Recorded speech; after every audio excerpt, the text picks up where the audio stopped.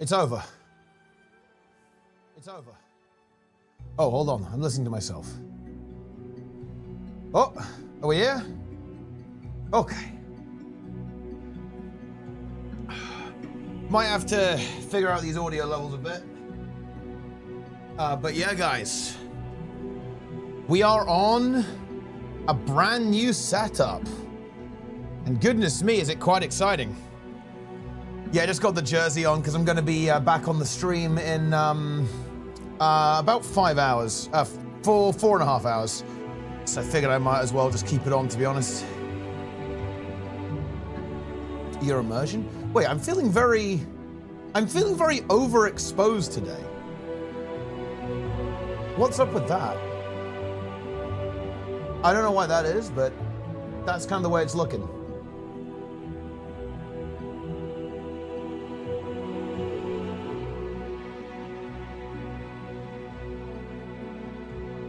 Hello, everyone.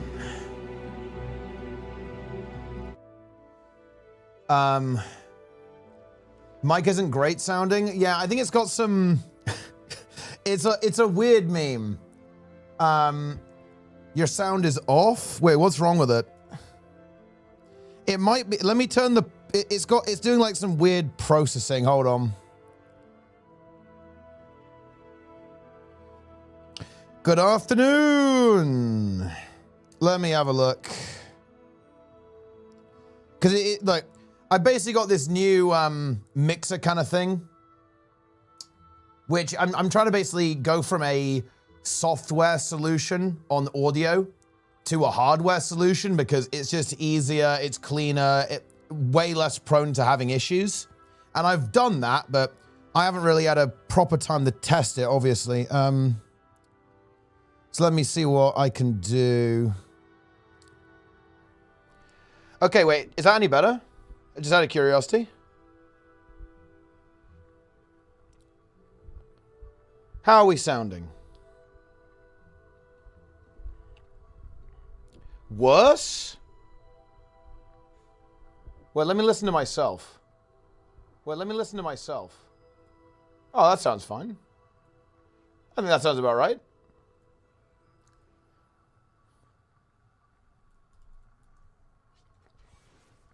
To be honest, guys, bear in mind it might be a little bit my voice as well. I'm feeling a little bit rough. Hold on, let me listen to myself again. Oh wait, I can just do this. Hold on. Yo. Yeah, that sounds about right, I think. Yeah, okay. Yeah. Okay. Seems good. Pretty good to what it was before. Yeah, it should be about the same. Well, I mean, now it should be identical. It's just that, look, dude, this is a funny meme, but I can like play sounds and like inject it into the mix. So look, you know how all of those podcasts have like the stupid memes, okay? We can actually do that now. For example, I can do this. You can, you should have been able to hear that, right? But yeah, you can do stuff like that now, and we could like wire that up with Magrest, right? We could like make it say Magrest whenever I hit this button, as opposed to that. And you can do stuff like the air horn. So you can do all of the dumbass shit that everyone does, right, on like these podcasts. It's good. But yeah, it's a really nice, it's definitely a really nice solution to this. Pretty good. Makes my stream setup a lot less complicated. Any clear upgrades that Method can do for next tier? The really big things they need to do, is just keep playing with each other, right? Like that's the real key. They have the players, right? The thing that is really hard to get when you're playing together for the first time with that roster is you don't have that synergy, right? Like you don't have that, that team collective awareness, and that takes a while to build up. So I'd say it's just grinding, really. It's just play more, keep playing as a team, keep improving as a team. Like that's what they need to do. Because I actually think Method has performed very well, I would say. this tier, right? Like, let's see, where are we at right now? They're on 18.6% in phase 2. So they are obviously behind, but they're actually not that behind, to be clear. They're really not that far behind. I think this is probably going to be, it's a tough road to World's first, and I think it's also a tough road to World's second. I would say that there is a fair gap that has opened up now, with Echo currently in the lead, shortly followed by Liquid. But it's not completely insurmountable. I think it will be very interesting to see how they perform in Midnight, and obviously in tiers beyond that. Like, it's gonna be tough though. Like, I'm gonna agree with you guys. It's gonna be very tough to get World First or World Second this time around, because I think the other teams like Liquid and Echo, they're kind of playing out of their minds right now. They're playing insane. Method a little bit behind, yeah. Why did Scourge get a nerf? Well, I'm pretty sure Scourge only got nerfed in PvE, right? Or am I crazy on that? Let me the patch notes.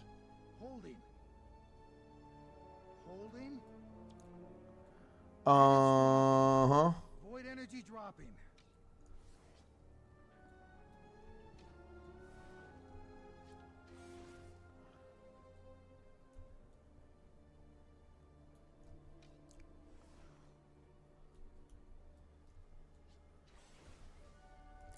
The Chrono, yeah, I mean, the Chrono nerf is colossal. It's a mega nerf. It's basically to make, obviously, Troubadour competitive. Very obvious change.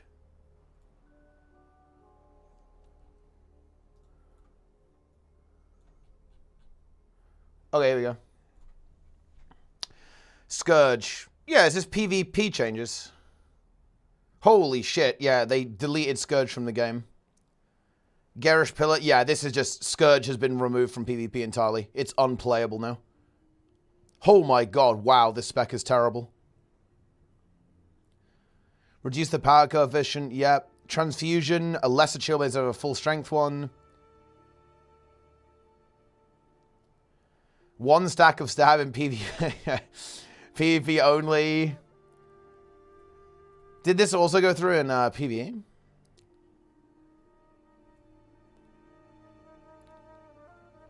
Oh, this is... No, it's exactly the same in PvE, right? Yep.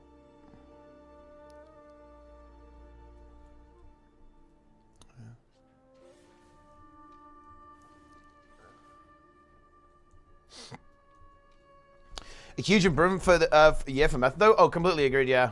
This will be the most competitive the guild has been. A lower prot duration on F4. Does it? Or is that just like a global nerf that went through to the protection of time? I think it's fine.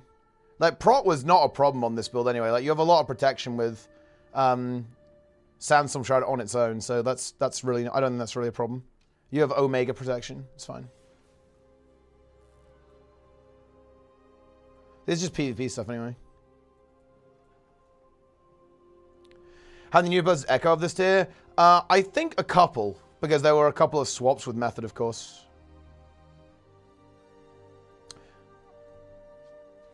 Massive, huge development. Latest WoW sim has 0 feet in it. Yeah, I mean, that's true, yeah. We're missing out. Oh, I was hoping to leech this Dragon's Den, but I'm too late. What else happened, actually, in the game? Yeah, this is actually a big bomb. Big bomb here. So, Distort on Chrono doesn't give stability anymore. That is a giga nerf. That is a omega nerf in every game mode, by the way. That is a mega nerf in every game mode. Because now you... And this actually makes the stability a lot less usable, because using stability on your Distort was fine, but now you have to commit your continuum shift to get stability, which actually makes it kind of bad in a way, because that's a really powerful resource that you're going to be using for duplicating abilities, like your elite skill, for example, is when you want to use that. So your stability is going to be way less flexible with how you use it. This is like nuclear, I think. Stoneheart from 4 seconds to 2.5. They just delete the skill. Well, I mean, it's still good in PvP. It's just that it's a really hard one to balance, to be honest. Like, not being able to get crit is, like, really strong. You keep 100% stability without it. I was thinking more of, like, competitive modes, really. But yeah, in PvE, I mean, you still have your mantra, right? So that's not really an issue. Not so much of a problem. But yeah, it's a very big deal in PvP and War vs. World. In PvE, it's still a nerf. Like, a notable nerf, I would say. But yeah, it's less of a problem in PvE, of course.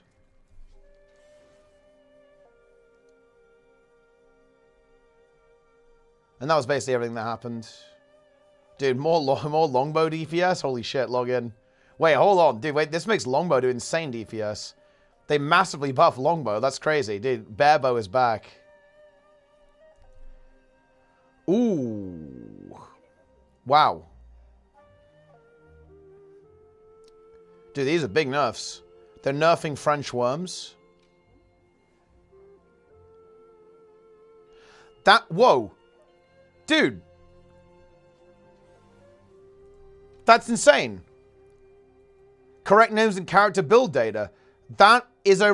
Wait, Plenix will know what I'm talking about. It might be a little bit hard to explain this, but this was unbelievably unusual. Like, in the API, Rev Legends were just turbo bugged. They would often show up as, like, Earth attunement and stuff like that. They were really weird. Why am I so overexposed, guys? I don't know what's happening. Or maybe it's fine, actually. I don't know. It might actually be my monitor. I think my monitor's brightness is a bit too high. Maybe I look normal. Do I look normal, guys? I feel very overexposed. Gather the crew immediately. Hold on. Are the void readings? Yes, sir. I'm on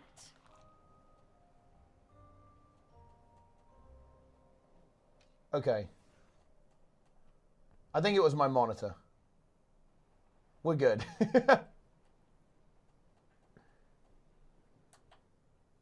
Okay. Start your WoW journey? Oh, that's exciting. I hate the game. Wait. Look at this. Wait, what? Okay, guys, this is actually a crazy YouTube take. You guys are going to enjoy this. I hit level 80. Now I hate the game, and I'm probably quitting. Elite spec and mount grind is so disrespectful, it's wild.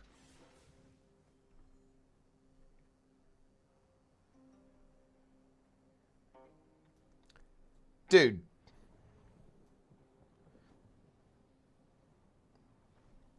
What are you talking about? It takes like what? Like an hour to unlock an elite spec? And like to get all the mounts, it's like what? Like less than a day to get every mount? Well, to be fair, if you want to get the Griffin, it will take you a bit, I guess. And like the Sky Scale, it takes a little while. But everything else is like very fast, right? I don't know about that one, guys. Wait, is anyone doing Dragons? And I kind of feel like just, you know, memeing around. I need to do stuff that, I want to do some chill content, you know? Because I'm actually quite tired. I was up at 5 casting for Method at 6:30 in the morning. So I'm a little drained. And I'm actually filling in for someone's shift later on. So I wasn't actually planned to be casting. I was going to farm Guild Wars 2 drops all day. But my services are required, guys, later on. Couple of things being shifted around, so we're back on the stream in 4.5 hours. But we got a little bit of drop. Ooh, that's exciting. Let's go. I do like a dragon stand. Log in. Yeah, so we're grinding, guys. We're grinding. But okay, real talk. Varmint Naba. If you want to look at like how to unlock elite specs, unironically, take a look at my Zero to Hero series. You may have already seen that, but go back and have a look at it again. Like, you can see how you can just like play the game and get it unlocked in a pretty chill way. Running through every new spec build options. I will be back on the slop treadmill once I'm done with the Race to Worlds first. Like right now, I am incredibly tired all the time with all of the stuff that we're doing. My voice is run ragged, but do not worry, the slop will flow once again.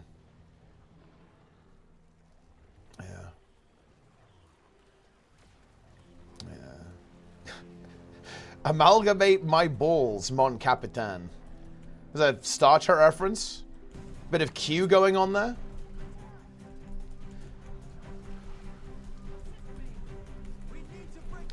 Also, wait, guys, how is the game audio volume compared to me? It should actually be pretty good, but it's like very difficult for me to tell, obviously.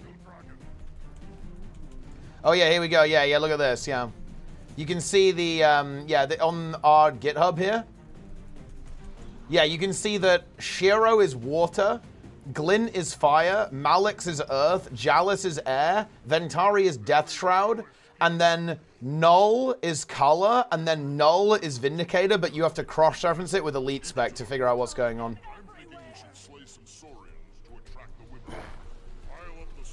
What's your Necro Spec? I'm playing Scourge right now. Whoa.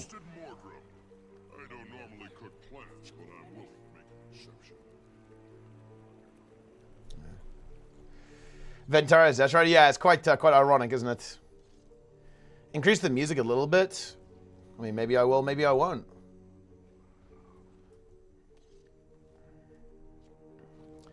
Longbow only untamed. I mean, longbow only untamed, that is powerful. That is a very powerful build. I chose Pally and WoW as rep the best spec for leveling. Honestly, that or prot, yeah. When you play prot, when you play a tank while leveling, it's kind of big because you can just like pull infinite mobs and like not die at all. But you do have like lower DPS, especially in single target.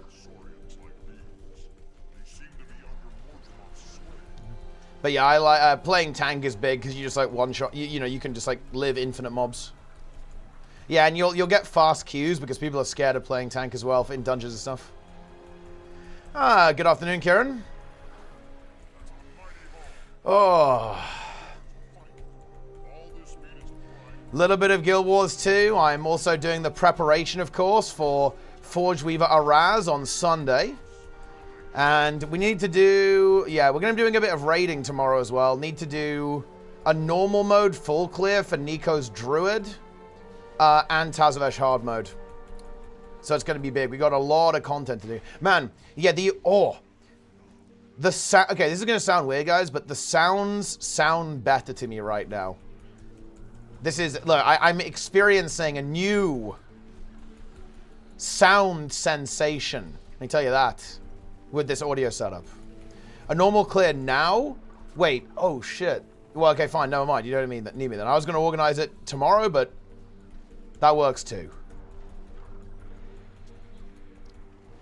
I think you're so exhausted the sounds are clearer now. Well, it probably won't sound any different to you, but it does sound different to me. Like, things do sound different to me with this. It's pretty cool though, guys. It's pretty high tech. We got like a very nifty bit of technology here. It's basically going to be replacing what's changed from my older setup. So the big change in setup is that before I have a 2 PC setup, right? And I also I want to be able to handle multiple microphone inputs in one audio stream. And the way I was doing that previously was with Voice Meter, which is actually a really good bit of software, but obviously it has some downsides, and you know it's not perfect. That's for sure. Dealing with software audio is always a bit jank. For being honest, it is wonky. So basically, I've changed to a full hardware setup. So all of the audio on both of my computers is being handled by a mixer now, basically. And basically the good thing about the particular bit of hardware I got is that you can connect it to 2 computers. So you can have bidirectional streams from 2 machines. So I can output and get input from both machines and then decide what I hear. For example, I'm obviously inputting my mic, but it's not playing back to me through the mix. It's only outputting to computers for streaming and for like Discord and stuff. He needs Omni token. That is correct. Yeah, we need a token for Nico, and Mike's needs a token as well. So yeah, that is basically the change in my setup here, and it's pretty good. And it can also do stuff like audio processing. So if I wanted to, I could make my voice sound deeper, guys. I could give myself some more bass. Teapot software, you know? Look, honestly, guys, I take that back. That was harsh. That was fucked up. I admit that. That's not cool.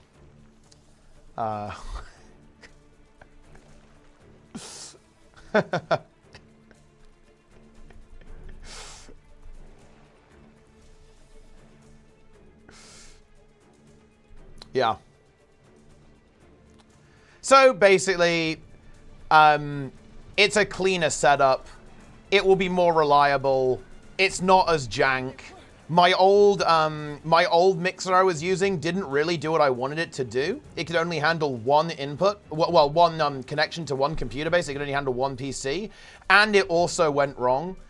So I just kind of went big and got like a really powerful solution. Because the other thing, the other thing actually that was a problem with my previous setup was it was extremely difficult. Like when Sneb came over here, right? When Sneb came to visit, it was a massive headache to get his audio playing and him able to hear what you guys were saying, right? Like, or listen to the stream or like hear what's going on in game.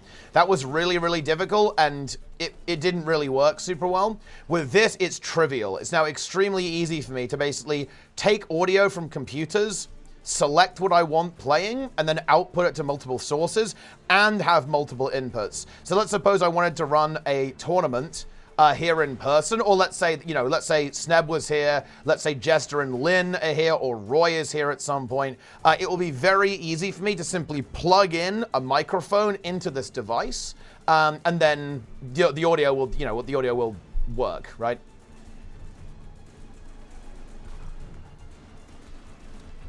See, I did swipe. It is an expensive bit of kit. It is an expensive bit of kit, but I think definitely worth it.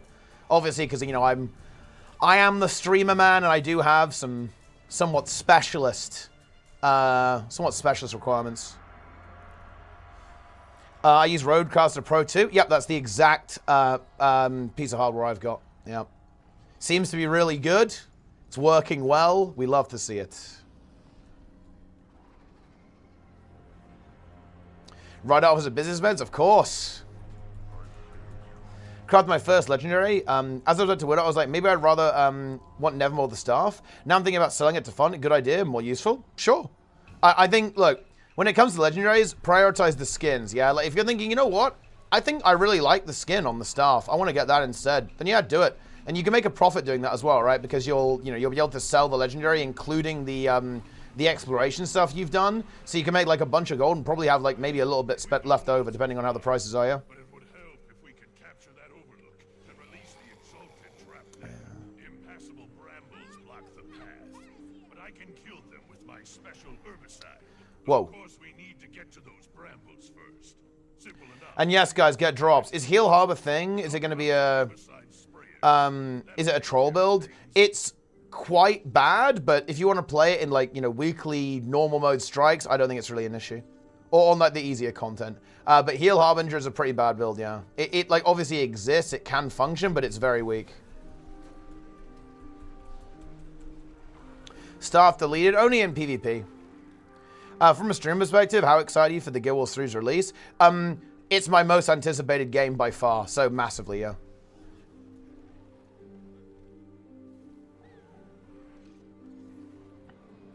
Selly Harb build? Yeah, I mean, I can imagine Selly being okay, because you can probably do decent damage, actually, on a Selly Harb. It's like a hybrid build, but I just play Selly Scourge, right? I feel like Selly Scourge is better. Wait, let me listen to myself with the audio processing. I'm turning the audio processing back on, guys. I want to see what it actually sounds like. Hold on. We'll have to kill them to take down the brambles. Once we've cleared this path, Hold on. Let me reduce the music a bit. Hey, thanks for the raid, Zeus. Appreciate you. Hey. Yeah, raid, Zeus. Appreciate you. Hey. Yeah, raid, Zeus. Appreciate you. Oh, yeah, I just sound... I sound like a radio host almost, right? It kind of...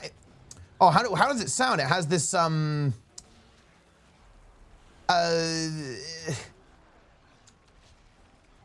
it's like very compressed, right? Yeah, I don't know what the sound is for. Yeah, I just heard a little bit there. That's very interesting. It's very interesting, yeah. Muffled sound. I can tweak it. You can like change it, but I don't think it's really necessary. It's just like, look, I've got my new toy, guys, and I want to, I want to mess around with it. You know, it's a really cool bit of kit. It can do a lot. It's very powerful. I'm very happy with it so far.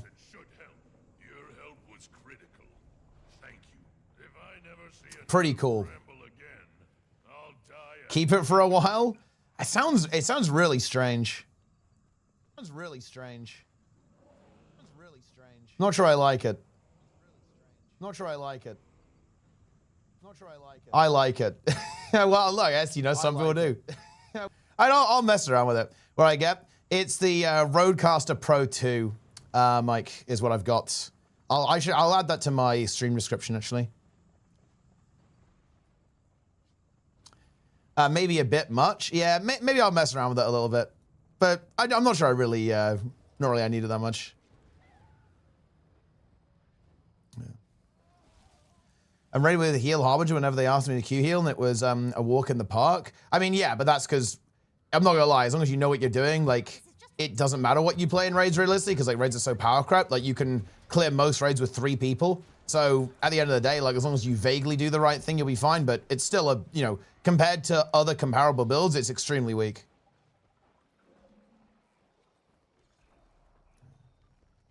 Mr. Radio, indeed, indeed, indeed, indeed. I am Mr. Radio.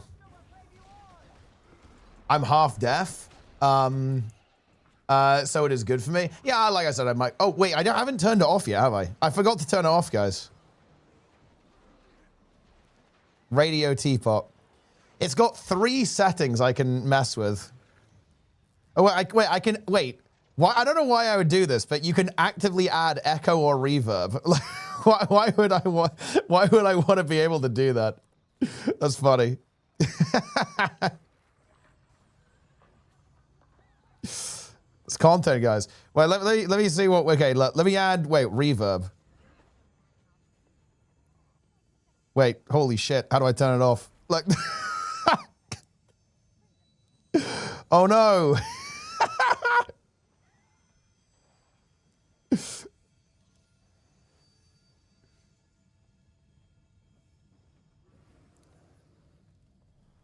Okay, it's off. I just turned everything off.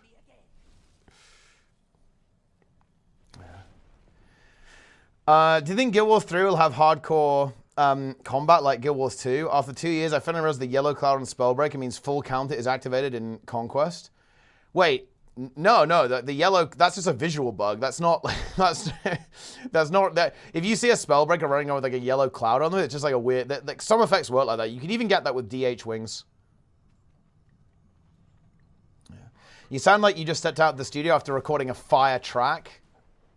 I mean, yeah, I guess so. With very crisp audio. Best way to find Elegy mosaics? It's just bounties, right? Do bounties.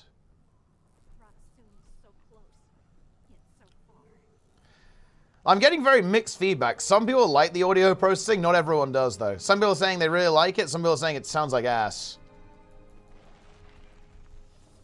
Hello, Octanu. Wait, was it Octanu? How you doing? Sounds sort of lifeless. Well, look, I mean, I guess can't please them all. Easy to craft Gen 2's the desert or jungle version? I actually have no idea. Very subjective. I hate it. The same row as previous drops? I actually don't know. I didn't even look it up, bro. I'm gonna be honest with you. I'm gonna be honest with you guys. Didn't look it up. I do know we have drops though.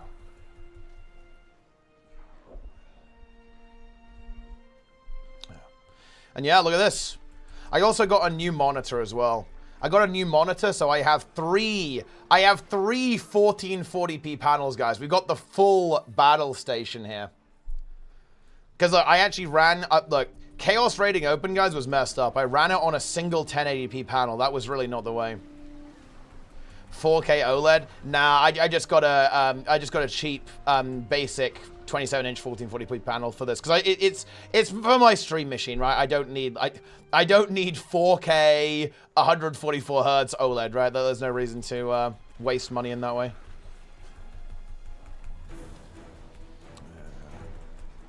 No need to do that. That actually sounds quite loud to me. Wait, I could.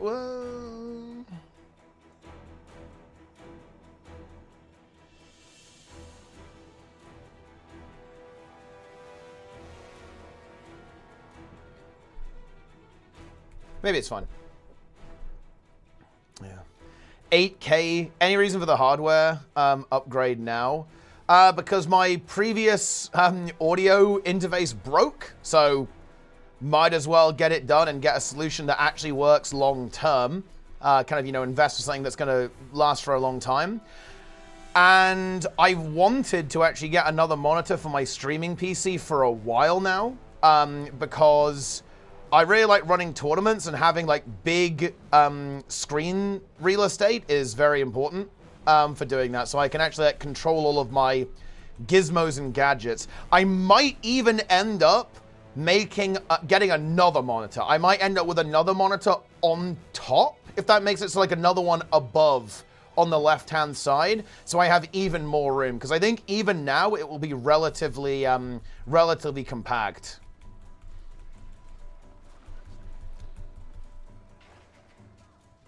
However, like at the end of the day, screen real estate is not the main issue. Actually, it's more like I need someone to basically run production for me, because when I run those tournaments, guys, I'm obviously commentating and running production simultaneously, which is extremely non-trivial to do. It's like very hard to do, in fact, especially when things are like actually exploding and breaking.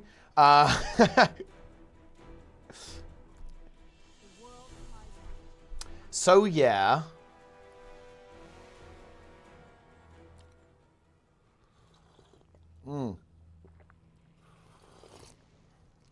Has no one visited the Guild Wars 2 booth at Gamescom? I don't know. I'm not sure if anyone can confirm this, but my understanding is, guys, is that they didn't really have anything there. It was like the NC booth that basically just like a series of couches and then a couple of monitors. I'm not sure they even had a PC. I'm not even sure they had the game there. I don't quote me on that because that's not confirmed, but that is what I have heard. Unfortunately. Yeah.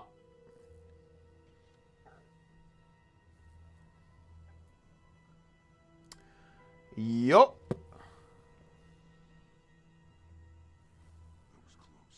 So there's not a bit of a nothing burger, guys, pretty much. Basically a bit of a nothing burger for Guild Wars 2, though. Unfortunate, but I mean, I don't know, is what it is. I fight for the pact. It is what it is. Also, yeah, on the, you know, obviously people are going to be asking me about the beta as well. I think it's going to be next week at this point, guys. Because to be frank, I think releasing something that could potentially still have issues on a Friday is really not the way to go. So I think we're going to be probably starting up the beta maybe on the 27th, right? Maybe just like next week, basically, is when we might see things popping up again. Or again, maybe Monday, right? Maybe Monday too. Could happen. Depends. But yeah, obviously, I don't think it's really the play to get it going again. Like just as we're, you know, people are potentially, going for the weekend. OLED is bad for text anyway. When I have a monitor for chat, OLED is not so nice. Yeah, I mean, I have heard great things about it. Like, people do love some. Also, shout out 1UP, by the way, QT member, back in action. Yeah, I've obviously heard good things about it, but I don't know. Maybe I'll eventually be converted. Maybe Jester will sell me on OLED eventually. He's like he's the biggest OLED simp out there.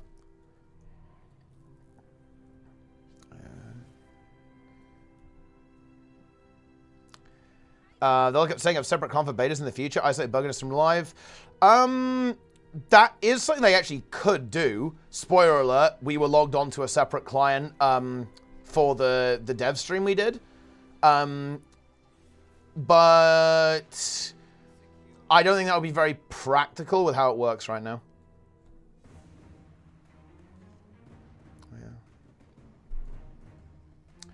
Has a YouTube game? Scott had a shout? Yeah, dude. Shout out Scott on YouTube. Don't think he's here though right now. Because like, everyone's on Twitch, right? Because the drops. At least way better being delayed. Yeah, it's been delayed. It had a couple of bugs and stuff, so they kind of shut it down. They're going to bring it back later.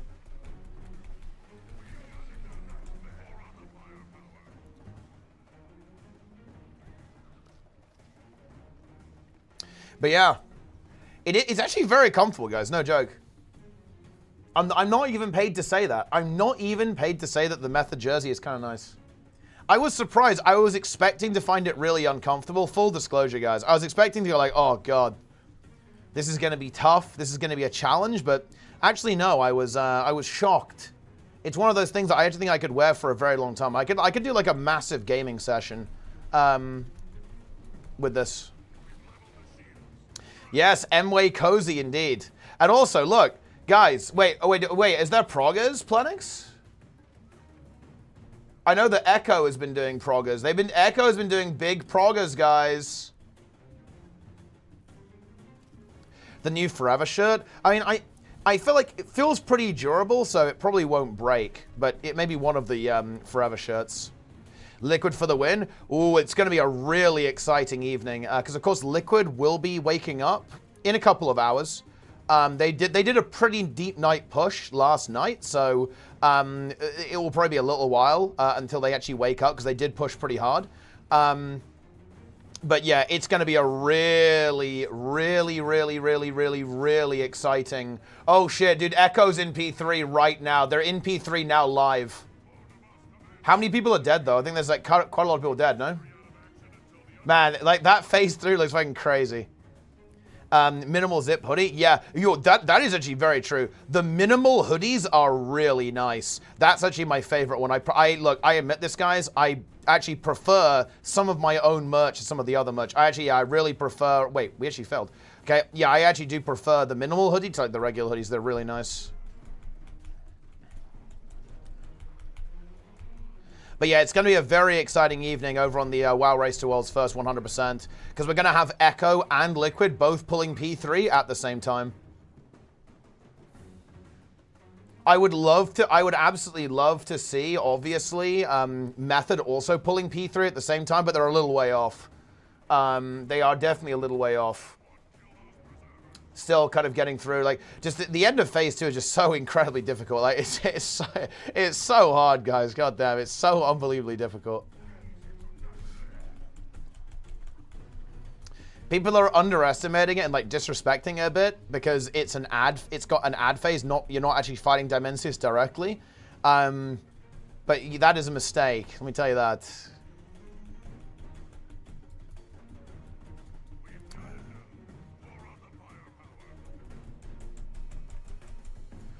Decent pull there. Decent pull. That DPS check is looking really scary, by the way, on Dimensius Phase 3. Fantastic 4 shirt. Well, I guess it's kind of going in that direction, but... No, it's not. It's Method. Method! Well, yeah, no, you're absolutely right, Gershima. Yeah, like, I think the next race could be really exciting. Like, Method definitely a little bit behind right now. We'll have to see how close it's going to be, like, towards the end of the race, and, like, where Method's going to land. Because, look, you got to bear in mind, guys, it is possible that the team that... Okay, look, here's the scenario, guys, right? Like, the team that wins, the team that's going to come second, right, could mentally boom. And that would be like a big opening for Method to like sneak in, obviously. But yeah, it's looking very challenging. It's looking very challenging, right? To get world's first at this stage.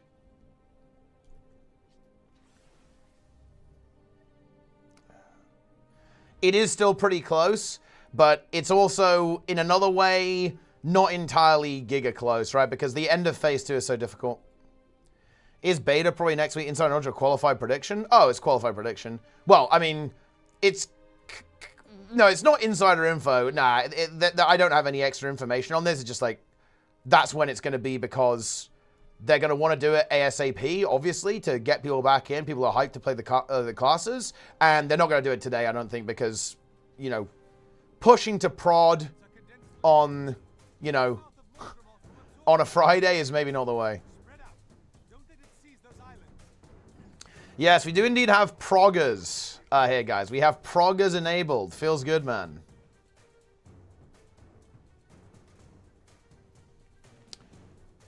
They will all break when they find out about the Galaxy Breaker phase. Correct.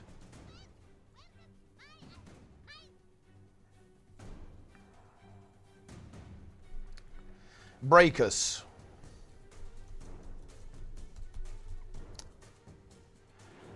Wait, why is the Plenix emote? Plenix getting a 0 pause.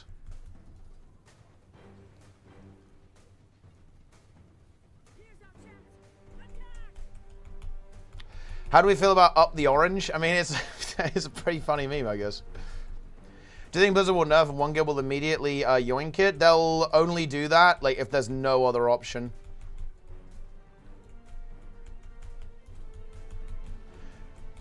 The DPS check looks very aggressive right now. I think Echo was getting... Well, no, that's not true, actually. Echo wasn't really that close to the Enraged. They had like 1 million people dead. They got 50%. They had a squillion people dead. And they got like 50% after the second Devour. They have another minute after that. And if they have... Yeah, no. Look, I think it's probably doable. It's extremely difficult, but it is doable.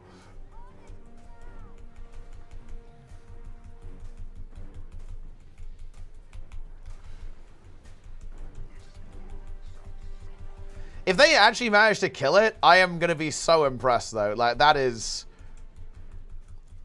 The boss is unbelievably hard.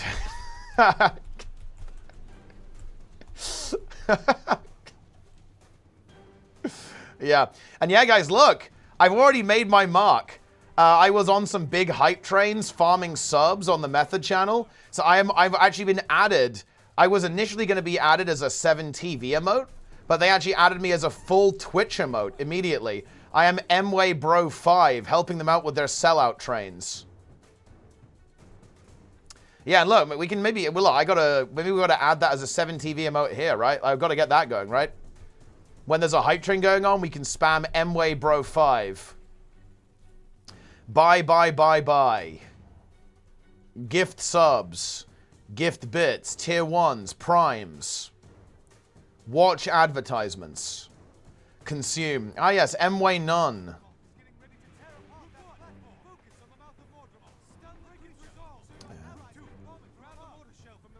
And they're lusting P1. Yeah, I don't think they can move. They can't move that lust, though, right? Because they don't have enough damage to get through phase 1 unless they figure out some kind of crazy cook. Is the God Emperor build dead? You mean mech or what? I mean, mech is still good, yeah. Like, Condi mech is good. Heal mech's alright as well. It's not the best, but definitely not the worst. It is okay. Yeah, dude, poor old Mouth of Mordramoth is having a tough time here. It's struggling. Scourge? Oh, no, no, no. No, guys, the nerfs are in PvP. Like, the nerfs are in PvP, not PvE. It's not a problem, guys.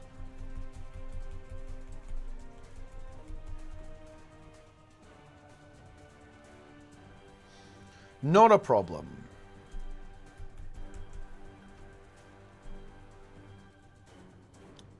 Spin entering the chat. Spin, when are you activating? Look, dude, when you do your next Tazavesh hard mode, turn on the stream. Surely you're going with the same roster, no? Turn on the stream, dude.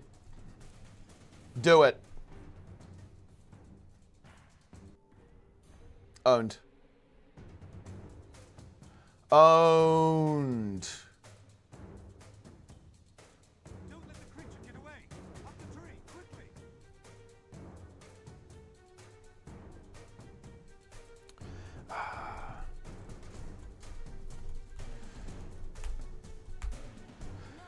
Oof. Guys, you need to help me keep my energy levels up. I was thinking about having a nap before the method cast, but I actually thought, or I kind of figured, that would make it worse. Do you guys know what I mean? I'm sure you've been in this situation before. You're thinking like, okay, if we have a bit of a nap here, maybe I can recover my energy, but it also might make it indescribably worse. So my plan changed to, I'm just going to go live as quickly as possible, keep my brain firing, and kind of like trick myself into not being tired, right? Like, that's my goal here. and we're just gonna send it and just like implode at the end of the day. Like that's pretty much the mission. So we're just gonna play some Guild Wars, run around in circles a little bit, talk about, I don't know, the beta or something. I don't even know. Shout out to YouTube, by the way, guys. We're gonna farm the drops. Okay, it's drop farming time. We're just doing we're doing what we're doing, right? We're doing whatever it takes. Yeah. Hard reset. I'm basically doing like every hard reset here. Every single day it's hard reset.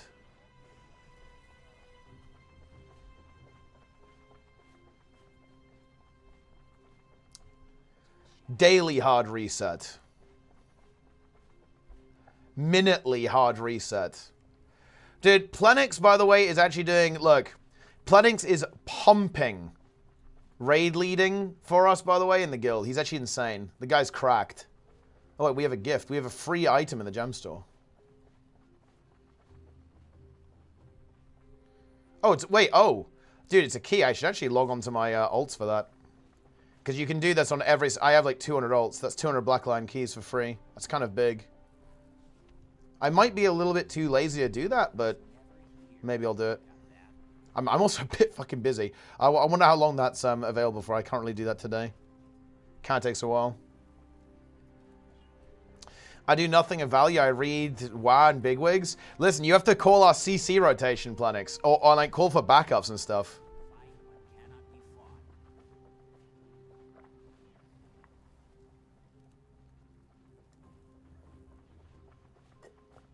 Mm.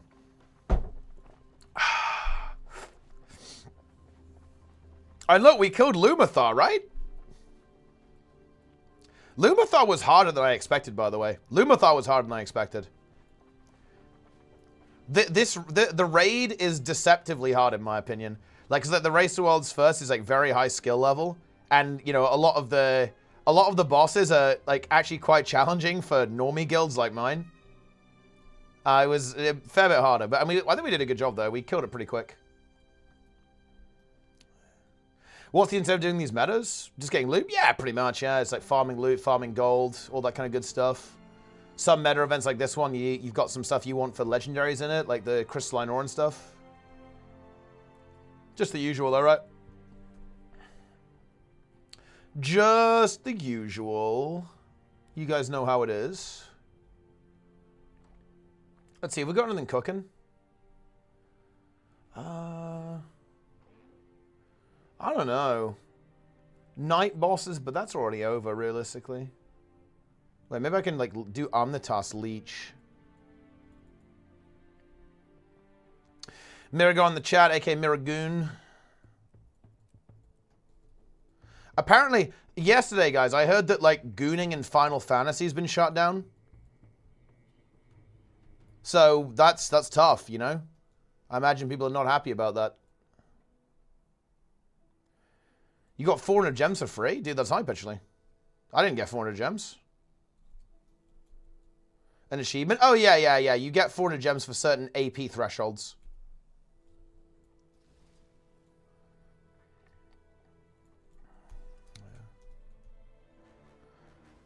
They goon too close to the sun. That's a classic mistake. I've seen it happen many a time.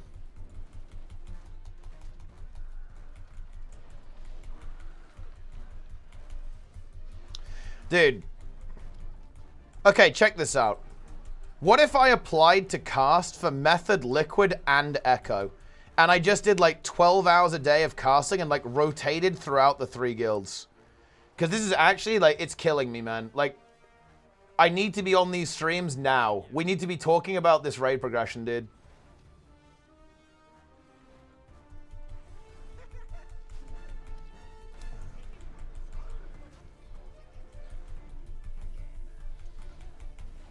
Nice.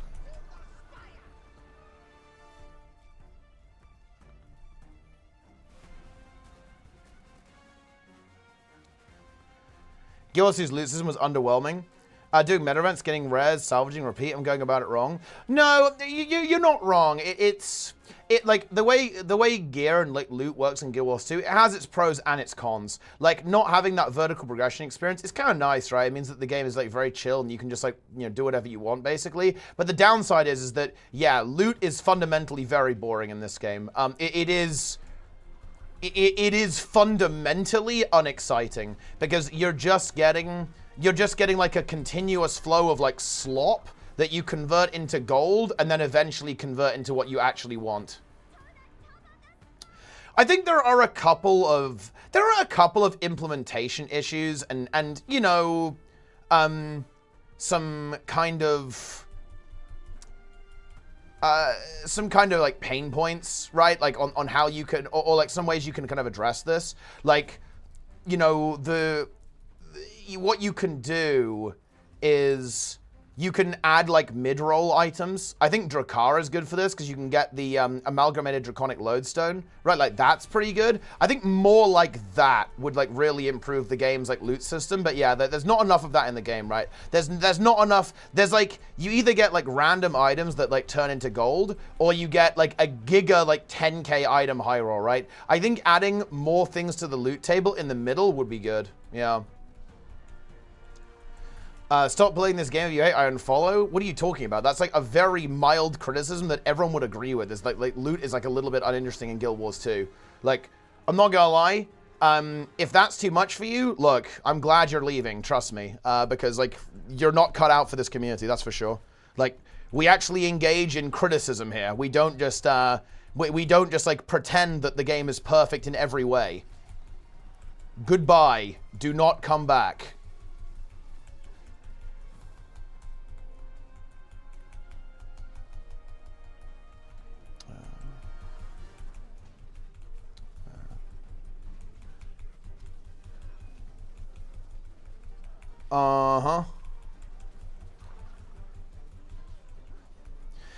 Essentially drops will be nice. Yeah, I think the problem with that is that kind of like runs out pretty quick, right? Though, like you'd be really surprised actually how quickly, even as a new player, you get like infinite gear. Like for example, the Zero to Hero is not actually a very old account, and it's like turbo geared, right? It's like omega geared.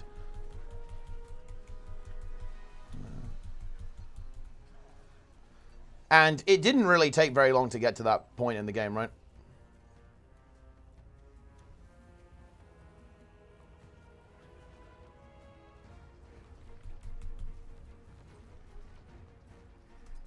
I'm in. So let's go, yeah. Not going from 80 to with a 50 silver, 10k item. Yeah, 100%. Yeah, 100%. Like that's like that would be like the really key point of feedback I would give on the loot system in Guild Wars 2 to make it more exciting. Is that you need more things that you can kind of get like, oh shit, that's kind of cool, right? Oh nice, I got like a fat drop, like a 10 gold drop. You know what I mean? Like the problem is with Guild Wars 2 that it's like very itty bitty or 10k gold. And again, there are some items like Drakkar, for example, is really good. And I actually think Dragonstorm is another like very solid place where this is good too. Dragonstorm is really good, I think. Like you can absolutely get some like pretty nifty items. And weirdly enough, Icebrood Saga Strikes too.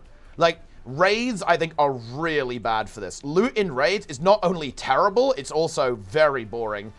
With the way that loot in raids works. Strikes are actually a bit better because you can get like the random little trophy items that sell for a couple of gold from Icebrood Saga Strike missions, which is actually pretty good. And then of course there's also some like pretty decent high roll items there as well. So like the loot table there is actually, some of the loot table there is actually pretty well fleshed out, I think. So I would say more stuff like that is good.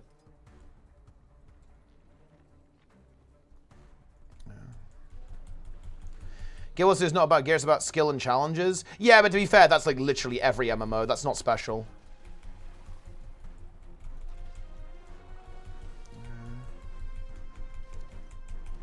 Getting liquid gold in WoW feels so good. It does in Classic, and like retail, it's fucking deplete, man. Like holy shit. Like, well, I don't know. Maybe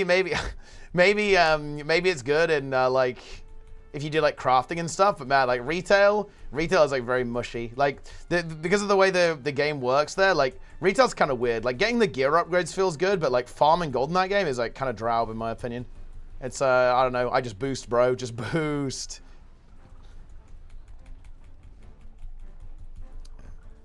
How long did it take? So I played on the Zero to Hero account for like I think like 700 hours, and it was basically infinite gear. Honestly, that was when I say infinite gear, I mean I had like basically nearly full legendary. And like oodles and oodles of ascended, and to the point where I could get anything I wanted like instantaneously, like very easily. Like, and I had the resources to do anything like for free. Yeah. But honestly, even very early on, even within like 100 hours of playing, I had like loads of ascended popping up. It was pretty nice.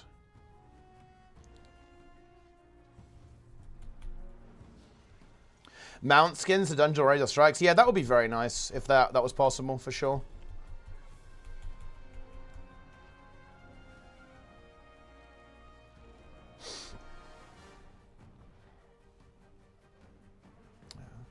But yeah, getting gold in Classic WoW feels amazing, to be honest. Like, dude, like when you get like your first mount, or you get you know, when you get like bags, even like full 12-slot bags, it's like, oh my god, this is the best thing ever. It's so good.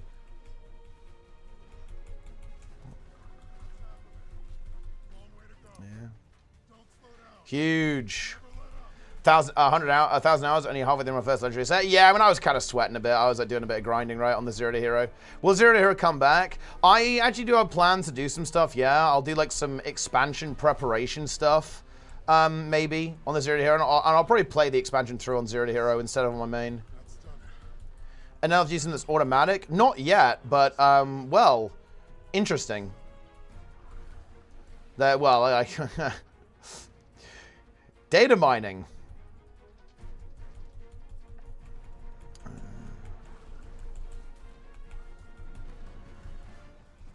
I'm here to make fun of the YouTube frogs.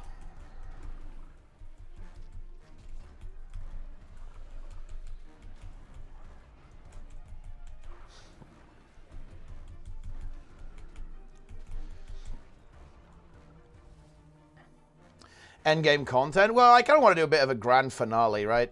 But yeah, like it's weird because the account is just finished. It really kind of crept up on me. Like, Zero to Hero is done. I completely beat Guild Wars 2. Like, I beat Guild Wars 2 in its entirety in 1,000 hours.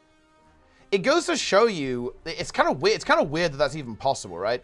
And to be honest, I didn't even do it fast. I did it in a very relaxed manner. Like, I wasn't like try-harding or anything. I was playing quite casually, right? And just kind of doing whatever I wanted to do and just like logging in, doing what I felt like. It wasn't like I was like actually doing like actual try-hard farming or anything. It was very casual farming. You got to bear in mind, guys, like actual try-hard farming is like 50 gold an hour or more. I was doing like a very casual, like 25 gold an hour on Zero to Hero. So it wasn't like I was doing some crazy high efficiency stuff. Like, you could easily have done what I did in half the time. If you wanted to, obviously. Might not be, you know, it would be like a little bit less fun, I guess, but it's up to you, really. Continue on merge story progression across different alts. I mean, you can just like pick up where you left off, but yeah, you can't like merge them together, no.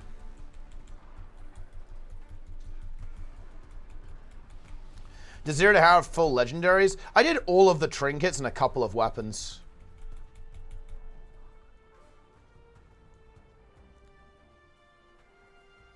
I didn't really feel the need to do full legendary because it's trivial, right? Like,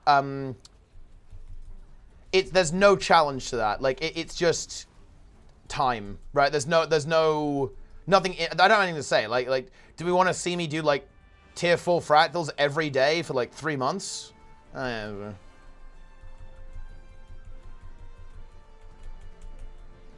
All achievements on Living World 2? I mean, I'm pretty sure I ended up doing that for mastery points of all things or something like that. Boom.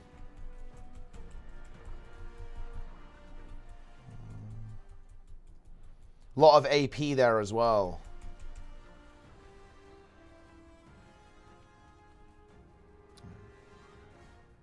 Was for the gold thirds conversion for the account the COVID? Yeah. And that was like a good grind. That was like a fun little challenge. That was kind of good, right? That type of content I think is fun when you have like a race against the clock.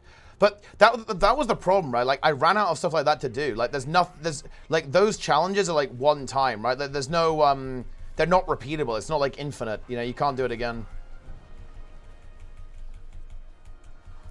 Do ones that legendary armor from raids or be wolves? I mean, I basically have done that though. Like all I would need is the gold. That's it. I played a bunch of World vs. World on the account. It has enough tickets for a legendary set, I think. And I, you know, it's like getting LI in raids takes like what, a couple of weeks at this point because of how many LI you can get. Like 7 weeks of raids. It's like, and doing like a full raid clear is what, like 2 hours. It's not very difficult. Boom. Get destroyed, Norris. What a noob.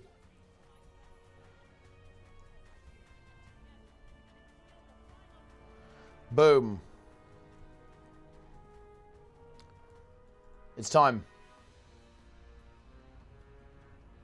Hello, gamers, by the way.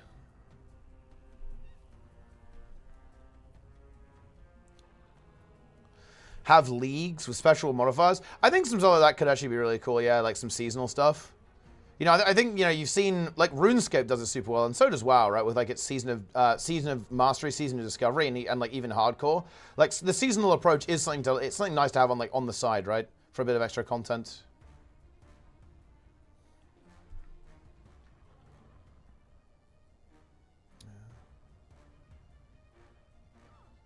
Guilds you didn't even do? I mean, you could add Hardcore, for example, would be, like, a fun one to do. Like, if your character dies, it's permanently dead.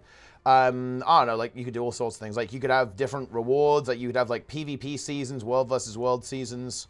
I have no idea though. You could have like open world being more difficult, like bring back actual hard Dragon's End, like massively buff up HOT content, for example. There's all sorts of stuff you could do.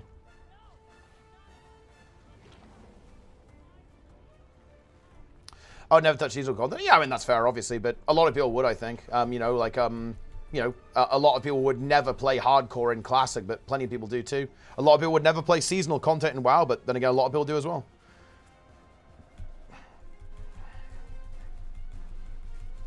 Put the season in the game. We already have rotational returning events because the point of the season is to basically have a fresh start. That's the purpose of it. It's to basically start again.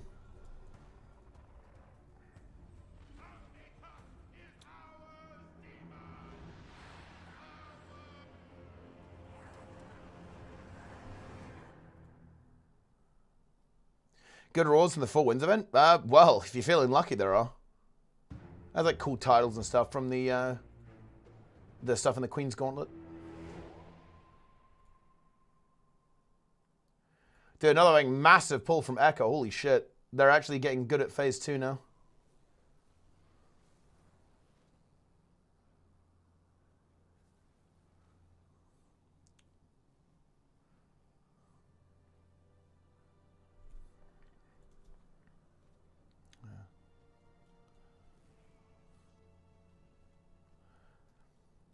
The whole game is based on progression. And there's like, yeah, I guess, I mean, it obviously is a bit more complex with Guild Wars 2, right?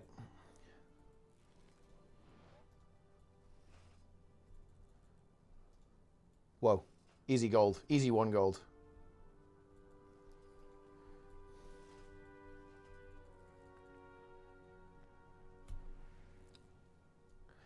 Easy gold. Easy life.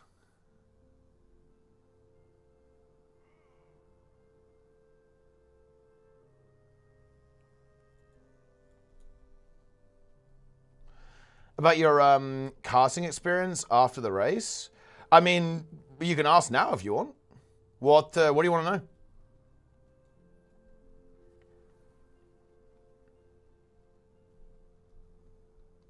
But you know, you could, look, hell, you can even, look, think about this, guys. You could even add more vertical progression to the game. right? You could add more progression to the game. You could add less progression to the game, right? You could add different rules in world versus world. You could add different rules in open world PvE. You could make everyone weaker. You could make a version of the game a season where you nuke power creep. You remove quickness and alacrity entirely, and you remove boon duration from all gear. We know we can do this, right? They can remove boon duration. What if they just removed concentration and expertise from the game and said, yeah, play on that realm, see what that's like? They could apocalypse power creep on this new server, and you could go play like original Guild Wars 2. You know what I mean? It's like, it could be kind of fun to have like some experimental servers. They could make old content way harder. They could make old content more rewarding, right? And all of it will be in like a safe little bubble where it doesn't matter if it gets a little bit wacky with the economy, you know?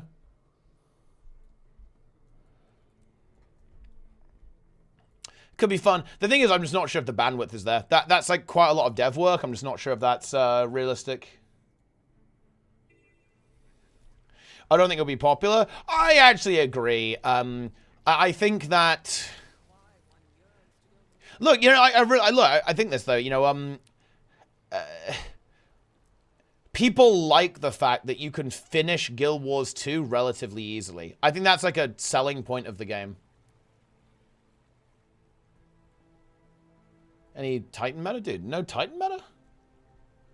I guess I'm maybe a little bit too late, huh?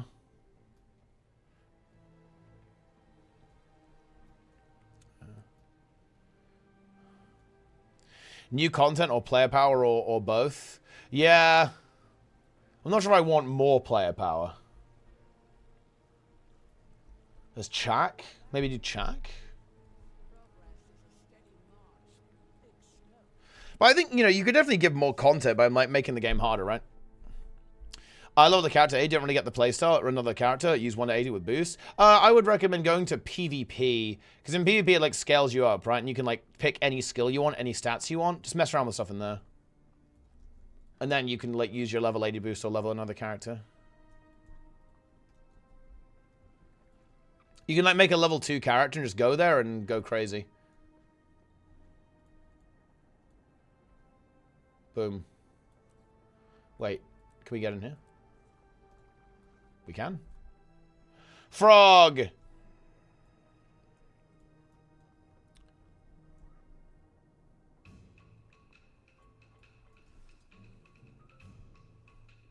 John Bon the Bear, thanks for the prime.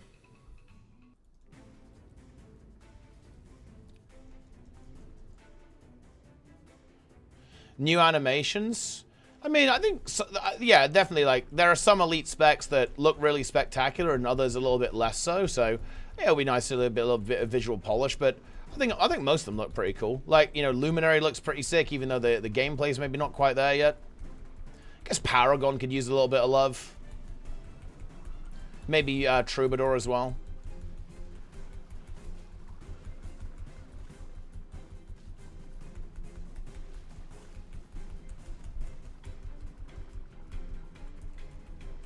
Boom. A PTR, what kind of stuff pleases players, push the main game as well? Yeah, they actually, that's kind of how WoW does it too, by the way. Like, they just like do random shit on their seasonal realms, and then like, if they think it's good, they add it to retail as well. They're telling me, well, thanks for the prime. Appreciate you. Oh, a hype, guys, a hype train. Well, maybe I need to have an M-Way Bro 5 emote of my own over here. Hot take on Conduit? I think Conduit just needs like one more button, then it's fine. Then it's pretty cool, I think. It's just like, it's a little bit too passive in my opinion as of right now. It's like too much like Core Rev Plus. It needs like an extra special something to give it like a special skill, like a special move it can use. All animation packs? Well, yeah, that kind of stuff would definitely sell well for sure. Imagine if you could have like Frost Meteor Shower, right? So you got like Comet Storm, right? Instead of, you know, instead of regular Meteor Shower.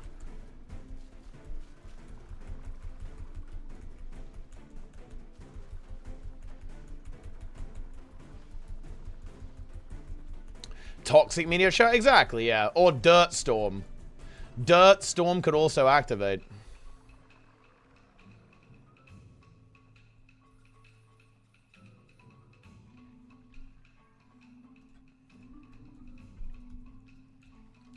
Huge.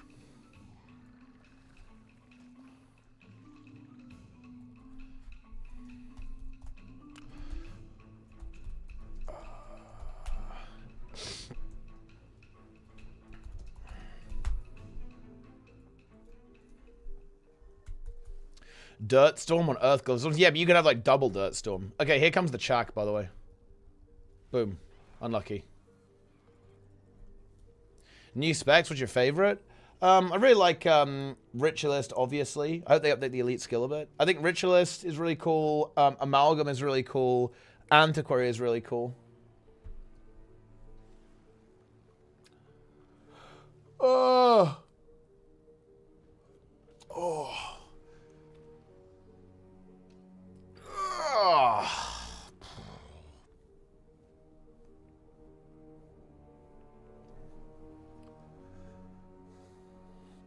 There we go.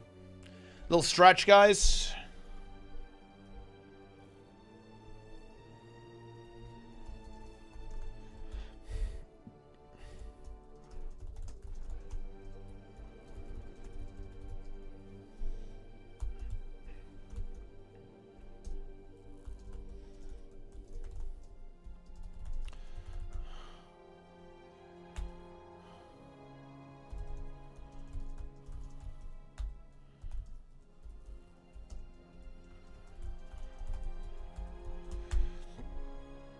Wait, hype train incoming. Oh, wait, no, it's too late. It's over. Hype train denied. GG. It's deplete. Don't like Gale Shot? Yeah, Gale Shot's really cool. Love the game, which might gets me so frustrated. I think there are these tiny, in my non-game development adjustments changes that will make it all the more better. Yeah, I think... I hear you. I definitely agree, obviously. Like, I think, you know, I feel that about... I think everyone who likes a game feels that way about that game, right? You know, is that, oh, if only it was like this and it would be a whole lot better. So, yeah, I wouldn't sweat about that. I think that's normal. I think it's good, right? I think it's good to critically engage with games, right? Like, and not just, like, mindlessly glaze them, for sure, right? Like, it's important to give feedback. It's important to say, yeah, this doesn't feel quite right. Yeah. I don't know what to tell you.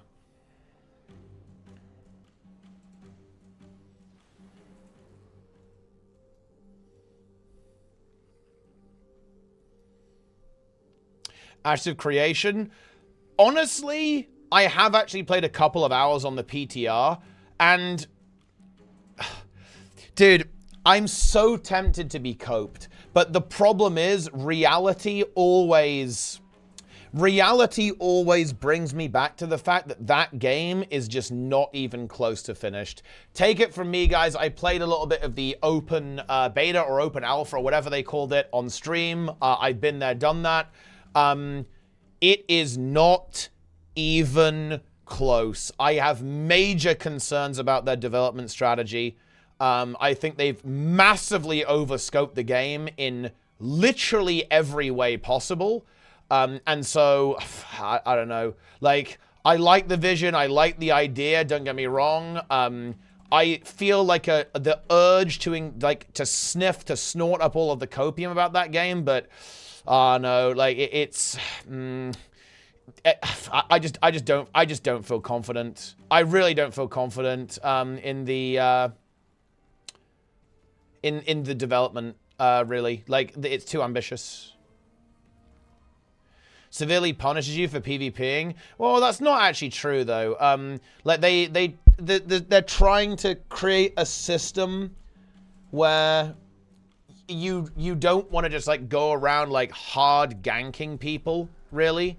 And it is true that there are some tweaks to the corruption system. Like corruption when I was playing was like really fucking punishing. Like having negative XP, not even negative. It's like XP you have to work off, like XP debt basically. Feels really, really bad when it is supposed to be like a PvP game. But there are ways that you can engage in like legal PvP, if that makes any sense. It's a little bit like EVE. It's just that a lot of that isn't in the game right now. Like legal PvP being added into the mix will change that a lot, in my opinion. Because like right now, obviously a lot of those systems, a lot of that framework simply doesn't exist.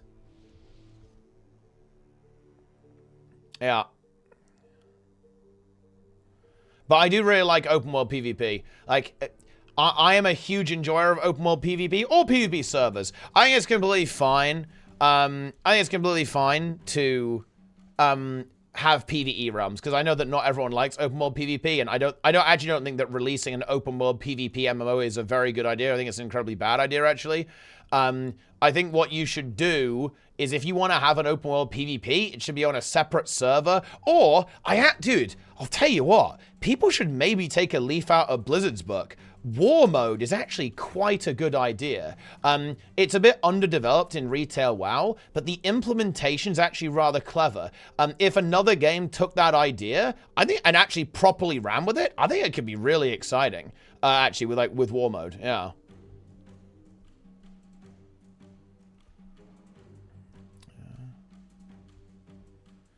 You get losing, but corruption means you lose gear, lose more XP. And you can't enter towns. Well, yeah, I mean, but that's risk reward, right? Like, you know, you have to stay out so other people can potentially kill you or hunt you down, but you can loot other players, which could potentially be massively rewarding. It's just that obviously, like, when the game's in an early stage, it's just going to be weird, right? War mode has this issue that when people pick and choose when to enable it, that kills world PvP in itself. True, but I think that's mostly because there's not much of a reason to really engage with war mode. That's what I meant by it's underdeveloped, right? It's just kind of there. It's like, oh yeah, this is a thing, huh? Right? So I think that if you had like proper structures and like, you know, you can capture this town, you can take over this objective, then I feel like people would be like way more invested in it. Like if there was like a leaderboard, if there was like a guild structure, if you could have teams right on it and you could like, you know, do some guild competition, right? You know what I mean? There's like no reason to do it, right? That's the problem. It's like not a horrible system whatsoever, in my opinion. It's just like, it's a very aimless system. It doesn't like do anything really. You know what I mean? It's yeah.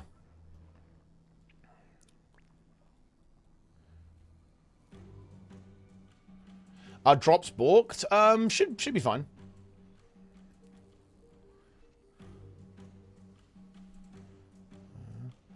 Losing gear and 50% of your inventory, though, isn't worth the risk. Yeah, but obviously that can be tuned, right?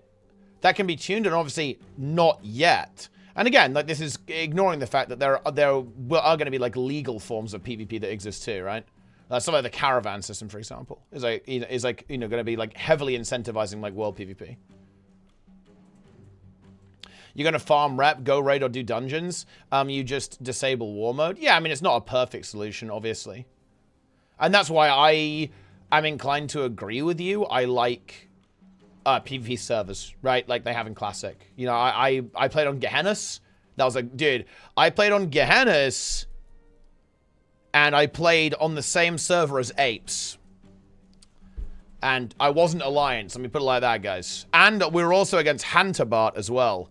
And Salad Bakers.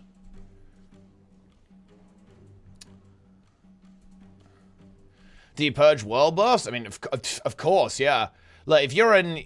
Look, even better. I think I have this recorded. I mean, you might be familiar with these guilds, because it sounds like... I don't know your history in Classic. But, are you aware of someone called Minome? Basically the GM of Hantabart, if I'm not mistaken. Okay, let me tell you the story, guys. This is an amazing story. This is why Classic MMOs are high tier. So, Hantabart was a griefing guild. Like, they were very focused on griefing other players in Classic WoW. Now, bear in mind, this is Classic. Griefing is actually fair game, so I got no problem with that. I got no beef with Hantabart, guys. Griefing, in my opinion, it's world PvP, it's pure PvP. It's completely fine. But there's a quest to get a legendary mount, and it's actually a one-time quest. Once the first person finishes this quest chain called Scarab Lord, it's an insane grind, by the way. It takes an entire guild to do it, basically. And it's like, you know, hundreds of hours, probably, to actually get this done. And after the first person finishes it, you only have, I believe, 12 hours, or maybe 10 hours, I don't recall the exact number, in order to finish it and also unlock this mount. So it's actually like a competitive race to unlock this mount. And as revenge, basically the leader of Hantabart, this griefing guild, was going for Scarab Lord, right? And one of the quests, it's an epic quest. It spans all the continents. You have to kill world bosses. You've got to do raids with a time limit. You've got to kill all the raids, farm a crazy amount of stuff, blah, blah, blah. You know, you get the idea. Epic quest, like hundreds of hours. And the final part he needed was defeating a world boss that can only be summoned by a quest in Moonglade. And there's a very easy way to grief it. Basically, you can massively overscale this world boss by standing on a roof and AFKing, making the event impossible to complete because it spawns so many ads and the ads like charge up when people die, it becomes untenable. I was part of a massive 24-hour grief lockdown of this area, and we were able to deny this player from getting the mount, and they can never get it again. It's never coming back. It's a one-time thing. It's literally impossible. It doesn't exist. And me and the entire server had it on lockdown as punishment, revenge even, if you will, for their griefing operations. And even better, one player in my guild, a Finnish player actually, also got them out. We got them out for one of our players basically, and we found the guy in game in Tanaris actually, and we surrounded him and like waved at him with our player on the mount, right, like right in front of him. Good story. Shout out Mystic Builds.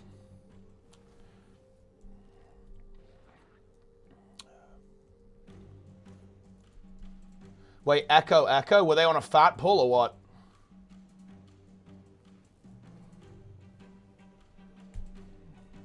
Yeah. Method robe? Oh, they don't have one. Maybe I can get a Hardstuck one done. Yeah. What game are you talking about? That was in Classic. Wow. And yeah, we got the method gear. Yeah, that's right. Look, it's even got the look. There you go, guys. Look, we've got it's personalized, huh?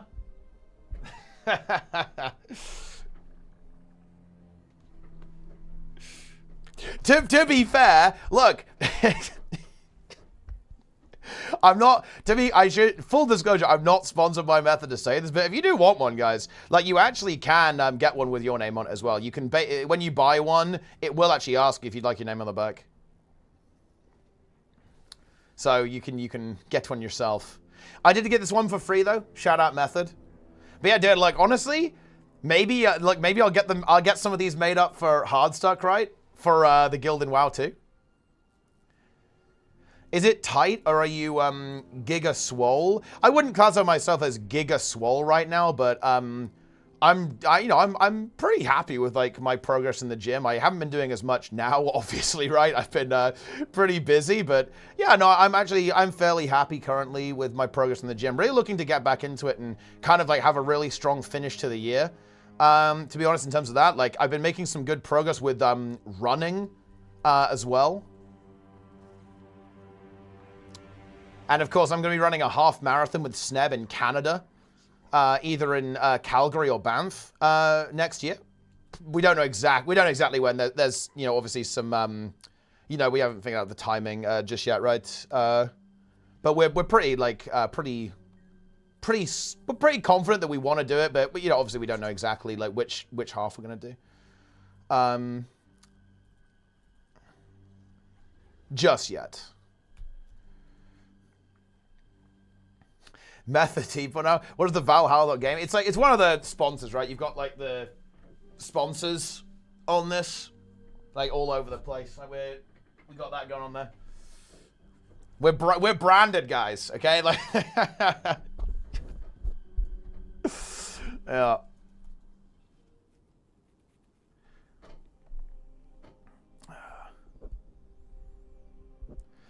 The Terry Fox run, make it a charity thing. Oh yeah, I'm aware of that. That's the guy who was like very, very unwell, right? Who ran like perma marathons. I am aware of who that is. But yeah, that would be honestly that would be pretty cool. Yeah, we could maybe see what the timings look like on that. Again, well, obviously nothing's set in stone yet, right? It's a fair bit away.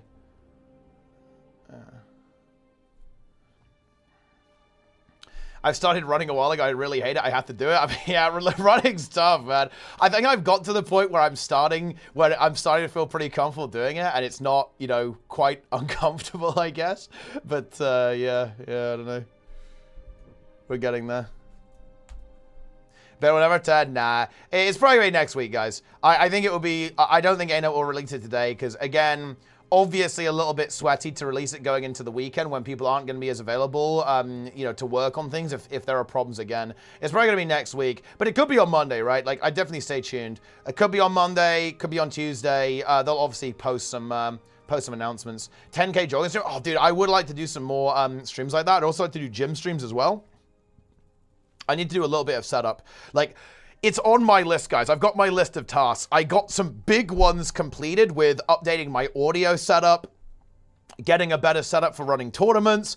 But yeah, I'm working on it. Stream setup for gym streams, improving my IRL stream because it was a bit cooked the first time, I fully admit that. That's on the agenda as well, obviously. On the agenda. Loads of stuff. Are you casting on EOS tomorrow? I need to actually double check Awesomeness if I can be there the entire time. I have said yes that I will be there, at least I will be there for the start, at the very least. But I actually haven't seen exactly how long I'm going to be able to stay for EOS, but I will be there on the opener at the very least, yeah.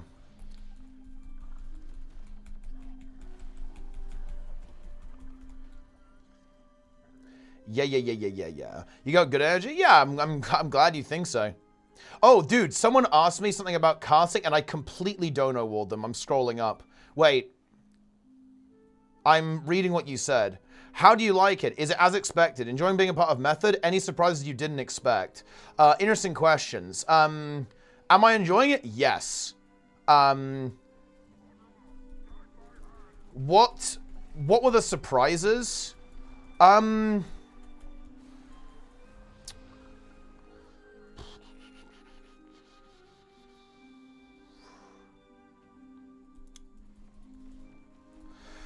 Were there any surprises?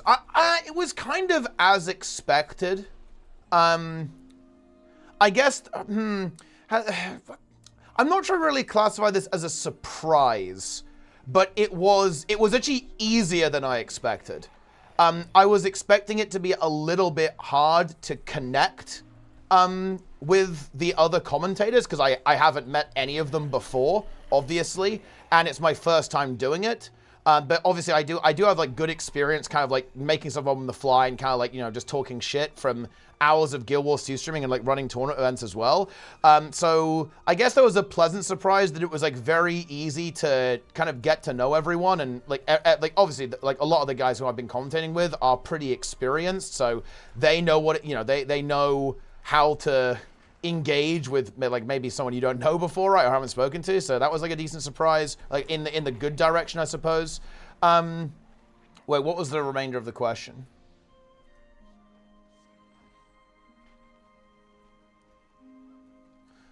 Enjoying part of being, yeah, absolutely, 100%. It's been like, oh yeah, that. I would say that it has been a big ambition of mine to get involved with, to be honest, esports that isn't mine. You know, I've been always running it, organizing it, casting it, producing it, coding it. It's been nice to have someone else do that before. Someone else do that instead. Try to run big at 815 kilos. It's not good on my joints. Oh yeah, that's definitely gonna be tough. That is pretty big. Yeah, you know, I'm definitely on the heavier side as well, but I'm certainly not that big. How different do you find it compared to Guild Wars 2 casting? I'd say it's the same.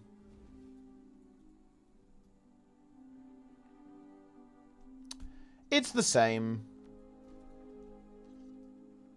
Same pace. I mean,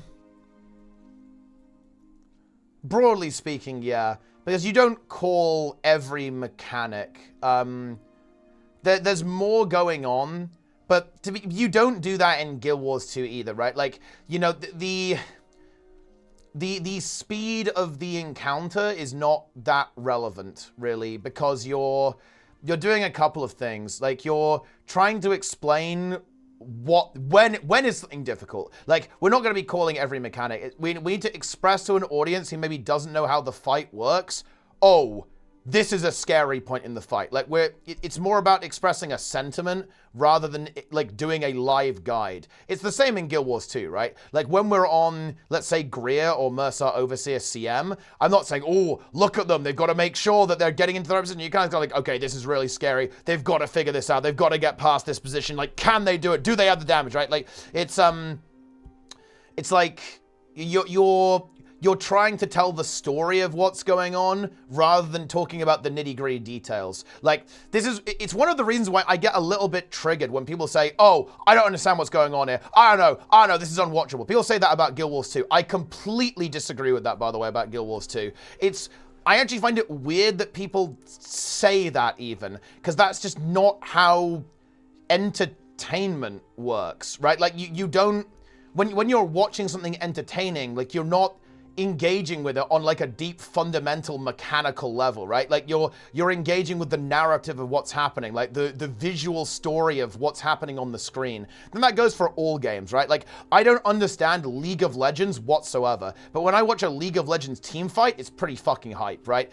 I don't understand Smash, right? But when I see like a Smash Melee finals, it's really exciting because the commentators are going berserk, right? They're going crazy, right? They're just going insane, right? Because that is the purpose of commentary. The purpose of commentary is not such that the viewer is capable of understanding like every single mechanic of what's going on and the intricacies of PvP or PvE or anything in between. It's to express the sentiment, like the feeling of what's going on.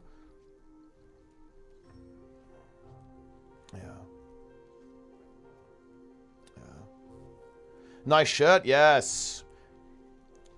A lot of times you're just filling random air on pull 215. Yeah, but that's just the nature of like Race to World's first stuff, right? And also raid tournaments, right? Like there's definitely points in raid tournaments where you go, okay, this is a formality, this is like long gone, right? Yeah. A vague idea of what's going on, if something big is happening or not. Okay, great news. You just didn't quite understand what I said. That is all right. I will, I will do better next time. But no, you're literally agreeing with me. Good news.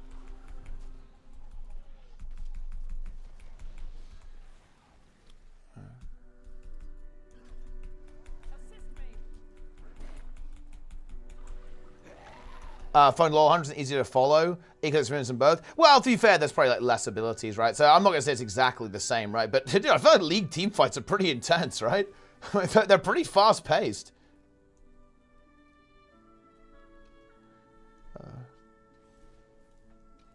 The music in this area sounds like a default iPhone alarm.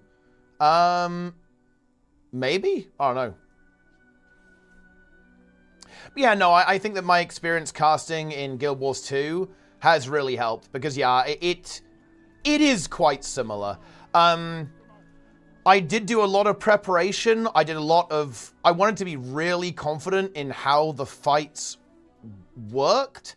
I was a little bit underprepared for Dimensius, so I wasn't entirely happy with my performance there, explaining like some of the parts of it. I did an okay job, but it could have been better, to be honest. But there's some stuff that is like relatively complex, and also sometimes it's like a little bit difficult to even know because it's hard to know what the mechanic does if teams haven't seen it yet. If that makes any sense, right? You don't know what it's gonna do.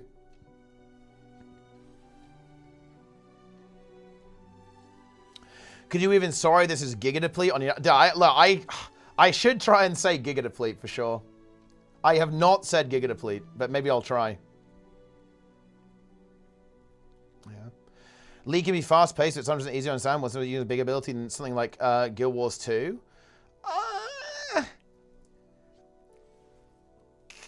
A bit, like sometimes.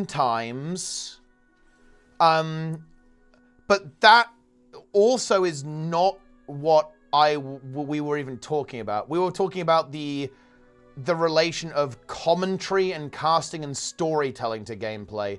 We weren't actually talking about like how easy is the game to read. Yeah, obviously an MMO is significantly harder to read sometimes, especially if you've never played it before, because there's like, you know, there's like way more abilities, right? There's more players involved a lot of the time as well. So I agree there, but I think maybe you came in like halfway through the conversation or something, because we're not talking about that. What you brought up, we're not talking about. We're talking specifically about what your job as a commentator is, like what your job as a caster is, and how it's not really to explain. You're not really here there to explain the mechanical detail of stuff. You're there to explain the nature and the sentiment, like the feeling of what's happening at any given time. You don't understand how someone can say that they don't understand what's going on when watching Guild Wars 2? No, oh, okay, then either I misspoke or you misheard. I didn't say that, or I didn't intend to say that. What I said was, I don't understand why people say that the game is unwatchable, right? Because they, you know, like, they don't understand exactly what's going on, right?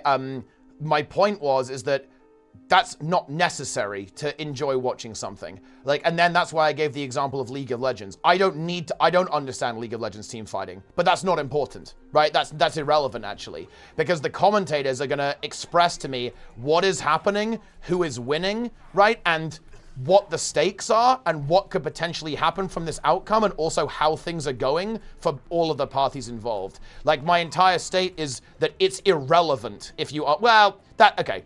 That's a strong statement. It's not irrelevant, but it is not a requirement for something to be entertaining that you understand everything on an incredibly deep mechanical level.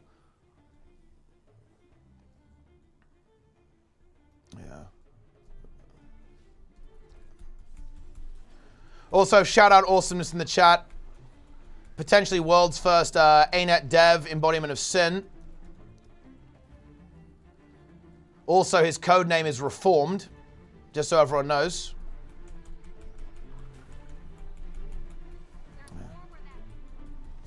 Aegis block CC. If it's a blockable CC, yes.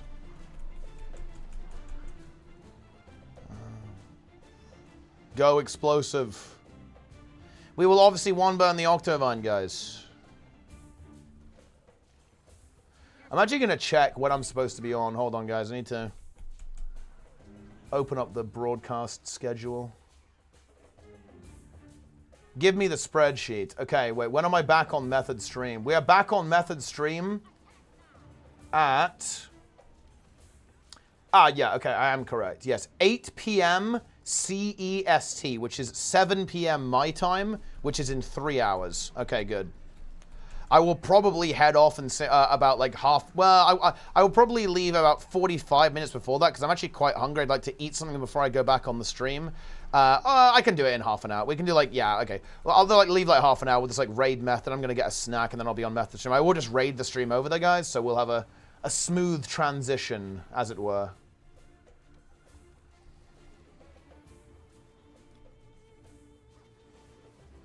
Easy to understand what's happening. It's always thought the cast is doing a good job. Yeah, I think that's a real strength of shooters, right? And you know, for what it's worth, I actually do like games that aren't overly complex. I think complexity is good, but it's one of those things that, to an extent, you can almost go without. Like, or at least there's good ways that you can express complexity in bad ways. Like having like 40 different skills and 20 players, that's pretty cooked. I do think that you can have, you know, again, I think Guild Wars 2 handles this quite nicely. Like having a lower amount of skills, I am in favor of. I don't think it like limits the game in any way when it comes to making the game interesting to play or like to come up with strategies for. So yeah, I don't know. Exclamation mark plenga. Yes, guys, you can indeed use exclamation mark plenga to receive your own personalized plenga. Oh, oh, oh. When is beta? Probably next week. No updates just yet, though. Would you prefer have Guild Wars 3 released potentially not being a success, or what do you hope for? Or drop Guild Wars 3 and take the resources into Guild Wars 2 and shape your idea of what you want Guild Wars 2 to be? So, okay, let me look. Be real here, okay? You've given me the choice between Guild Wars 3 crashing and burning, or them turning Guild Wars 2 into what I want it to be, or what I would want it to be. That's not much of a choice, is it? Like, I don't know.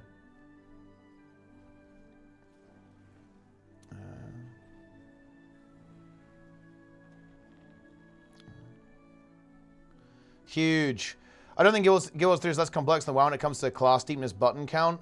There's a bit more nuance to how you play WoW, honestly, because of the way cooldowns work, and also there's like random. There's way more like RNG. You have to play much more reactively in WoW, rotationally, right? Like because there's procs, and also the priorities tend to get fairly involved. Not on every spec, obviously. Like there's BM Hunter exists, but then you have like Arcane Mage with like 17 conditions on like how you use your abilities and so on. So it's yes and no on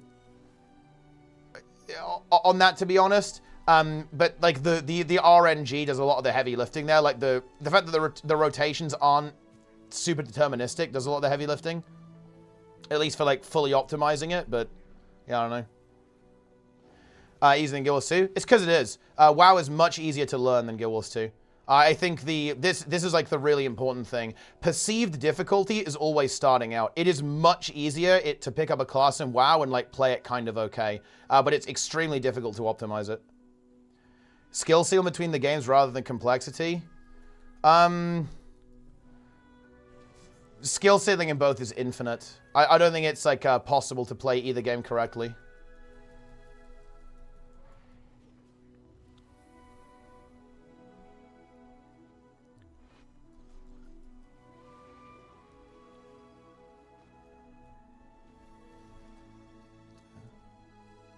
WoW is more skill ceiling, the raids are more mechanics and more punishing. Yeah, but that's like the raids are harder, but that's not really relevant to skill ceiling, right? Skill ceiling is talking about like class execution, like how well are you theoretically able to play your class, and I don't think there is a meaningful difference between the skill ceilings in either game, to be honest. I think that nobody is capable of playing World of Warcraft perfectly. I don't think anybody is capable of playing Guild Wars 2 perfectly either.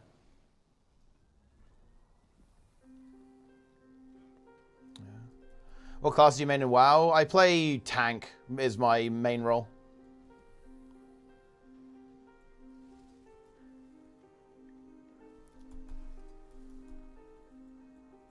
But yeah, I actually think that this is a big strength of WoW, is that a lot of the DPS classes are like very intuitive. They tell you how to play, basically, if that makes any sense, right? Like, the way the abilities work, it's, look, if you want a comparison in Guild Wars 2, every class is like new elite specs in Guild Wars 2, right? Like, every single class is build a spender, every single class has, this skill gives you that, and you spend it with that. And, oh, look, this gives you a buff for this amount of time, and you can, like, combine it with that buff to do that. Like that's like all the classes are, right? Rotational bots exist in WoW? I mean, of course, yeah. I'd be, like, I'd be amazed if they didn't. And look, yeah, I mean, like, Saras.DLL is in Guild Wars 2. Feels good.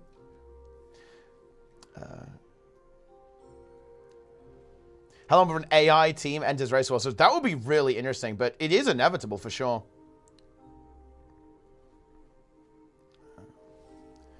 Priority system, which is easy to understand but hard to master. Well, I mean, bear in mind, like, a rotation is a priority. Like, all a rotation is the final form of a priority. But yeah, like, the way that class design works in WoW makes it, in my opinion, like, very easy to pick up and play.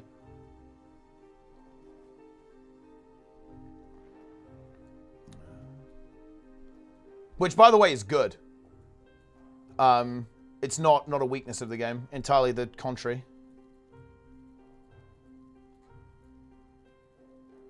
It's Drakkar time, login.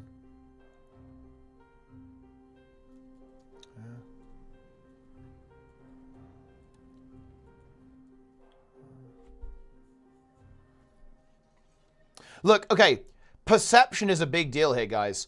Okay. So here, okay, we're not going to use names here, but there was a player who came in chat and said that they feel that WoW is much easier than Guild Wars 2, and they were playing one of the harder classes and said, man, I feel like I'm doing really well, probably top 1%, but I'm not even close to that in Guild Wars 2. And we saw logs of this. They were grey parsing. And that's important, right? Seriously, like the game made them feel like they were succeeding, and the game didn't give them that confidence in Guild Wars 2. Like, even though they, you know, they perceived themselves to be playing much better, they, as much as I hate to say it, they really weren't. They were 5 percentile parsers, which, context, that's bottom 5%. But the fact that, like, they felt more confident in that game is cool, right? Like, that's good. That, you know, they felt like they had that confidence to play the class.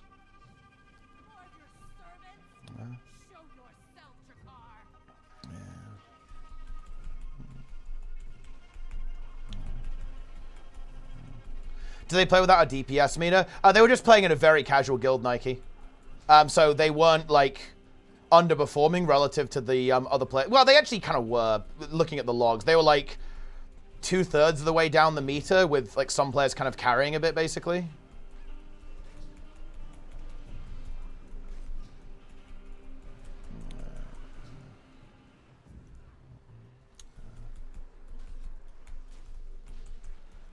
But yeah, it just, you know, it is what it is. It is what it is. Where did the idea come from? They were good because they were, you know, they were not bottom DPS, right? They were, you know, they cleared some of the easier mythic bosses, like the first 3, towards the end of a season, where the first 3 bosses were very easy, and just felt good about it. I mean, look, I got no problem with that. I'm not going to flame. And yeah, they killed the boss, right? They killed the boss. Don't listen to them. Come on. Yeah. It's here. I know it. Yeah. Huge. Yeah.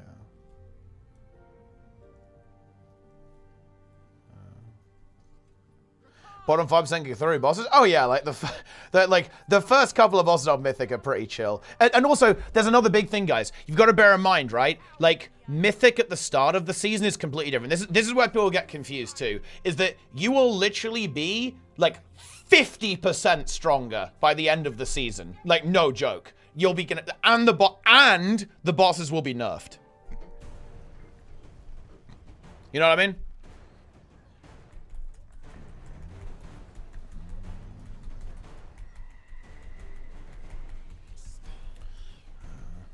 Omega.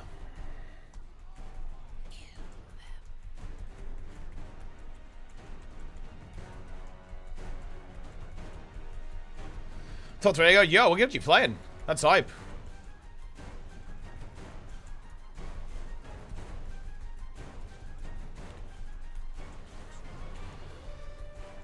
It's time.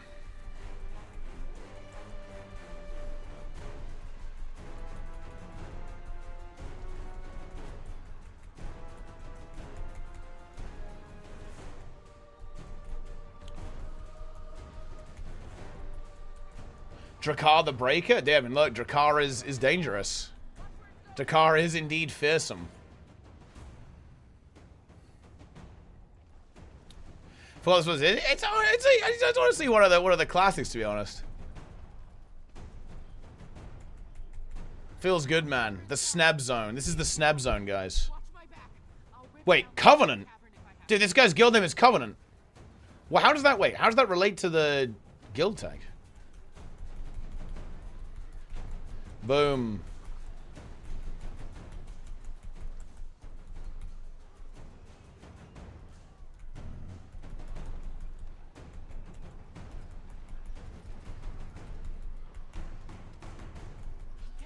Magrust, indeed.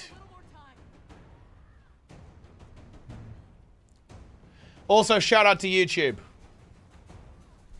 I don't know why someone would care to watch something they don't understand. I'm sorry, I'm tired of this topic. Wait, because it's exciting, Cozy F. Woggy, right? When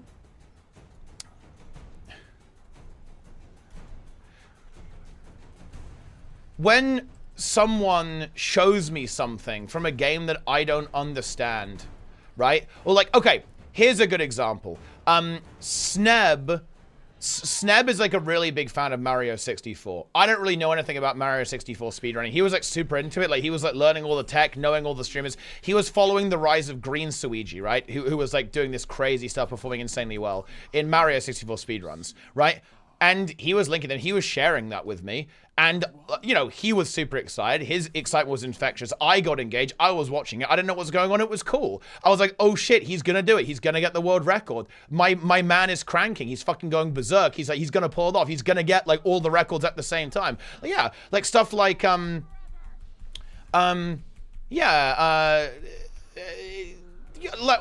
for sure. Like, I don't know.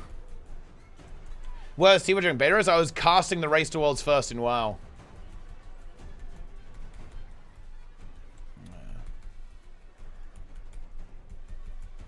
How easy is it to find guilds through heroics and mythic raids?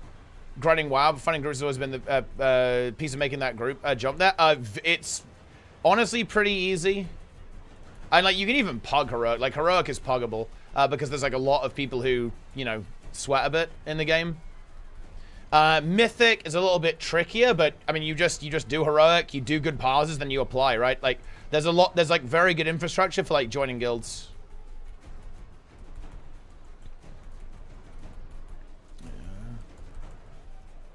Dude, I feel like there are some people, man, who hate fun.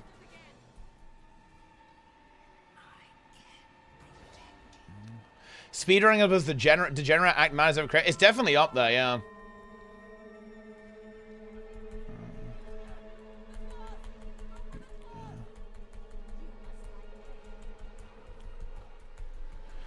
How does the gear grind even work there? Do you even get guaranteed drops of Mythic? Is it RNG? Oh yeah, you get like on Mythic you get 4 items per boss. They've made loot a lot more deterministic. It doesn't really matter exactly what items you get as long as you have like 1 item for every slot, really. Like there's obviously like some things that are more desirable than others, but you know, gear's pretty deterministic, to be honest. It's not that hard to get it. Sometimes you get unlucky, obviously, and get fucked, but oh no. The thing about the gear grind, guys. Okay, so here's how I interact with the gear grind. And I'm not gonna lie, I don't like vertical prog. I would prefer just horizontal progression. It's not something I like or enjoy. Ironically enough, the only thing I actually like about vertical prog is doing splits and like I've had this kind of revelation of I've been doing some like introspection on why do I like MMOs? Like why do I like this game?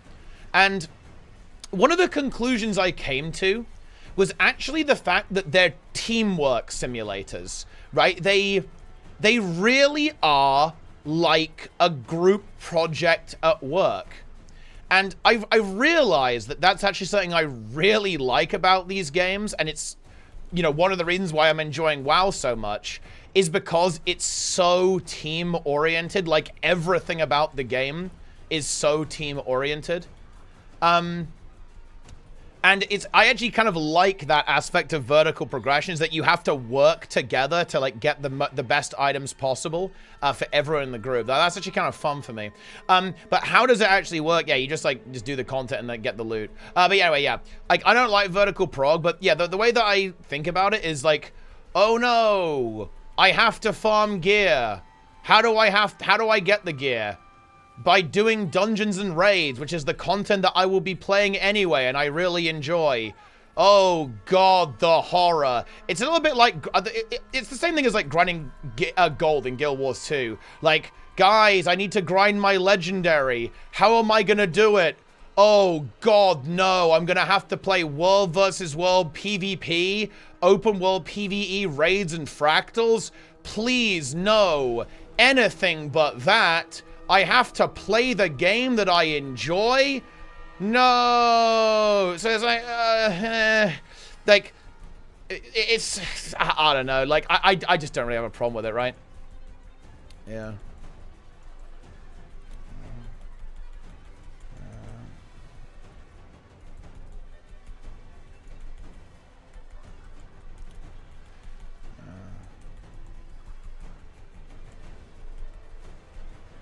And you need a trinket, only 3 expansions. I mean, look, that happens sometimes. You get super unlucky. I mean, look, to be fair, if you did it 50 times, you just should have done it in a guild stack, to be honest. Because then there's absolutely no way it took 50 tries. If you do it with, like, 4 other guildies, that's what we did. Like, it was, you know, I was basically maxed out on gear after 3 rounds of splits and, like, 30 dungeons in total during the week. That's because I played with a guild. I just became frustrated. I'm not gonna lie. Unless the game was significantly different to when I played, like, the probability of you not getting the item that you wanted there is, like, astronomically low. The turbo boost 12, oh, you got this is a bit tedious. It's tedious, but yeah. But you know what's weird? I don't like turbo boost either. I think turbo boost fucking sucks. But weirdly enough, dude, turbo boost is literally like so anti-hardcore. It specifically exists to basically give like casual Andys something to farm, like no joke. But yeah, no, I actually don't like turbo boost. Turbo boost is goddamn slop. It just like extends the gear progression for literally no benefit. It's fucking horrible.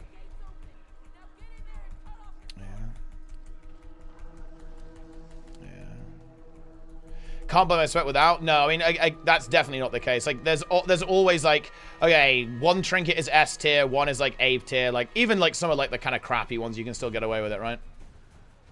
What is turbo boost? It's basically...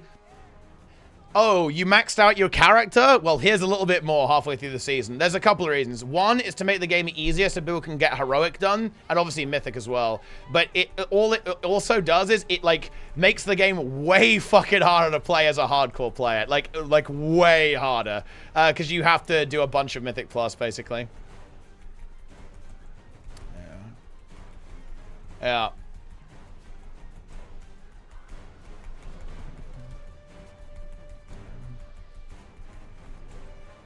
What are you enjoying more lately? Guild Wars 2 or WoW? Oh, WoW right now. But I still enjoy Guild Wars 2. I'm still here. Dude, I feel so... It feels so weird saying that because, man, like, I get it. People see me, I'm like the face of Guild Wars 2. Like, I'm the Guild Wars 2 streamer guy. So I always have to preface that I don't, like, hate the game because, like, people... Well, one, people get offended when I say something like that, but also, like, you know, people get angry at me, guys. I don't really like it when people are angry at me. It doesn't feel good.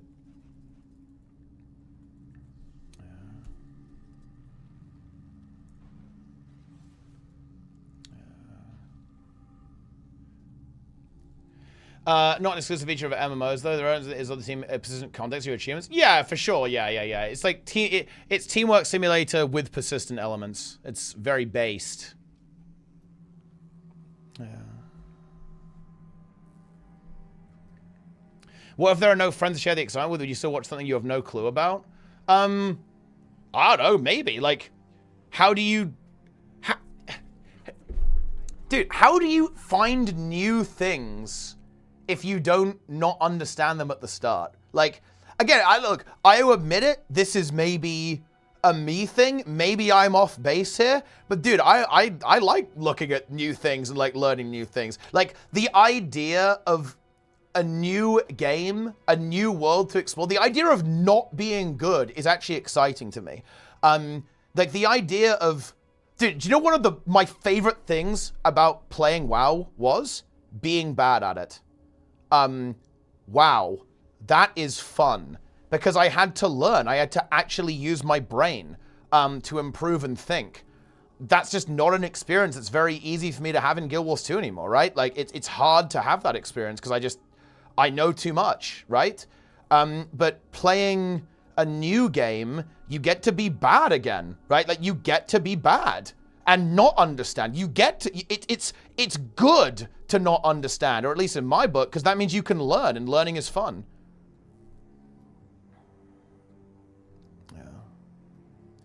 Yeah. Yeah, 100% awesomeness. Yeah, that was why, you know, I wanted to play Classic on a healer. I played Shaman. I hadn't really played... Oh, shit, dude, this guy got Drakar's Horde. Nice. Yeah, I wanted to do it on a healer because I hadn't really played healer in Classic before. I hadn't really played Shaman in Hardcore before. Made it, like, way more exciting, yeah. And I played Horde, too. I played Alliance, right? I played... Well, because OnlyFans was Horde this time. So I had already leveled Hardcore in Alliance. So doing it on Horde was really fun, too. I didn't have the information, right? What guild are you in? I played a guild called Unhinged on EU server.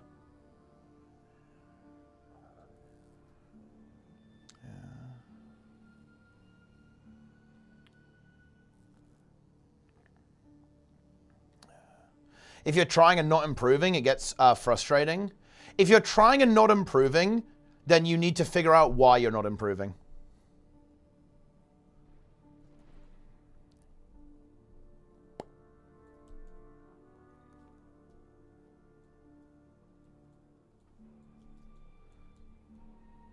Boom.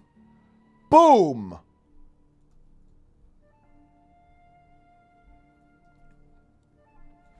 I just got Hardstuck in League until I quit because I started to hate the game. I mean, that, you know, that can happen.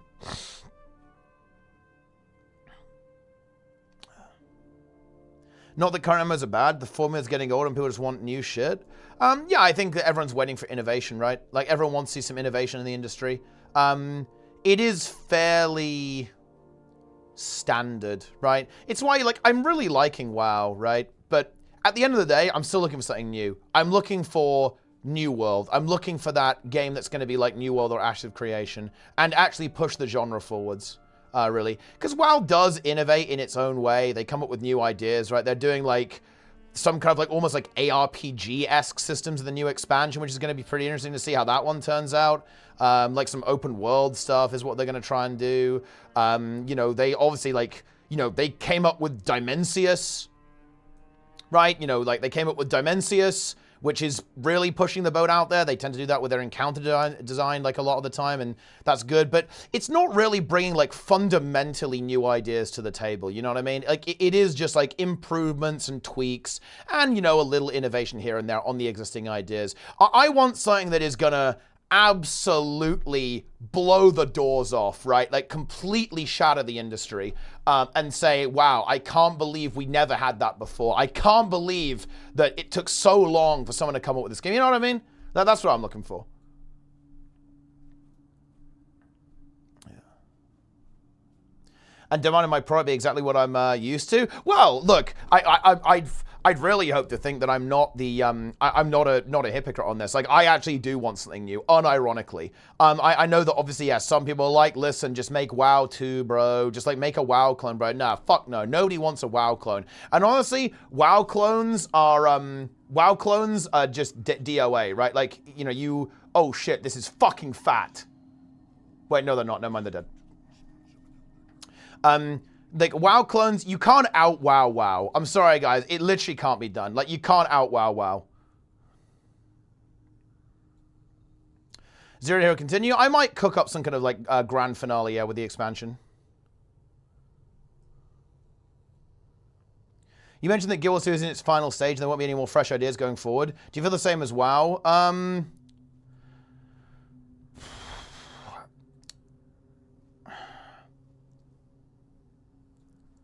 No, I don't. Or at least not to the same extent. I do a little bit. Like, but not in the same way, no. I think Blizzard are always trying to push the boundaries of what they can do with their game, but they're not looking to... They're not looking to, like, shatter the expectations of players. Like, not in the way that I'm looking for anyway. You know, like, they're gonna do stuff like Dimensius. They're gonna do really cool things with like class design and like dungeon design, right? And like more and more content and Classic Plus, hopefully, right? And all this kind of stuff. But yeah, like it's not. They're not gonna suddenly say, you know what? Open world PvP expansion or like. Oh, dude, I was going to say that they're not going to add world... I could see them having a pop-up open world PvP at some point, but I don't think they really care about PvP that much, to be honest. It's a bit of a running theme in MMOs. Like, it's, like, not impossible, but... Yeah. Thoughts on Guild Wars 1 Real? Dude, someone asked me if they... Oh, okay, dude, I hope you're still here, actually. Use my referral link, by the way, guys. Exclamation mark GW2. Someone asked me, doesn't matter if you use USD or GBP, just use whatever's better for you. I get a cut no matter what. Also, awesomeness, I have massive news. Plenix is doing HC, by the way. And Melina is also doing HC. Boom. So, there it is. But yeah, when it comes to Guild Wars 2, to be honest, I am really excited for the future of the Guild Wars franchise. Seriously, guys, I'm not joking, I'm not memeing, I really am. I can't wait to see what they do with 3, and I genuinely mean that. I hope they kill it. I really, really hope they kill it. I do. They try Fellowship. Do you know why I'm not going to try Fellowship? Because it's WoW, right?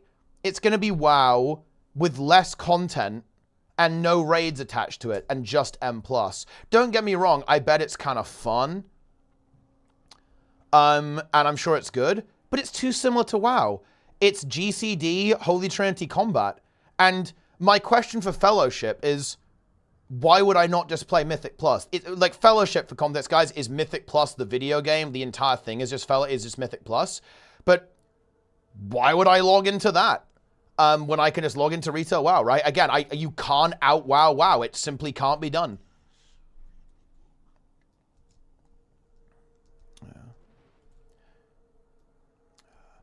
Does it have gear progression? It does, unfortunately.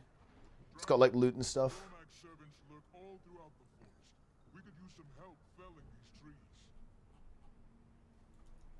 You hate to see that.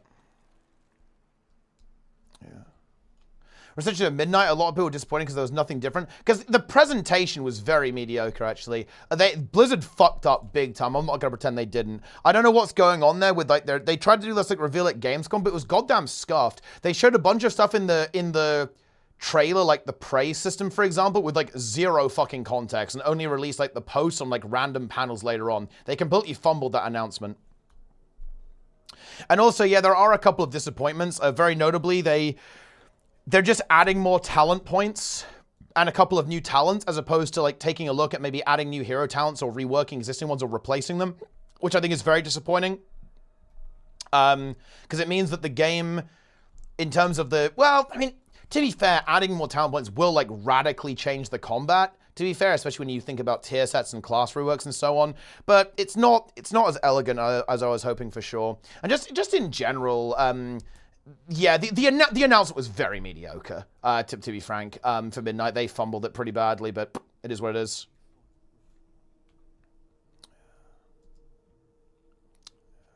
Damage with the balance. I mean, there might be a stat squish. We don't know exactly how they're going to handle that. 14 or Rift. I played Rift with a couple of friends, like, you know, a couple of months, I think, but I don't really remember it. Happy Friday. Yo, shout out Lofty.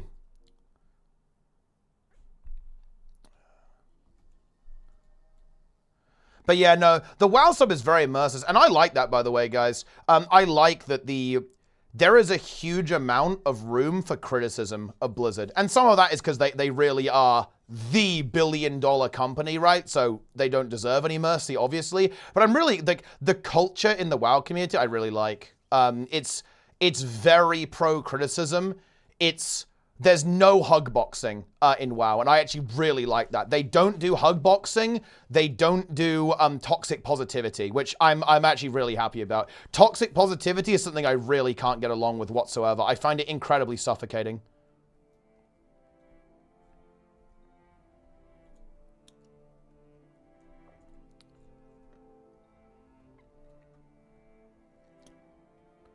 A big ritualist change, remove the shroud portion. If the spirits is kind of like a gyro mechanic. That's lame. I kind of like it how it is. Have your F skills to tell the spirit to do things. And for the tankiness, they mentioned you can make it where the damage is like 5% just negate taking from life. Nah. I think it's fine as it is.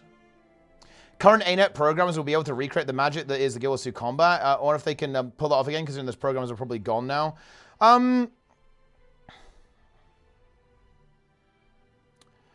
I think that it is almost never going to be a, are these people capable of writing the code? Because let it be known that the same people who made Guild Wars 2 were also the same people who decided it would be a good idea to not have difficulty settings, and that also the fact that they made code so unmanageable that they had to abandon dungeons on release because the dev who made them left before the game came out. And the same was a little bit true for World vs. World. So don't get me wrong, I actually do think the developers behind Guild Wars 2 are Omega.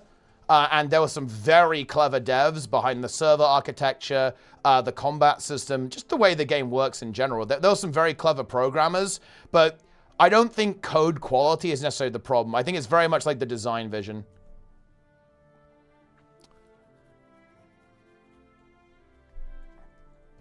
Yeah.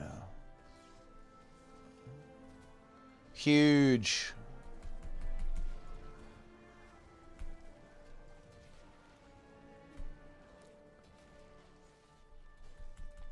Snappy the combat is? Well, to be honest, I actually think Ashes of Creation is extremely similar to Guild Wars 2, by the way, especially in the iteration that's on the PTR right now. I wish I could stream it, but it's under NDA. But actually, like, I think the combat of Guild Wars 2 is completely recreatable. Like, Ashes is basically like Guild Wars 2 Plus at this stage, because you have the added feature of the endurance bar with stamina and blocking. It's like this, like, really interesting combination of Guild Wars 2 and New World at this point. It's rather interesting. New AOC phase. Regrettably, I can't. I would honestly give it I'd give it a little bit. I'd give it a little bit of a, you know, I'd give it a bit of a gander, give it a bit of a stream, couple of hours, but it's under NDA.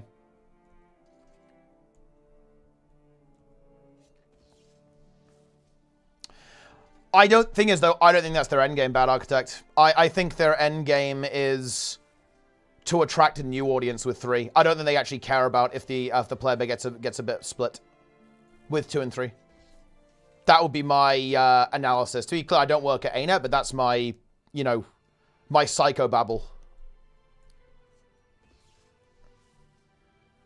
What's the one worst design decision in Guild Wars 2 in your opinion? That's tough.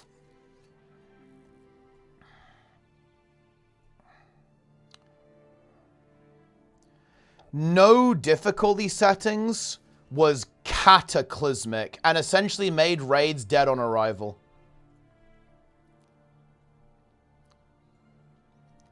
That's tough. That was very tough. It's especially funny considering they did fractals first, which their whole gimmick was that they were scalable dungeons, right? But yeah, no difficulty settings on endgame PvE is inexcusable. Because bear in mind, guys, look, when did LFR get added in the video game Cataclysm? When did that come out? 2009. So Blizz solved this in 2009, and ArenaNet only figured it out, what? This year, basically? Like, last couple of years? Is when we figured this out. And by the way, we still haven't figured it out. Because, guys, have you tried Greer normal mode? Oh, no. Yeah, it is extra funny because ArenaNet solved this. Like, ArenaNet solved this. They made hard mode, right, in Guild Wars 1. They brought a problem back. Yeah.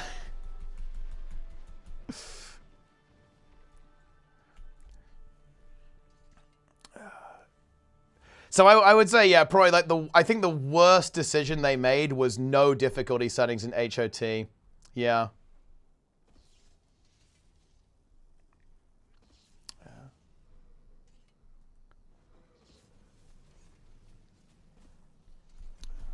Boom.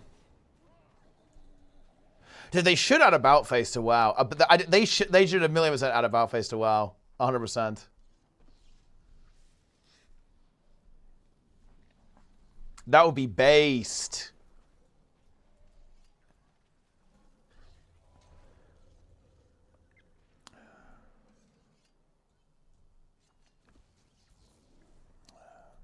I completely agree, yeah. About face should be like a mandatory feature. They need to add about face in Guild Wars 3. Big. It must be in Guild Wars 3, guys. It's my number one feature. Yo, ArenaNet. Listen, make sure about face is in Guild Wars 3, okay? Very important. What else am I gonna spam? Like while I'm like randomly idling around.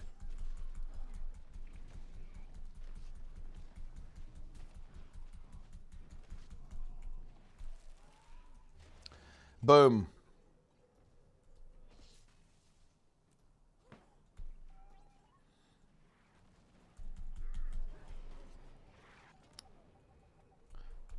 It's time.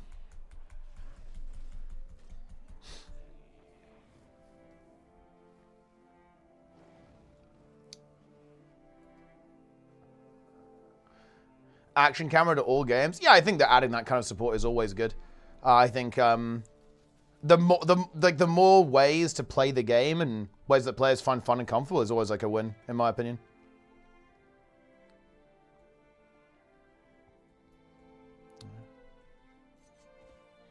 Yeah, you can turn on action cam anytime you like, guys, like with this, pretty much. The only difference is that if you do about phase, that will happen. So you have to do it with like left mouse button. And then this is basically action cam, right? Like this is now action cam. And that's ultimately why non-action cam is superior, because you basically get the best of both worlds once you like learn how to control your character without action cam, but nothing wrong with action cam either, really. About face, that. Boom, boom, boom, boom, boom, boom, boom.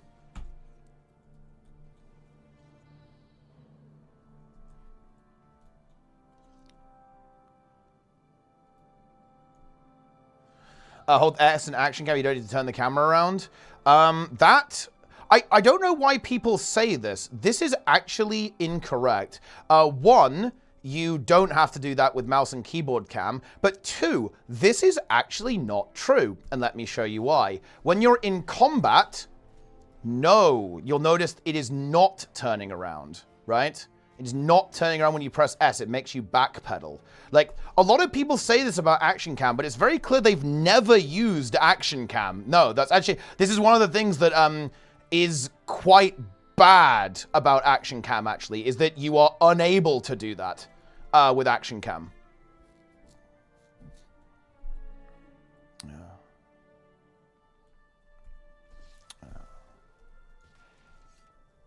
But that's how it is. Yeah.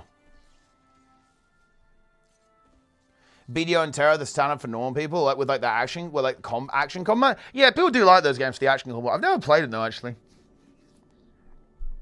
Proper control support. Well, I've got good news for you. ArenaNet hired a console publisher or something like that. Darren's is in the chat. He can give you the detail. I mean, so you're probably in luck there.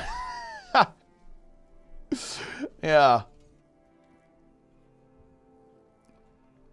I think it's extremely likely that not only will there be console support, I think it will be a console release too. It will be releasing on console and alongside PC.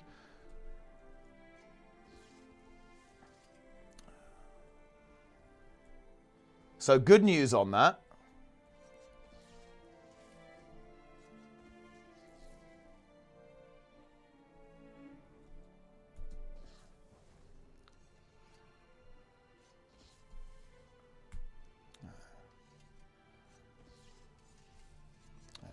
New World. Oh, dude, you know, I've got to admit, guys, New World converted me to the action camp.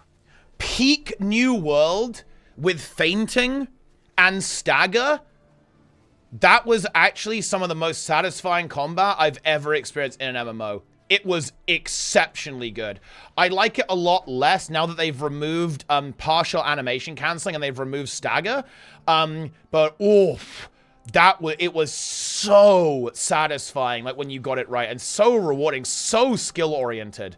It felt really fucking good. Really, dude, I still like New World combat, actually. New World PvE feels good. I don't like it quite as much in PvP anymore, and that's fair. They've moved away from PvP a fair bit. But in PvE, I still quite like it. But yeah, like the peak New World combat system was fucking nice. Non-New World players. So New World did the action combat thing, right? Like Dark Souls. You probably played Dark Souls, right? And it went that direction. And they wanted to add animation counseling so you could react, right? Because obviously, in a lot of these action games, when you swing your sword, right, you can't stop, your animation locked. And New World had a fucking tasty system on this. You had a very small window to react, so you could turn it into a block. You could swing your sword round and pivot into a block, for example, a parry, right? But you only had a limited amount of time to do that, because obviously if you could animation cancel at any time, that's dumb, right? That's just too... That's really stupid, right? Especially in a PvP context. But yeah, they actually ended up basically removing that like a fair bit. But yeah, I don't know. Terra had that 10 years before New World. Yeah, but Terra also shut down 10 years before New World, so it doesn't really count.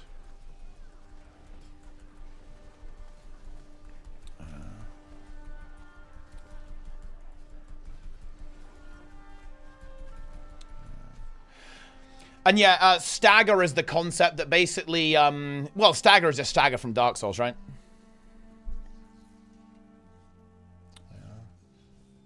That's, I think everyone kind of knows, you know, what... Well, I think so anyway, right? That's kind of the mechanic. Lot of skill. Yeah, there was this British guy called The Duelist. He would regularly duel people fully naked with, like... And he was capable of, like, beating max level players in good gear with, like, level 1 wooden sword. Okay, like... Man, pro is crazy. It was very skill-oriented game, yeah. You could, like, giga outplay people. Fungus Wolves for one relink? Yeah, for sure. I'm actually not that active in it right now, but it is still going. I will invite you.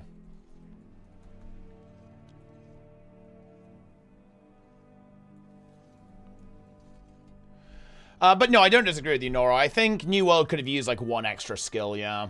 100%.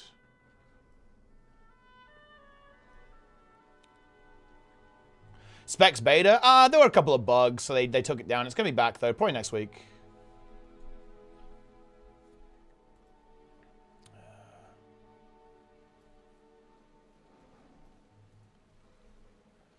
But I did find it really fun. I did log into the game relatively recently. I just played a little bit. I played in one of, like, the seasonal realms, too. Game felt good. Content's nice as well. I loved... You know, it felt pretty good. Maybe I'll give it a try when I got some downtime. When hard on New World, he had videos pop out. I think I actually ended up seeing these. I think I saw some of his, like, fighting montages, yeah. Leaf Blower Man, fucking based gamer, Mr. Cam. Love to see that. How New World combat outside of 1v1? It's actually really good in small skirmishes. It gets a bit whack when you've got, like, 50 people going at the same time, but that's not terribly surprising. I think that was actually a huge issue with the way they designed their endgame mode. Like, the design of war is kind of shit, because it's about control points, so it just makes things, like, very cooked, to be honest. Like, the combat is, like, really good in small skirmishes and, like, smaller groups, like 5 to 10 players. When it goes up to 50, it disintegrates. Not dissimilar to Guild Wars 2, right? Like, Guild Wars 2 is, like... I feel like World vs. World is optimal in your kind of anywhere between 3 to 25, I feel like. Like, anything more than that. Like, even 25 is pushing it, I think, before the game kind of turns to mush. And certainly when you're, like, in a 50-man blob, it's like, okay, don't get me wrong, it's kind of fun, right? But we have disintegrated the game a little bit, like, with the way that it works, right?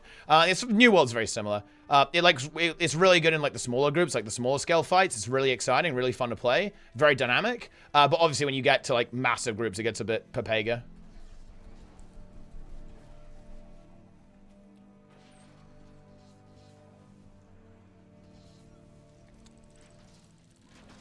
Yeah.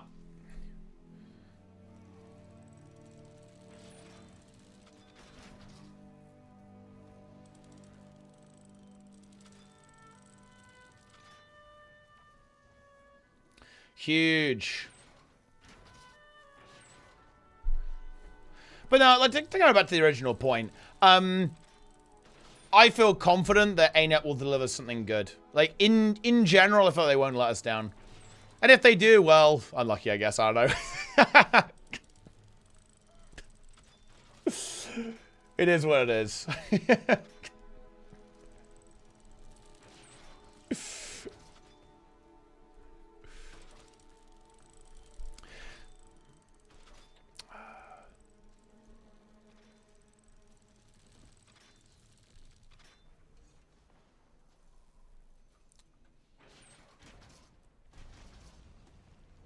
This is very weird. Like,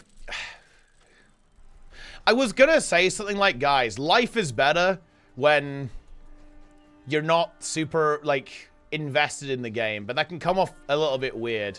So I wasn't gonna say that, but now I've said that because I think it's an interesting thought. I wanted to express it. It's like, because I used to be, like, really emotionally invested in Guild Wars 2. I really wanted Guild Wars 2 to be, you know, to actually reach its full potential. And it's not something I'm particularly, like, stressed about anymore. I'm just kind of, like, here to, like, log in.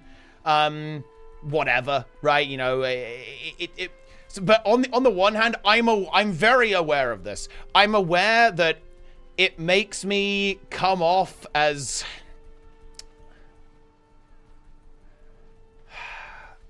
What's the word for this? Like, it makes it seem like I can almost, like... No, it's not that I don't... It's not that I come off as I don't care. It's more like...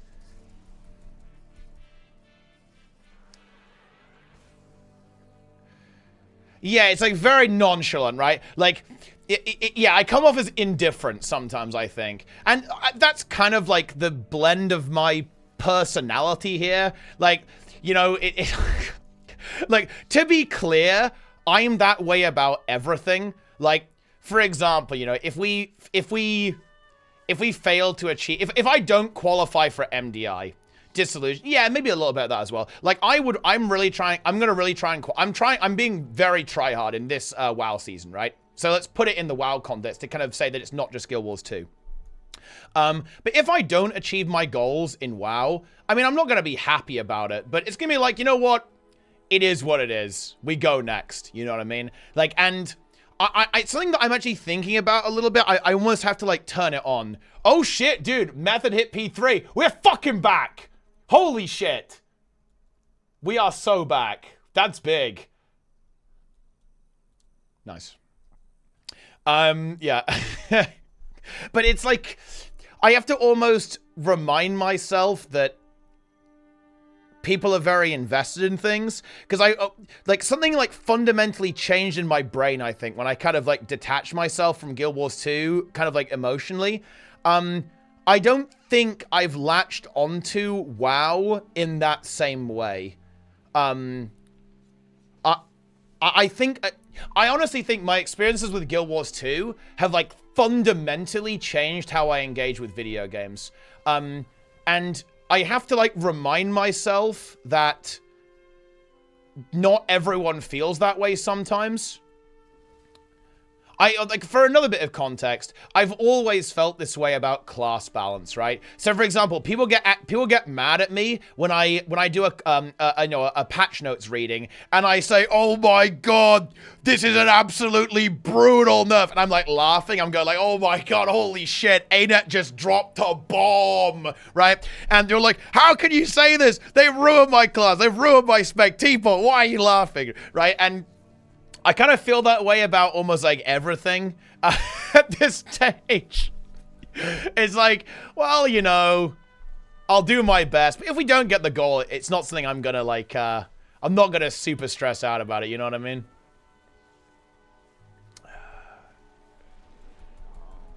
I'm putting my heart and soul into it. I genuinely don't think I have ever been this tryhard when it comes to a video game. This is the thing, guys. I want to actually contextualize this. It's not that I don't care. I do. It's my engagement has been modified. This is by far the most tryhard I've been in an MMO in this current season of World of Warcraft. It's not close, by the way.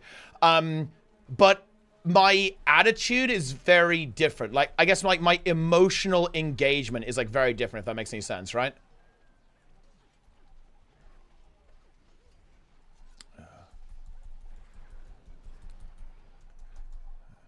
Huge.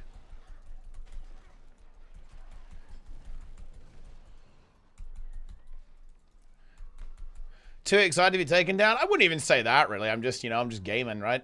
We're just playing.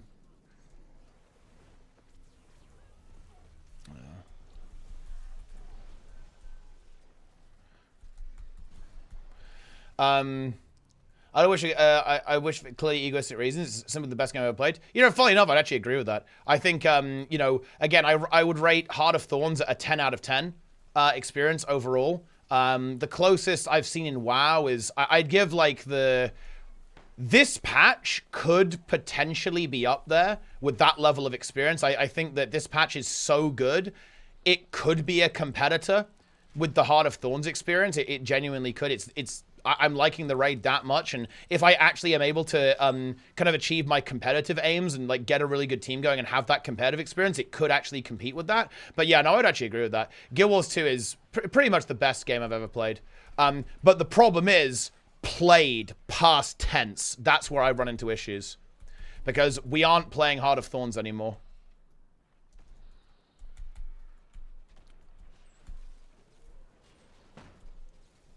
I don't think we're getting in here. This is absolute despair. Chuck FR89. That's the prime.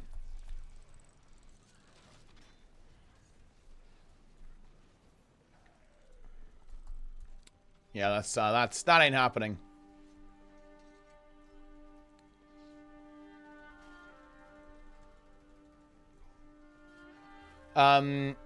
Guild Wars 2's carry making movement clients overtaking flag don't exist. No, that's not the case. The look, movement is not client side in Guild Wars 2. Everything's server side, obviously. But it's just that Guild Wars 2 doesn't really have like big anti-cheat in the game.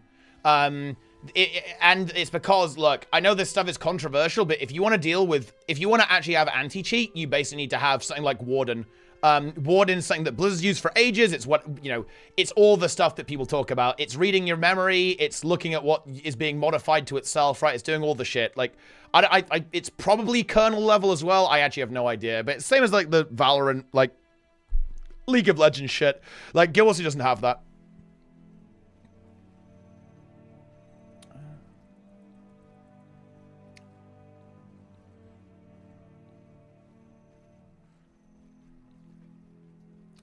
Client side, it is absolutely not client side.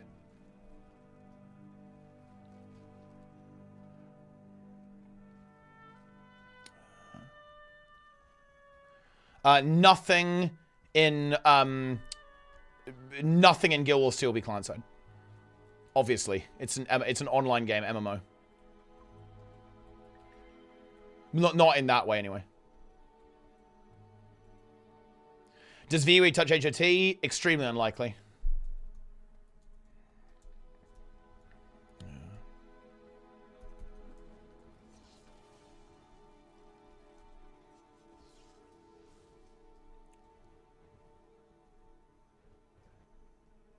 I think VOE will be... Elite specs will carry VOE. It will almost certainly be better than Soto and Janthe Wilds just because of elite specs on their own. That's like a full solo carry. If HOT is like a 10 out of 10, like Janthe Wild is like, you know, it's like a good 6 out of 10.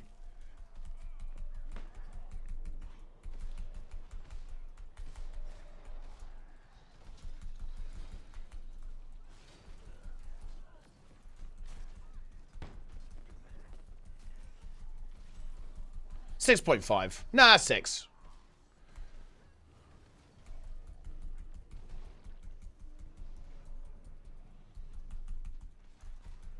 And talk about adding anti-cheat? No, I don't think so. I don't think it's really on the cards.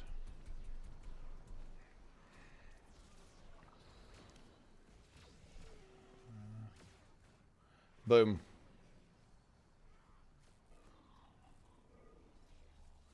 It's time.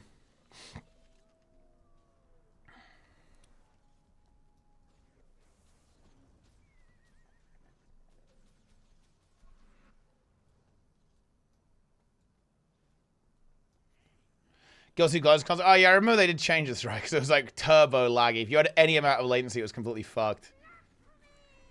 But the movement obviously isn't. Like, movement and abilities is just not client-side. But also, I don't want to say that it's not important, but guys, it doesn't matter. Like, a game does not need to be client-side to hack it. Yes? You can have a game that is very server-side that can still be exploited. Because at the end of the day, the game is going to, or like the server, right, is going to get information from the client, and then it has to verify that information. Now, that's what anti-cheat is, right? Like, if the anti-cheat goes, well, hold on a minute. What are you doing, mate? Like, what is that, lad? Then it's going to go, hold on a minute, and it's going to, like, kick you or disconnect you or something, or whatever it does, whatever it decides to do, or even, you know, suspend you. And move around for a bit is 100% client side. That literally happens in every game. Like, you can still move. It's just that that information isn't going to go to the server. Yeah. Yeah.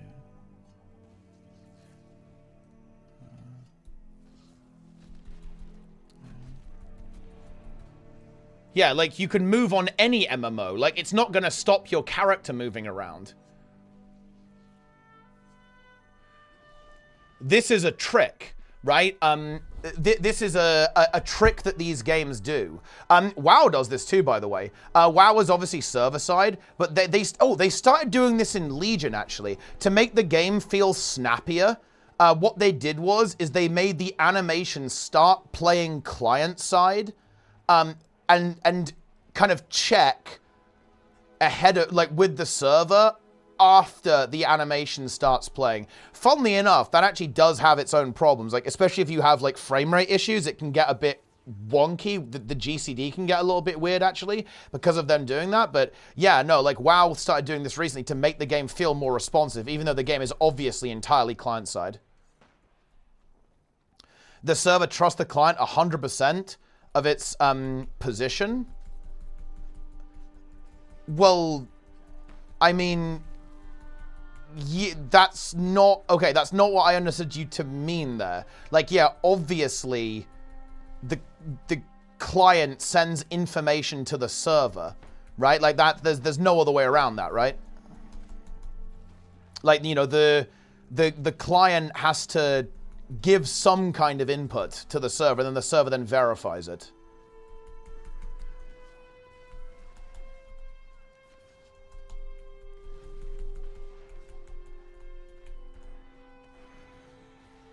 But again, like, that doesn't mean that the game is, like, fundamental. Look, the reason I push back against what you said is because the way that you said that, you were suggesting that the game is fundamentally vulnerable to hacking because of that, which made me think that you think the game is fundamentally client authoritative, which is not the case. That isn't the case. The reality is they just don't do verification, to be honest. Like, if you do something like mega blatant, maybe it would catch you, but it's actually kind of hard to design anti-cheat for Guild Wars 2 because you can do a lot of stuff that looks like hacking. Here's an example. What did I just do? Did I teleport hack or did I use a waypoint? It's actually kind of hard to detect that with code. So it's actually relatively difficult to, in my opinion, run an anti-cheat for Guild Wars 2 or any game really. Like, you know, verifying information is like very, very difficult. How do the farm bots manage to run invisible underground? Because I don't think there's anti-cheat in Guild Wars 2. Check your gold level. Enjoy that server performance. And yeah, it's free in World versus World. But again, look, so what we're saying here is that every time we move, we want to run a check on currency changes, on if we used a toy, if we used position rewinder, like if we used a mount, like the roller wheel or something like that. Like, it serves like unplayable.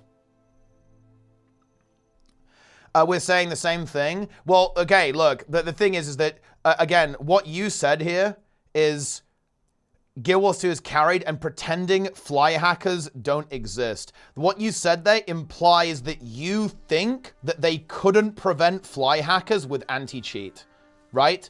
That's why I'm pushing on this statement, because that is not true. If ArenaNet wanted to, they could obviously devise methods locally and server-side to detect interference with packet data.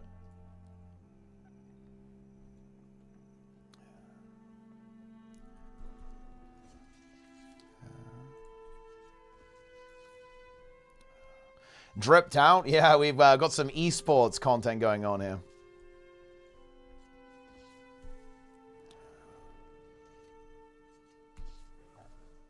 Boom. Isn't most anti-cheat locally just dog shit? No. No! Anti-cheat is shit, will cause lag and desync? No.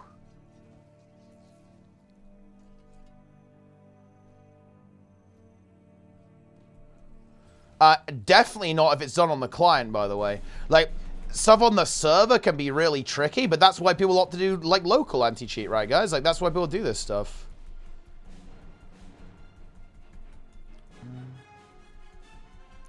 Then to zero lag and zero resyncing, and that feels bad in other MMOs. And you don't really have that in other MMOs, though. It's just that the anti-cheat is local on these games. Like, WoW has local anti-cheat. If you do weird shit, if you modify your game, they will not be happy with you. Like, if you, like, change the memory or, like, inject something into the game, it's not going to like that. Same with, like, League of Legends, right?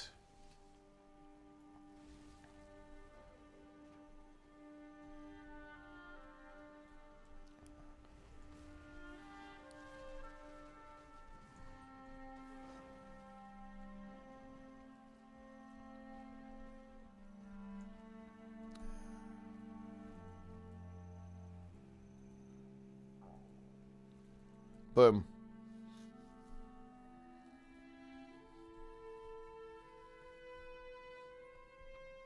WoW was not kernel and I thought Warden was pretty intense, actually. I don't know how Warden works, though, to be fair. Look, okay, well, let's see. What does Warden anti-cheat actually do?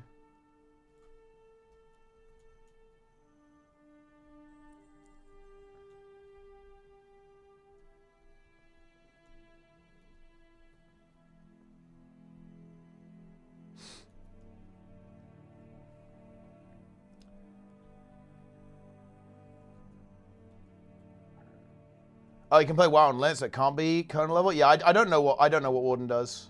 Actually, I do not understand what it does.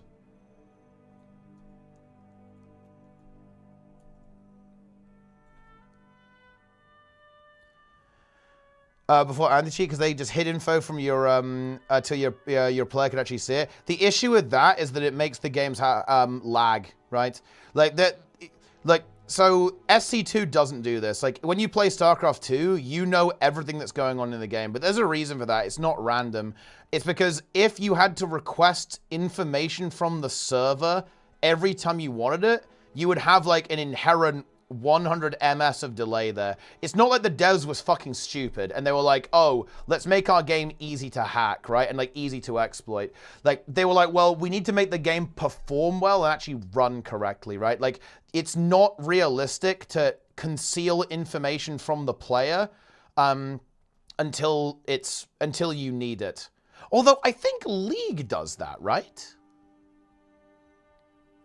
Doesn't League actually have like server-side methods to deal with this? I feel like I heard something about this. Is that League actually is quite clever with the information that the client has, but I'm not sure about that.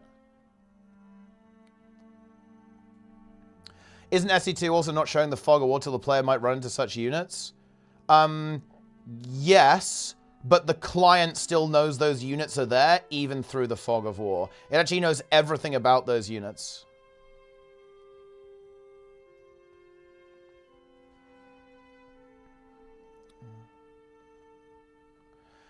A little goofing around, a little update, oopsie whoopsie worldwide. Yeah, it definitely is one of those things that is a bit fucking cooked, right? Like, but you know, it's one of these really weird things is that it's it's one of the only ways to like actively combat cheaters. Like, and even then it won't work, realistically, right? Like this is the thing. Like, if you want to deal with cheaters, then this is kind of like one of the things that you kind of have to do, right?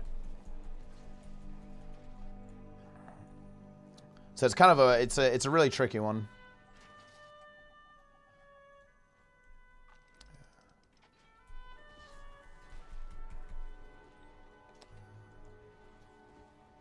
To be honest, I'm fairly ambivalent to this because look, I'm going to tell you guys the ultimate secret. Are you guys ready for this? I'm going to tell you guys the secret. Hacking is not really a big problem in games. Or at least not in any game I've played. Maybe there are in some games. Like, you know, maybe some game I haven't played. But I don't think I've ever played a game where hacking has actually been an issue. Realistically. It's not in Guild Wars 2. Like, hacking is a non-issue in Guild Wars 2.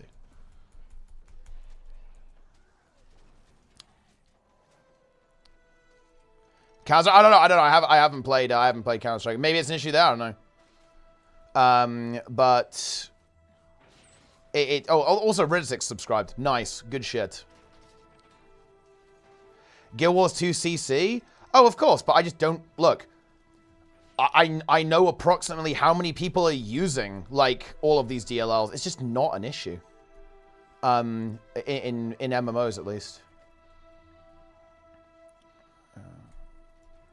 It's like there are a couple of people who hack, and yeah, it's cringe, obviously. And if you have a hacker in your game, it feels really bad. But no, like it doesn't really happen very often, in my opinion.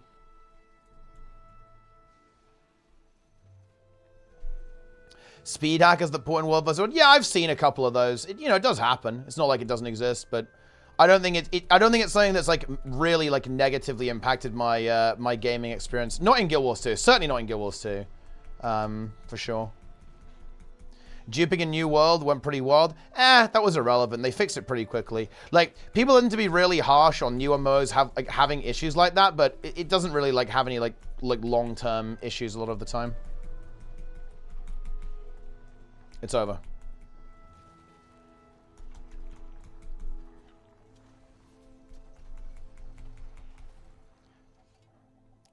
Typically scripts and shows wall hacks, speed, aim, etc. Yeah, and you probably can't do a lot of server-side verification there because the latency would just be an issue. Like, and there's always ways to get around anti-cheat. Like, that's a really big problem. I think you just have to like really, you have to be like really aggressive with banning people. What the fuck is this guy doing? Speaking of which.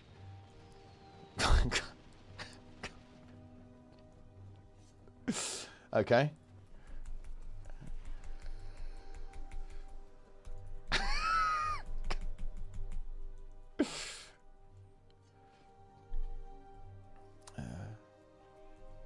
An agent, guys. We have found an agent.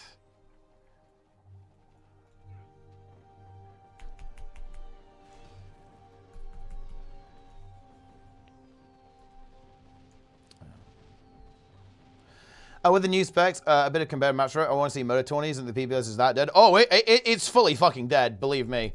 But I will do Motor 3 at least, yeah.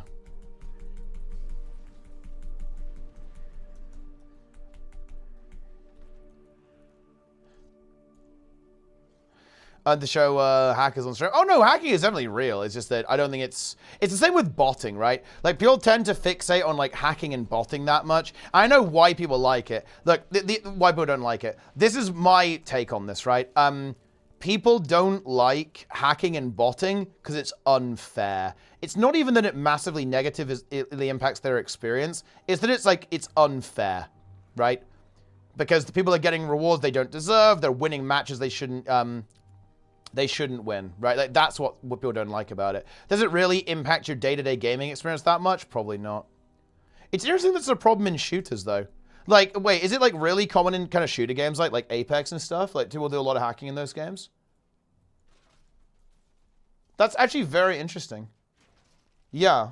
Yeah, because that makes a lot of sense that I haven't seen this, guys, because I don't play shooters, right? I don't play shooter games. So that actually makes a lot of sense, right? That I wouldn't... run into that. That's very interesting to me. Like, do these what type of anti-cheat do these games run? I wonder how the hacks work. Oh, I want to research it now. Does anyone know how the hacks work, guys?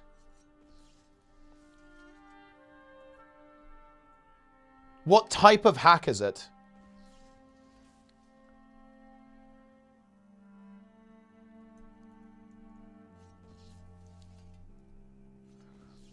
They read the client info they get, wallhacks and name also. Yeah, but I mean, like, how do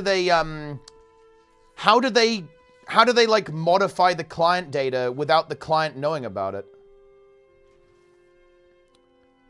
Because, like, sure, don't they have, like, this anti-cheat that's looking at your game memory and checking for modifications? Or, like, checking if the game itself is modified?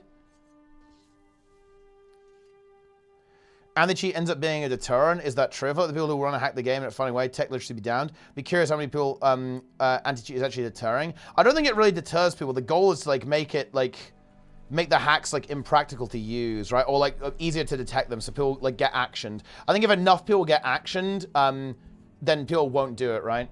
Oh, did you know the other issue? Oh, wait, are these games, like, free-to-play as well, guys? Are the games free-to-play? Free-to-play is fucking bad for hacking, man. That's like oh, yeah. Ooh, that's bad. Yeah, that's the issue with free-to-play, man. That's not good.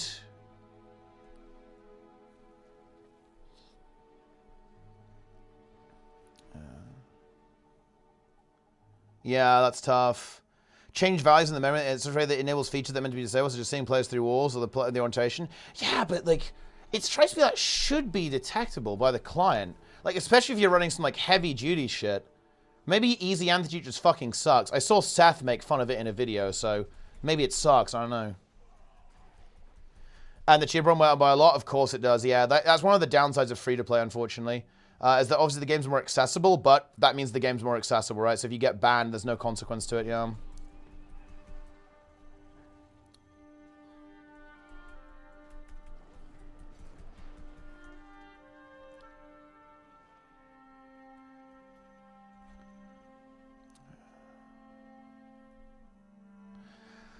That's unfortunate.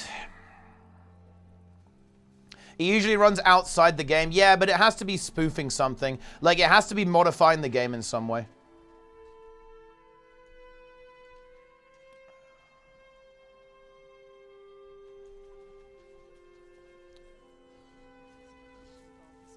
Like, the stuff that's reading from the game is probably really hard to detect. So something like seeing players through walls is probably really tough. Although, you must have to modify the game to make... You must have to modify the game in some way to make the game display those players. Yeah. Read-only and generate overlay. Yeah, that's going to be your issue, right? Like, if it generates an overlay, that's when you're going to run into problems. It's going to be very hard to action that. Because it's probably very difficult to... It's probably very difficult to determine if the game's memory is being read at all, right? And kind of go from there, yeah.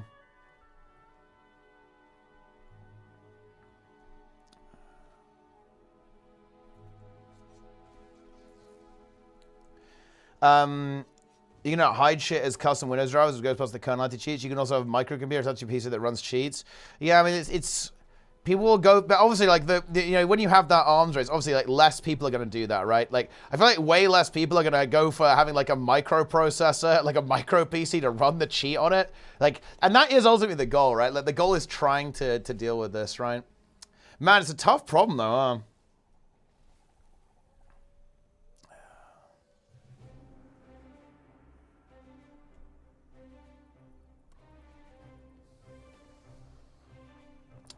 Tough stuff. I wonder actually what's the, I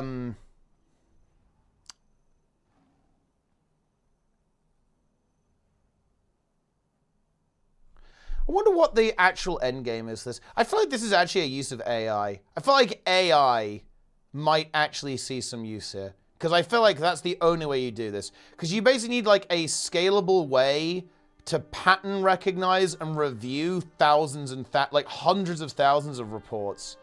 I feel like there's the only way you could do it is like some kind of AI.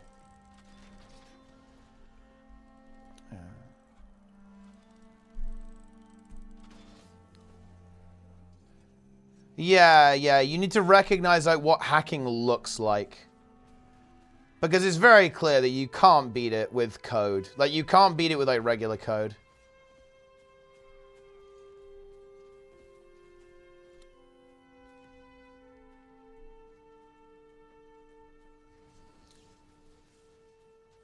If a game is set to send data to the server, wouldn't it be enough to interfere at that point? So if all the games send position data, that happens to be inside a wall. Yeah, but that's why you'd want to have some kind of anti-cheat going, well, hold on a minute, that doesn't make any sense.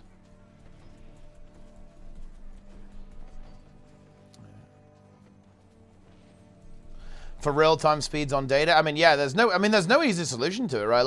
Like, look, if it was easy to get rid of hackers and botters, these companies would have done it, guys. Like, Jagex can't do it, Blizz can't do it, ArenaNet can't do it, Riot can't do it. It's not like they're not trying, right?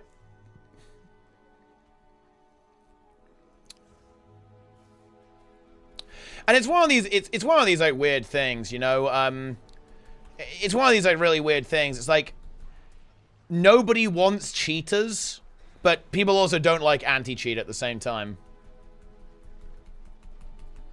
Yeah. Private servers are probably good at squishing bots. Yeah, because they're tiny, right? Like they're minuscule. And also, here's the really big one. It's just not going to be nearly as profitable to run a bot operation on a private server. Like you're going to have a way better profit margin and obviously way easier to get away with it on a larger game. So that's why people are, you know, botting is less of an issue. It's still going to be an issue, obviously. But look, you've got to understand why people bot, guys. People bot for money, very explicitly. Bots go into gold farming, into RMT. Like, that's what these operations do. And if you're not making a profit and you don't have a market for that, then it is what it is, right? You know, you're not going to make, like, crazy revenue botting gold in Turtle WoW, right? But will you make a bunch of gold botting in gold in SOD? In Classic WoW? For people who love GDKP? Oh, yeah, you will. It's funny, you know, I knew a guy who ran bots in Guild Wars 2. And I actually have some insight into, like, how his operation worked. He actually made a lot of money. He was making kind of, like, mid 4 figures a month from a bot operation in Guild Wars 2. And he basically said that, oh, yeah, you know, I bought a Threadripper the other day. And he actually told me, he gave me some insight, right? He's like, bots do actually get banned very frequently. And his idea of very frequently was, like, his bots would get banned every, like, 3, 4, 5, 6 months, like 3 or 6 months, right? But he had fully automated scripts to make all of those accounts again, buy bootleg codes, run it all through virtual machines. It was completely automated. So when his bot operation got shut down, it would be up and running in a matter of hours, right? And that's game over, right? Like, you know, ArenaNet ban them and they're back within hours, right? So this is the problem, right? This is the scale of the problem. It's just so easy to come back. And by the way, that's not a buy to play, right? You know, look, it's funny. What the bots do farm. Hey, do you guys know why they nerfed the Coden strike mission? Some of you guys might have known this. They actually massively nerfed the amount of liquid gold you get from the Coden strike. Do you know why? Because of this guy. He actually had an army of 40 bots that would kill the Coden strike mission in sub 2 minutes, use fastload.dll to leave and reset the instance, and farm that for 12 hours plus a day, generating tens of thousands of gold for RMT daily. Do they limited gambling in 28? Of course I do. That was a, well, I'm not sure I should say it on stream, actually, but look, sometimes 1 becomes 2. Sometimes 2 becomes 4.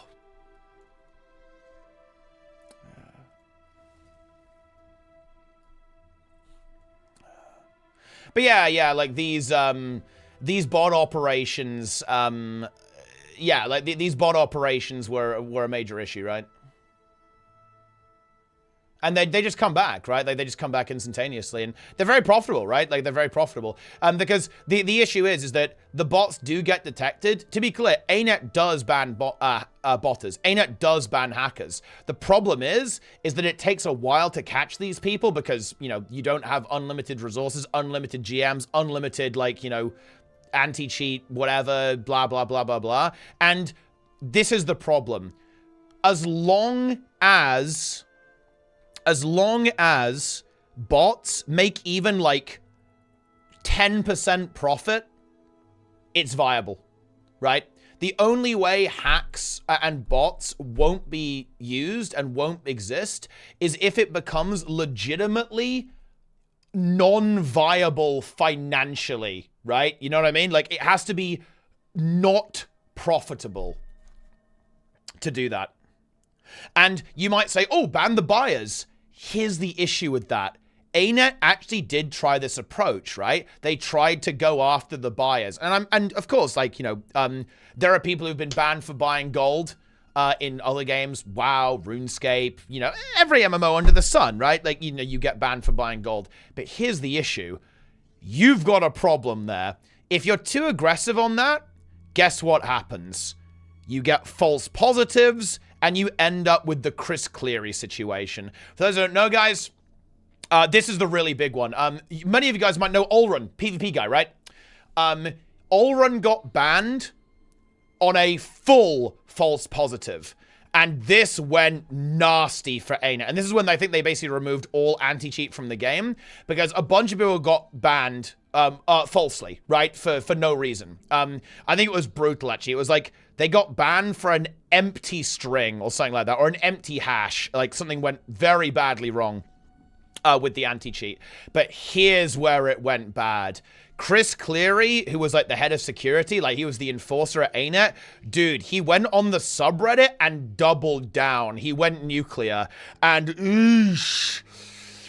ooh, that went bad. That went rough. So you've got to be really careful when you have this kind of aggressive approach to kind of banning people, because oh boy, when it goes bad, it goes bad. So you have to be incredibly careful with that. Yeah.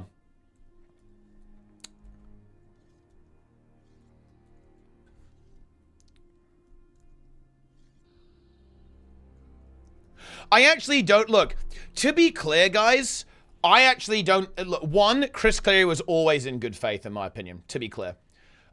So I don't blame that. And also, he had a very clear strategy, guys. People had a lot of confidence in ArenaNet actioning bad actors because of Chris Cleary. He uploaded videos of him logging onto cheaters' accounts, stripping them naked, and killing their characters. He had videos of him teleport hacking around with admin commands, following people around, in world versus world who were hacking. He actually inspired a lot of confidence in the community that ArenaNet were taking cheating and botting seriously.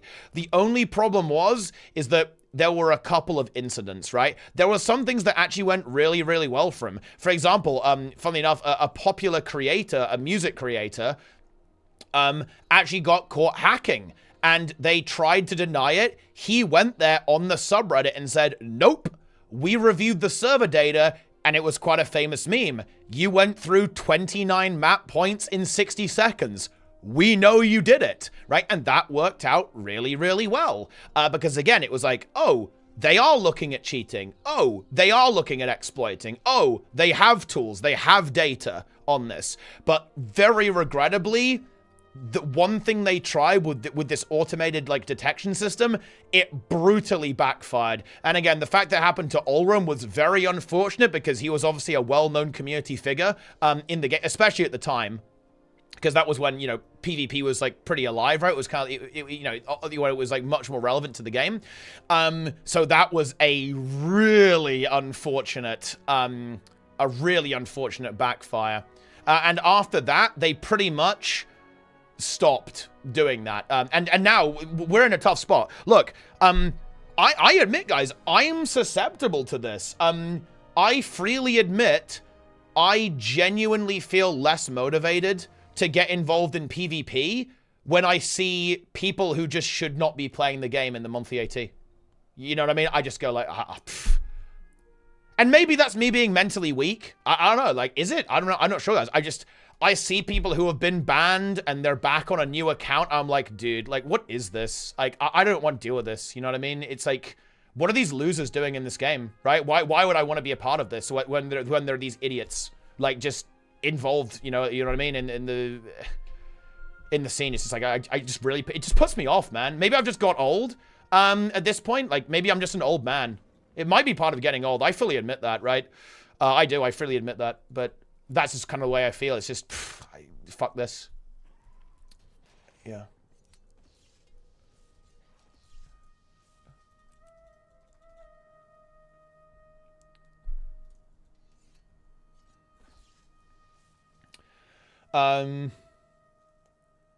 Hey, well, to be fair, I'm not nothing about the game. I know you're memeing there, MSC, but no, I wish we were better at this. I really do, genuinely. Like, I wish ArenaNet handled bad, like, because ArenaNet's actually pretty good at, like, dealing with a couple of things. I think they're actually, no joke, unironically, guys, they do ban people who say, like, horrible shit. They're actually pretty good on that. Where ArenaNet struggles, in my opinion, is bad actors. So, oh shit! Oh no! Oh! Geesh! God damn it! Got jumped, lads! Oh! Get him! Okay. Oh!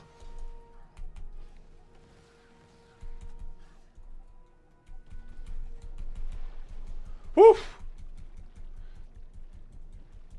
Bad role players? No, people who are a little bit more insidious. In particular, people, and to be fair, this is harder to action, but like people who engage in like degenerate behavior that isn't necessarily like super visible within the context of the game. Yeah.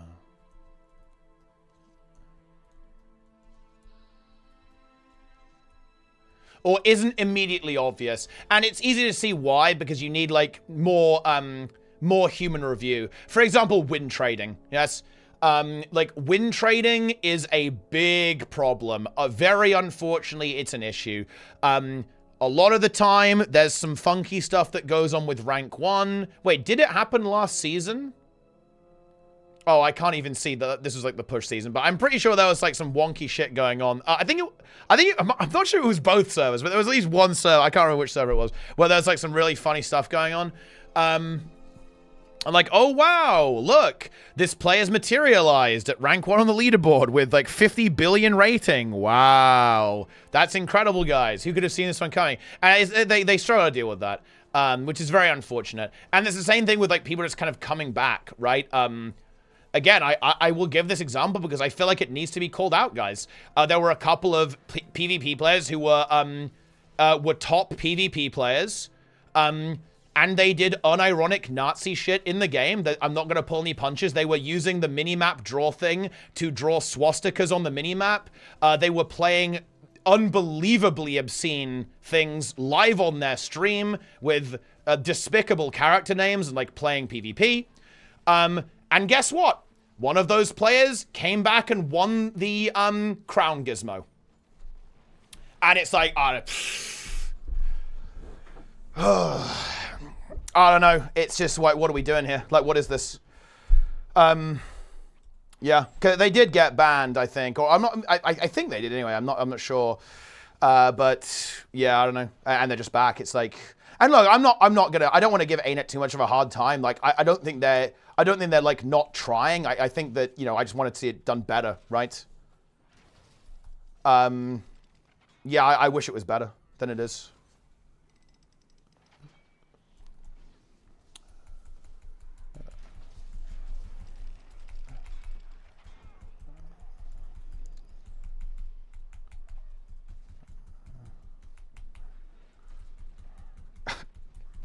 Salt Minecraft? Listen, okay, I never logged on. Who knows what you guys got up to in there? Like, all I know is that old Kevin was an experience.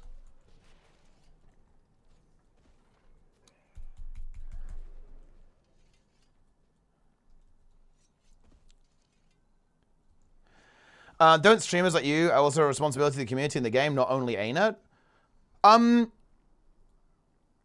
The actual answer to that is no.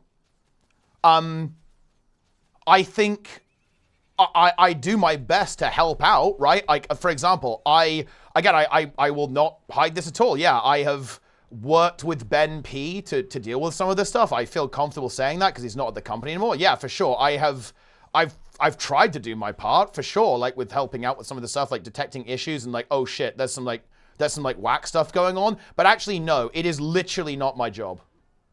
No. It is not my job to police this game.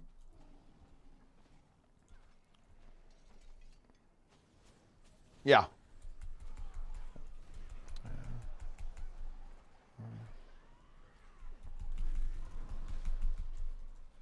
But, you know, I think that it's good. I think that we as, not even as streamers, I think that we as players should try to help making the game a better place, right?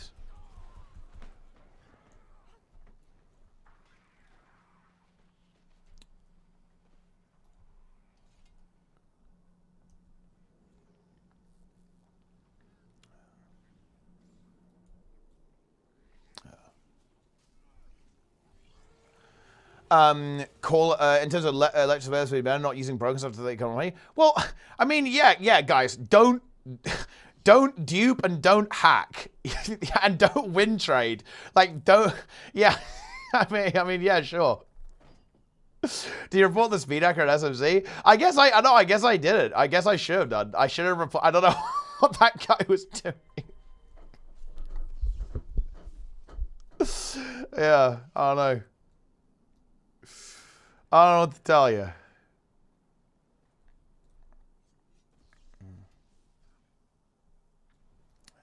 The 10-man and sell the swap player. That's like I think, dude. Why has ArenaNet not fixed this yet? By the way, like this is so cooked. Like,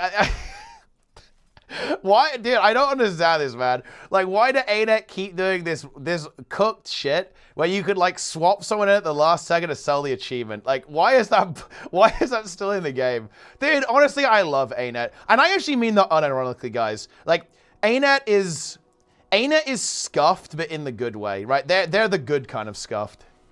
That's why Guild Wars 3 is going to be based. It's because ArenaNet is a little bit scuffed. And it's the scuffedness that gives the game heart, right? You know what I mean? Or at least that's how I feel. It gives the game some soul. I know for a fact that when Guild Wars 3 drops, it's going to have some weird jank in it that's going to make it, like, strangely endearing. You know, it's going to be...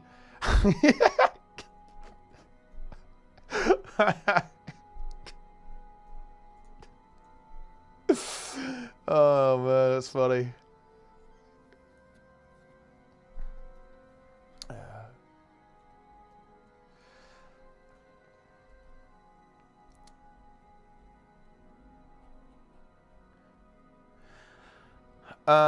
If someone DC's region in the last 5%, do they even deserve credit?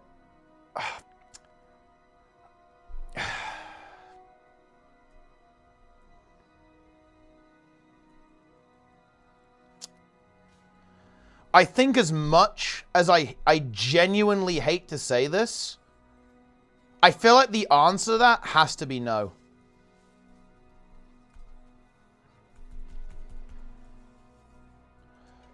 I think we have to say you have to be there from start to finish. Otherwise, it's like too vulnerable to abuse.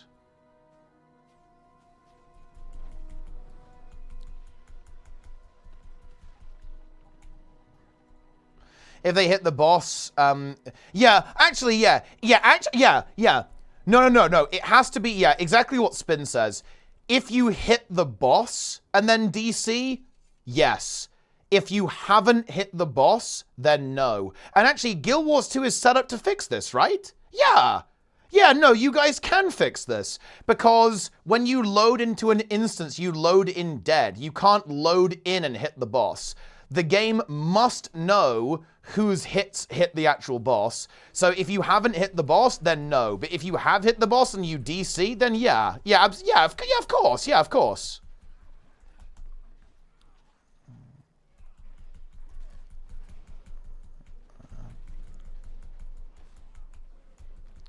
You can log in and hit it, just have to be fast. Wait, can you actually? I think what Nike says here is actually a solid approach here too. The buff that makes you eligible for the achievement applies at the start of the fight. Yeah, I like that. But wait, wouldn't you, would that work though? Would you lose the buff if you reload? I feel like you would. Because it would take you out of the instance and then bring you back. I'm actually not sure if that, I don't know. It depends like how their system works. Like how their qualification system works. But the thing is that ArenaNet must have some way of understanding like who has actually done damage to the boss or like applied some kind of boon or like engaged in the combat in some way. If you're a really good team, you shouldn't be able to kill the boss. Well, we're talking about the case of DCs, right, Nike? So let's say that you DC at 5% and manage to reconnect, or like you DC at 50% and manage to reconnect. Like you should still get credit in that situation. And guys, in my opinion, if you can 9-man it and sell it, that's fair game. Like, if you can straight up 9-man, Embodiment of Sin, Ceres, HTCM, hey, honestly, fair play to you. You can do that. But what isn't okay is because what people are doing, guys, is they're doing it with 10 people and then leaving at 3% and adding a player in who then leeches the achievement. So essentially, they're doing both. They're both 10-manning it, and they're also packaging in an 11th player. So that is the problem here, right? That we want to solve.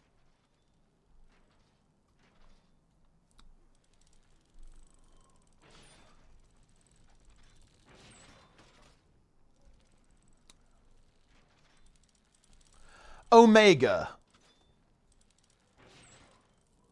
Only in the case where the sellers aren't good enough to 9-man. Well, the issue is, I think, when it gets to the point where the group is capable of doing that, it becomes impossible to enforce. Because it's like, well, what if you actually just die within the first 5% of the fight, and then your team carries you?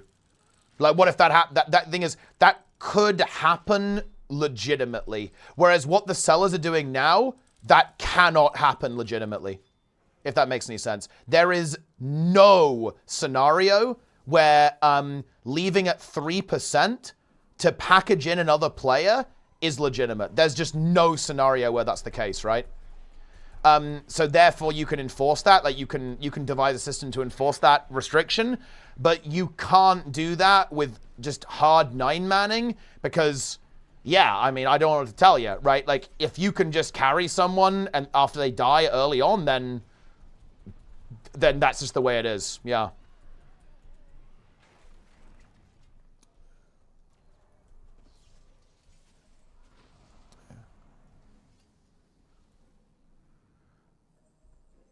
Wait, dude, awesomeness alert, alert, alert, alert. Awesomeness alert. One for your collection, my friend. Minister Lee, normal mode, 1 hour, 24 minutes, 21 seconds, 279 MS. Very nice. Here's the log, actually, guys. I'm loading it up.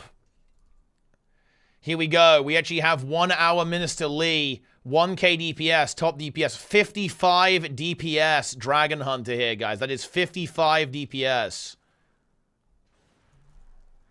What's crazy about this, by the way, guys, is that many of these players lived the entire fight. You must bear that in mind. Take a look at this.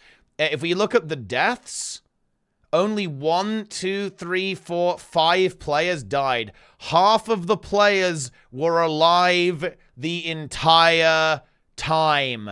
Our opener was 7k DPS.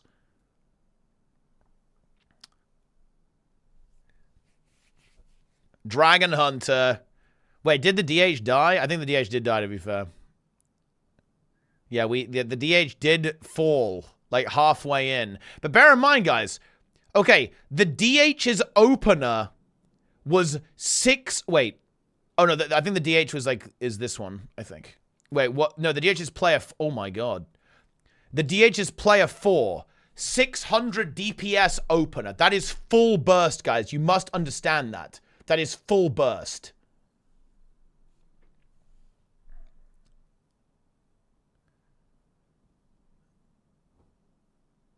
Check combat replay.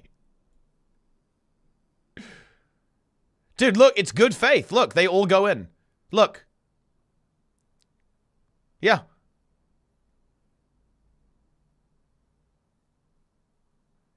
The DH 30 DPS opener.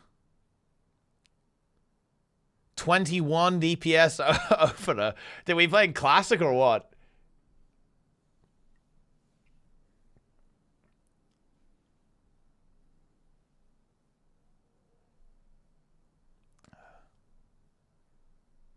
$11 DPS.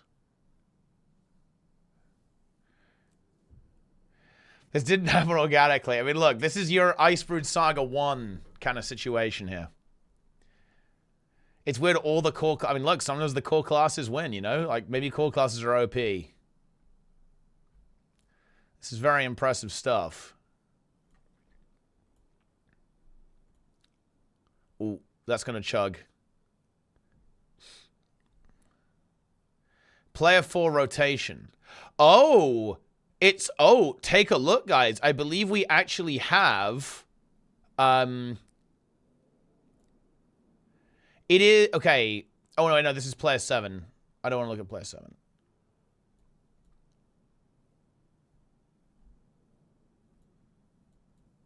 Hold on. Player 4. Ah, yeah, dude. Player 4 is Staff, Sword, Shield, Dragon Hunter. That's high potential.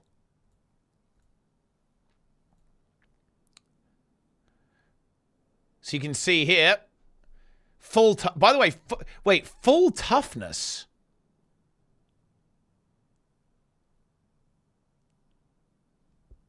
Very interesting.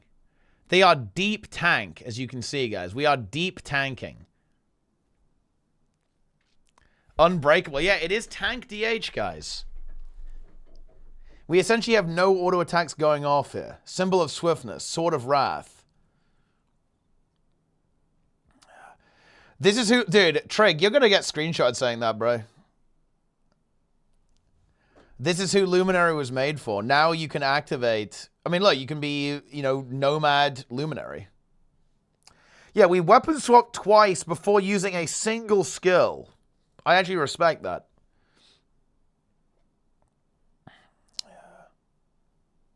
A sword, shield, knight protecting his eyes, that's base. He actually is true.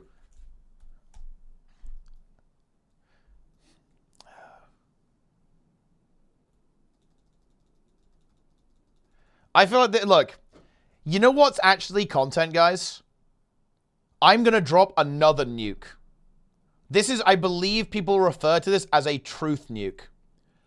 All of these players probably had way more fun than we do on average.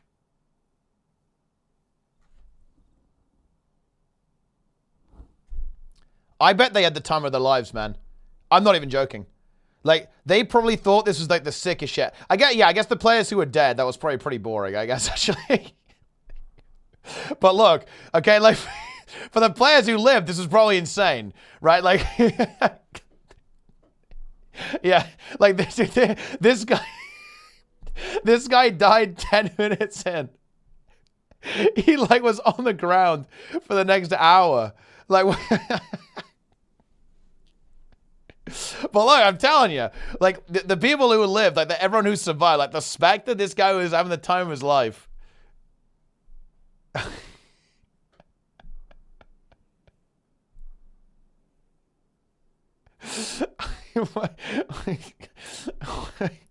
Wait, what was the buff up time? Wait, I don't understand how this is possible. What were these guys running? It's not even, like, that bad. Look, they have 45% quickness. They have 15 might average. 80% fury. They got the prot going, 77% prot. 39% vigor uptime. Even a little bit of stability. Swiftness is on point, 90%. It's not even that bad. This is, you know, it's not obviously amazing, but it's kind of okay, right? Shout out to YouTube. The catalyst rotation. Also, by the way, guys, I am going to add, like, yo, Trig, check this out. I'm going to add you saying Magres to my new, what even is this? Like, my special buttons, okay? I have, like, special buttons I can press to play sound bites on the stream like this. Like, look, there you go, guys. We can do, yeah. I'm going to code this so we can hit this button and it says, Magrist, anyways. So we can summon that clip whenever we want. It's going to be good.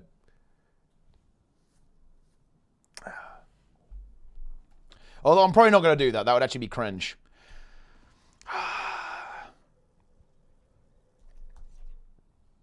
Also, wait. Did anyone have time to test this? Was the Gale Shot bug still in the beta? Anyone? Because I didn't get to play it. I was literally casting World's First. Which one? We got to fix it. God damn it, Trig. Well, you ruined the game, huh?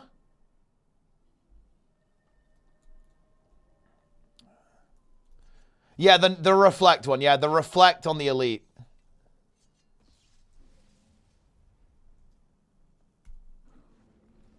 Also, Trig, we have to do another stream after the beta. I'm going to talk to ArenaNet about it. We have to redeem ourselves. Stream is goddamn scuffed. I'm bringing you back in. Decent vote. Yeah, there are a couple of server issues, apparently. That's why the beta's not up. I would ask Trig for an update, but that's kind of going behind ArenaNet's official communications back. I think we'll probably hear something about it next week.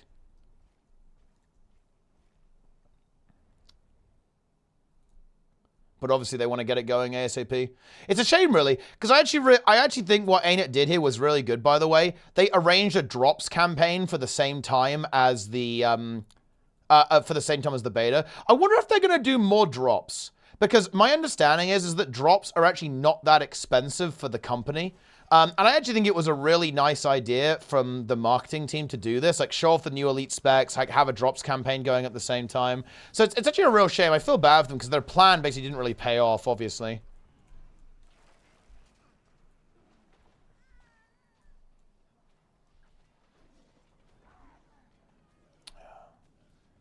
Yeah, I mean, look, it's like, I have a lot of sympathy for this, guys. Like, you know, anyone, I'm sure there's some devs in chat. Like, there are some things that you can't always account for, right? Sometimes you put stuff on live and there's a weird interaction, there's a weird glitch. And of course, you go from having like a relatively small internal testing team to literally 100,000 players testing it. Like, someone's going to find something that breaks it, right? Like, that's just the way it is. Like, someone's going to find or push that one button that like causes the system to crack. So it's not, that's just the way it goes sometimes. Bit unlucky, but it is what it is.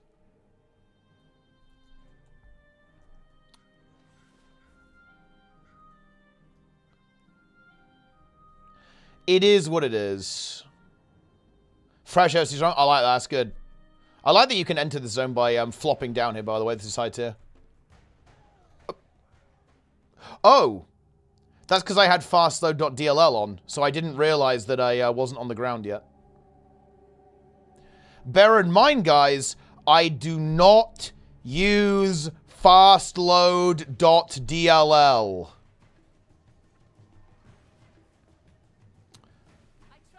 Queen Jenna.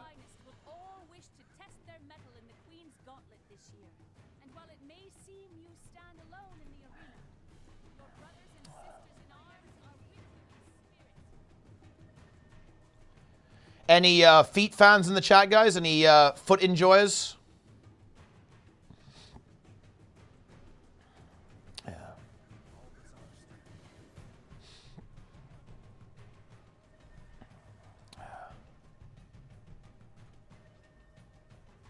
Dude, that's... Wait. Hold on.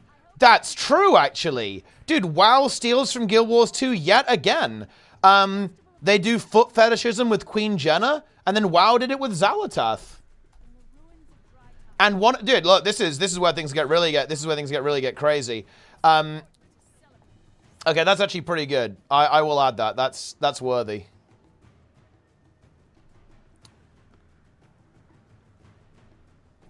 Bear in mind, one of the method players, Kush, He actually showed his feet on stream as well. Gave us like a proper shot, like a proper foot shot, guys. So a lot of players taking some notes here from Guild Wars 2.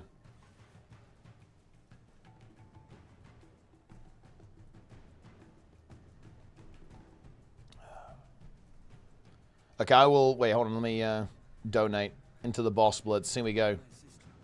1 gold. Huge. Actually, I'm just going to... Let's just get this thing going. These are dangerous times. Boom.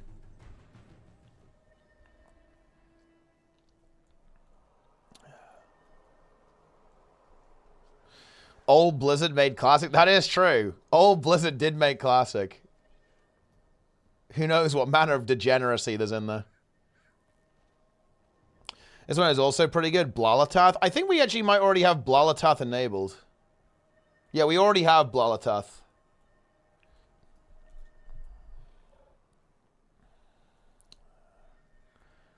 Also, Melina, activate HC, please. Because look at this. Isn't this just the most beautiful thing you've ever seen? Plenix live.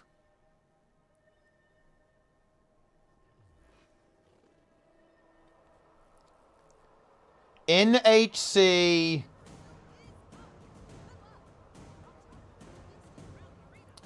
And it feels damn good. It feels insanely good, guys. It really does.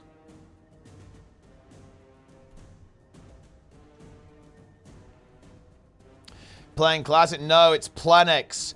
Plenix is playing HC.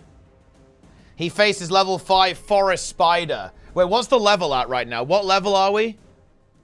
Level 8, I think? Or maybe... Yeah, he must be at least level 8. That spider was green. And he must be at least level 8.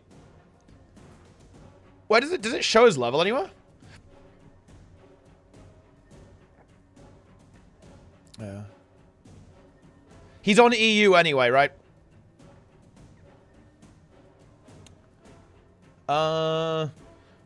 He's 8. Yeah, yeah. Wait, does it say on the screen? I don't see it on the UI. But you must be 8, I think. Plan Magus. But yeah, Melina will also stream HC as well, obviously. Has played in Classic before? Yeah. I've played Classic with players of but we got to like level 40 HC actually as a group, but that was like a group HC. HC hype! HC hype!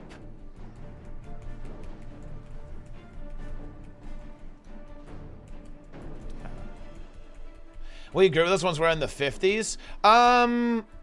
Well, wait, am I on the same server as you guys?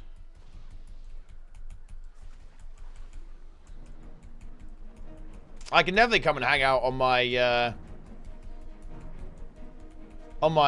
shaman, right?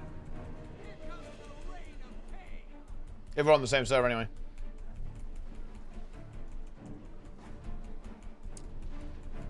Boom.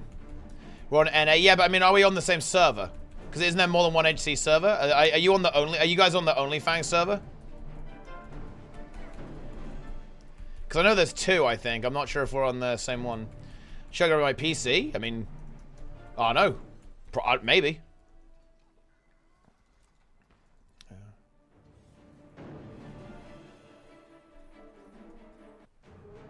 They'll release Classic Plus next year. I think it's on the cards, but.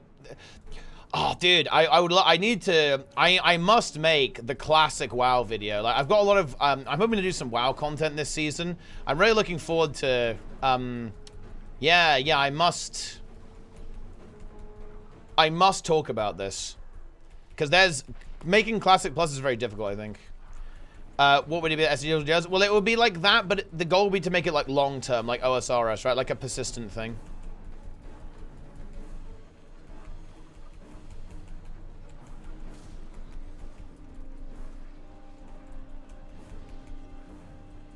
Yes or no? Well, I don't know. I need more information. Like, you know, how is your disposable income doing? Like, you know, how invested are you in gaming as a hobby, right? Like, you know, there's like a million variables on whether you should upgrade your system.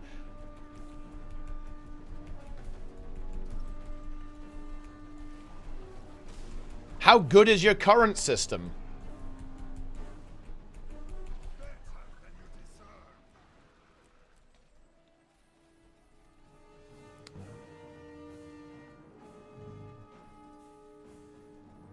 Boom.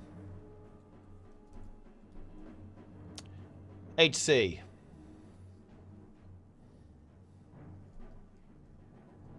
Yeah, what games do you play? That's actually another one. If you just play MMOs and older games, then, like, you know, you're not going to get, like, crazy value out of it. Although, you know, going to an AMD CPU is a big deal. Like, you know, the 9800 X3D, there really is no competition. It's by far the best CPU for playing MMOs. And, of course, like, you know, there's going to be another one they're going to release soon, right? There's a new CPU coming up. New emote cooked up. I won't make that an emote. I don't want to have too many animated emotes. I don't like overly animated emotes too much. It's actually not true. Running is amazing. Well, yeah. Wait, that's what I said.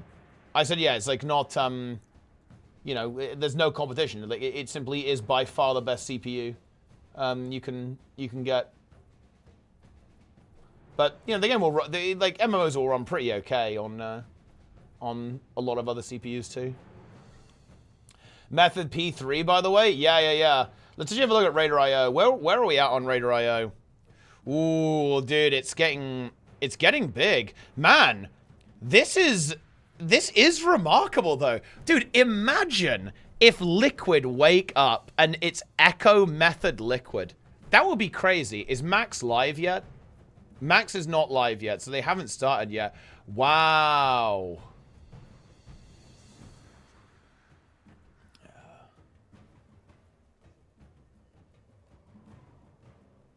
Yeah.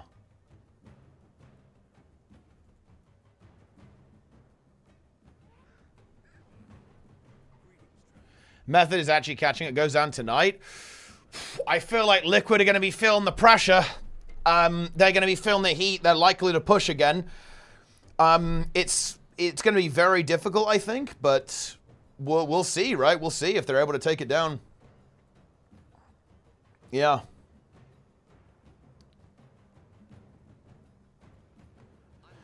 Not dying tonight. I don't think so either. I don't think it's going to die tonight.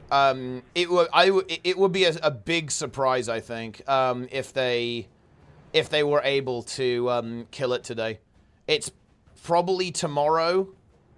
I guess at the earliest.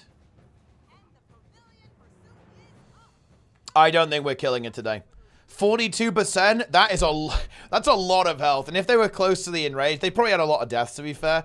And you know they'll have a lot of DPS optimization to do, but it's a bit of a way off to kill that. Is there something new content? Older boss and new difficulty? Nah, it's new content. Like with WoW, it's always new stuff. It's like the new raid. They just there's like a new raid every 6 months or so with 8 bosses in WoW. Biggest pull count in the history of Race to Worlds First.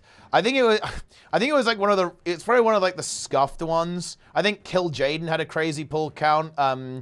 Fallen Avatar had a crazy pull count. Uunat and BFA had like it was like a wacky fucking like random one-off boss with like a really high pull count as well. It's something like that, right? They just had some like really high pull counts. Halondra's pull count. This is the interesting thing, actually, Lynn. Like, I feel like Sepulchre pull counts weren't that high. It's just that there were, I want to say, 12 bosses, and there were, like, multiple psychotic bosses, like, back to back to back.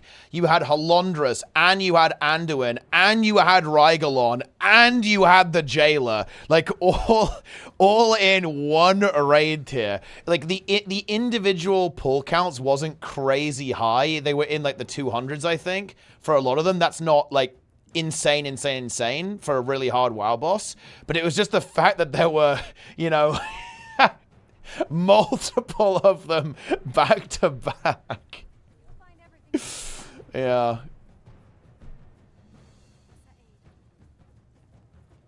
How much is a factor is gear playing Race Wars? How fast were the bosses? I think they had BIS gear from the start. Oh, way faster. It's just that the race is tuned around that. So gear is both relevant and kind of irrelevant at the same time. Because they tune the raids around the amount of gear that guilds have access to. Oh, Max is live. Yeah, they're going to be getting started. So, dude, we're going to have the scenario. Guys, this is really exciting. I'm going to be casting in 1 hour. I'm probably going to head off from the stream in just a bit, actually. So, yeah. We are about to get down to business. We're going to have all 3 guilds. All 3 guilds potentially pulling P3 simultaneously. That is actually pretty giga. Dimensius the All-Devouring, a.k.a. the Breaker. Wait, what is this? Echo on a roll with their consistency. A new best in phase 3 at 42.3%. Thumbs down. Not some Echo fans here, guys, huh? Okay, wait. Well, okay, let's see. What was the first method pull here? Dude, this part of the fight is kind of psychotic. You have to do this tank pull, and then you have the gravity soaks at the same time. It's kind of interesting. This is okay, so this mechanic is actually fairly similar to, this is quite similar to Serra screens. So basically, you have to play Serra screens while running away from these explosions and getting pulled towards the tank, like, at the same time. So it's quite a unpleasant overlap here with like how to play this. Yeah, this is a scary ass. This is a very scary fight. This is also the easiest version of this too. It's like the first overlap at the start of the fight. It will get worse, guys. It will get worse. Oh, whoops.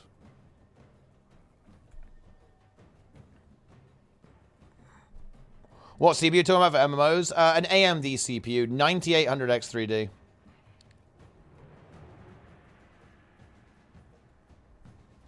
You did awesome this morning. Yeah, I'm glad you enjoyed, Cloud. A 3TMAs, it kind of is, bro. Like, a method, like, I thought method were in a really rough spot, but dude, whenever you think they're in a rough spot, they just come back, right? They're just back. They're back just insta, right?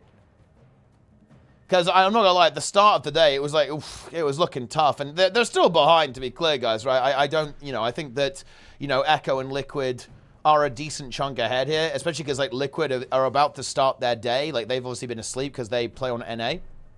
But, yeah. Method really fighting, right? Like, they are 100% in the mix.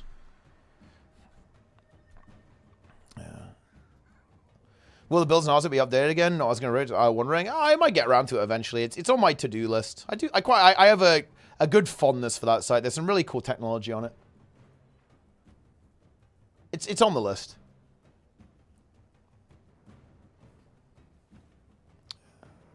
They'll push through instead of sleeping. No,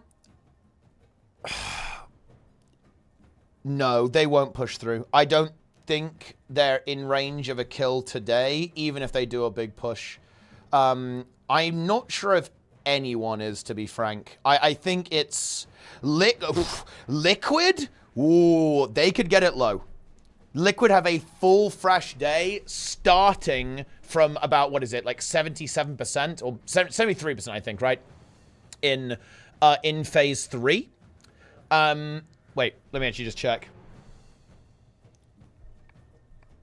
exactly what it is. 70%. Yeah, 69.7% is Liquid's best right now. They're gonna have a full day to push. And how low that gets is gonna be spicy. Could we see 20%? Could we see 15? Could we see 10? That's going to be very interesting to see. One of the issues that, well, we'll be talking about this on the method cast, right? But the difficulty is that phase 1 and phase 2 are still really hard. So it's hard to be kind of, it's very hard to be consistent enough to consistently see phase 3 and then prog it. So it's very difficult. So I don't think Liquid will kill today if I had to guess. Like, even with a full a full day of grinding, because I think there's a long way to go in Phase 3. Phase 3 looks to be very difficult mechanically and also a very heavy DPS check, a very heavy DPS and healing check. So I don't think any of the teams are going to be planning on killing today. It'll be an over the weekend moment. It really depends like how tough the DPS check is. Like the thing is, I would never ever count out the guilds in terms of DPS, because we've seen them like magic damage out of thin air before. Like we saw that on Queen Anne. Like Liquid just pulled the full miracle with their DPS optimization on Ansarek and just managed to magic it out of thin air and get the kill very, very quickly and it's amazingly efficiently. So like I don't care about the DPS check. Like if we see them like smash their head into it and they're not even close in rage, then okay, yeah, sure, maybe it's looking a little bit rough. But until we see that like back-to-back pulls of like 100% clean gameplay, it's gonna be a meme, yeah. Yeah, I would never count them out. It's doable. Wait, let me actually see. Is there a clip on Echo's best pull? New best pull for Echo. There is. There's like 50 trillion people dead here at the end. Yeah, see, this is what I'm talking about, right? Like, Echo has got to 43%, but like everyone's dead. But they are basically living to that. That is essentially the enrage. Wait, do they actually see the enrage in this clip? They actually might. Or get very close to it.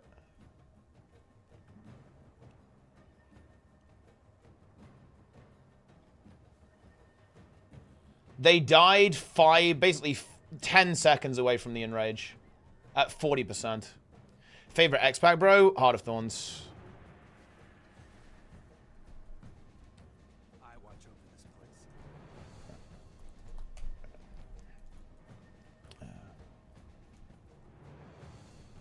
Boom.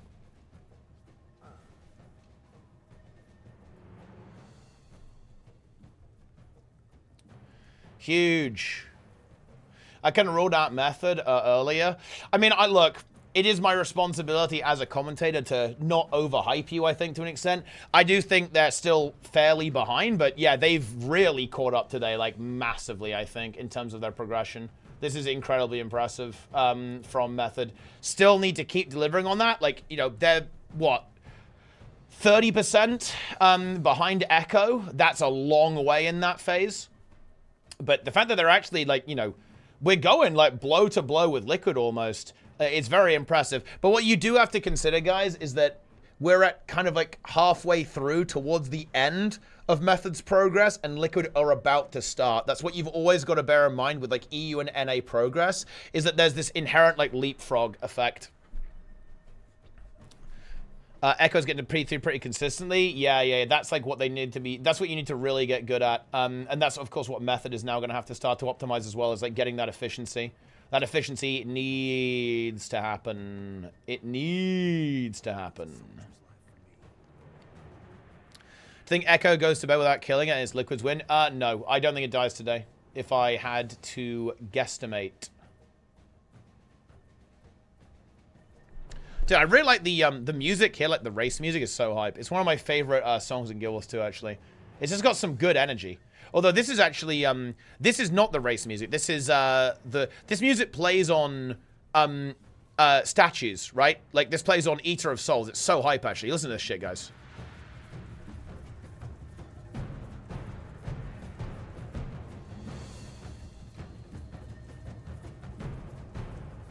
This is hype.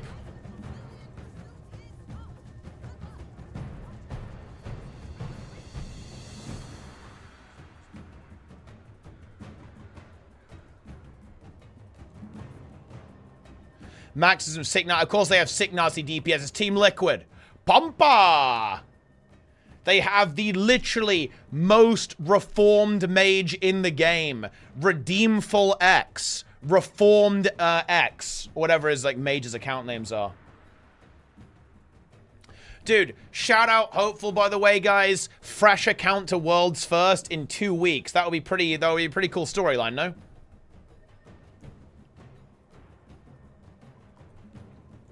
Team Liquid Pog. I mean, they are Pog. Like, there's no question about that. They are pretty Pog.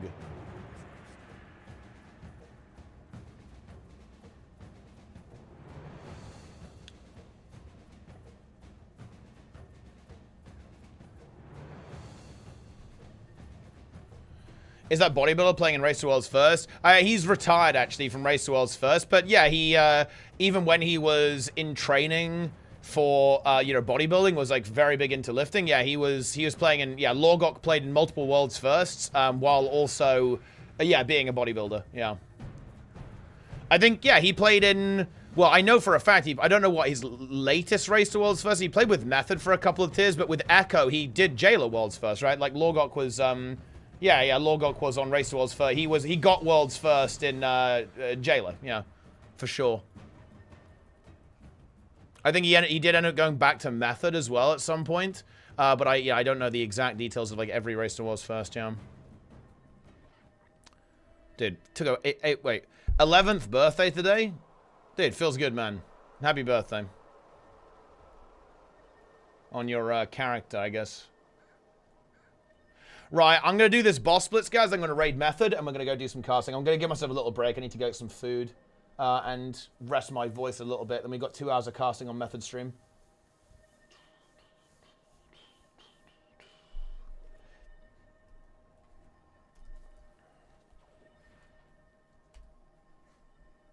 Go Hablion? Okay, I'll go Hablion. I will go Hablion.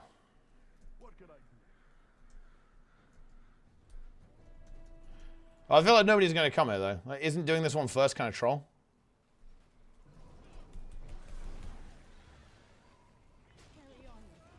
We'll kill her last as all boss use teleport. Yeah, I feel like this is griefing. Fuck it. Let's do it. Pumpa! Imagine if we actually get this one down first. Holy shit, we're doing it. Bear in mind, doing it with less people is probably good, right? You have it less scaled. And, like, there's going to be, like, 50,000 frogmen, like, essentially doing negative DPS.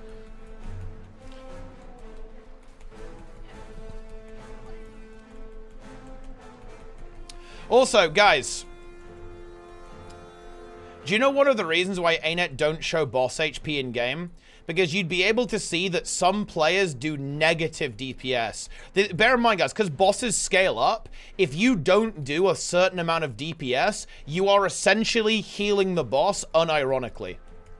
Just think about that. Consider that, if you will.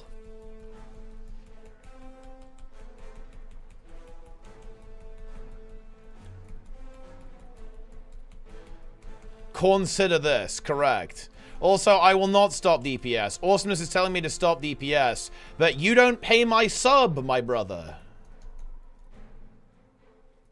In fact, nobody does, because this is Guild Wars 2. Well, funny enough, if anyone pays my sub, it's definitely Awesomeness, because he fixed the Guild Wars 2 referral link. There we go. Dude, they're all dying at the same time. This is kind of lame, actually.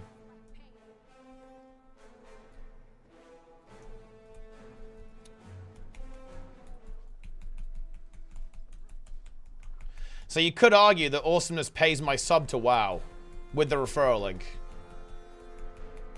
We have this link from Darren's. Ah, yes. I will not play this because I'll get copyright obliterated, but yeah. Corning my religion. That's corn in the corner.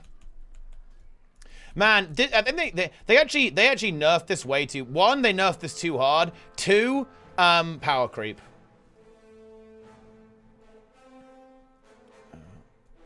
That's all I've got to say.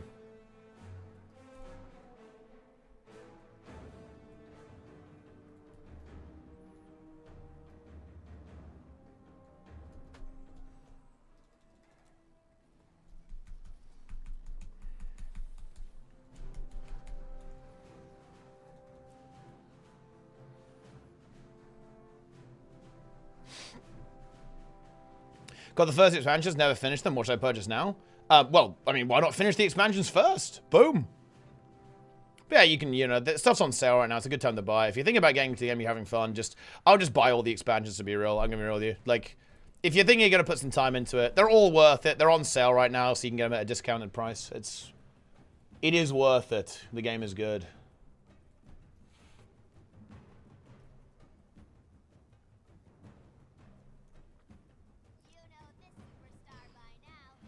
Celestial Spectre? Yeah, give me the juice. Is it forbidden? Show me the forbidden one. Give me the forbidden one.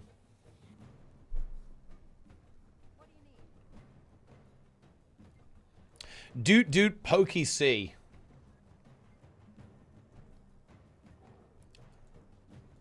Interesting.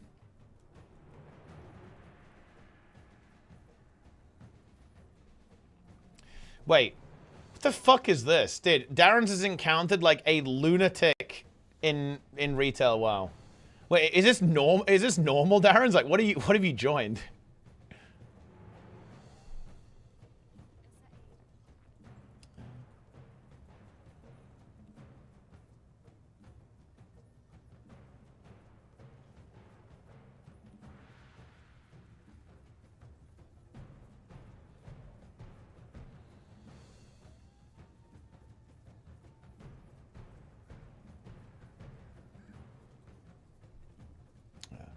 It's heroic? Oh. Well, yeah, that boss is... Yeah. Yeah. I mean, that boss can win. That boss, on heroic, that boss can win. Holy shit, we have technology here. Did we have technology? What's this technology here? Okay, so Deadly Arts, Trickery, Spectre. Oh, dude, this is kind of good, right? Like, Shade Step is so juicy these days. We've got all these wells. That's hype. Yeah, we have Boona. And you always get stability first, don't you, right? You get stab and resistance first when you pop this. Obviously, damage on this one. The healing's a lot on Well of Gloom, too. You actually heal a lot with this. And yeah, you have Traversing Dusk, right? So you have heal whenever you Shadow Step. Which is whenever you use a well, too. So when you use a well, you heal.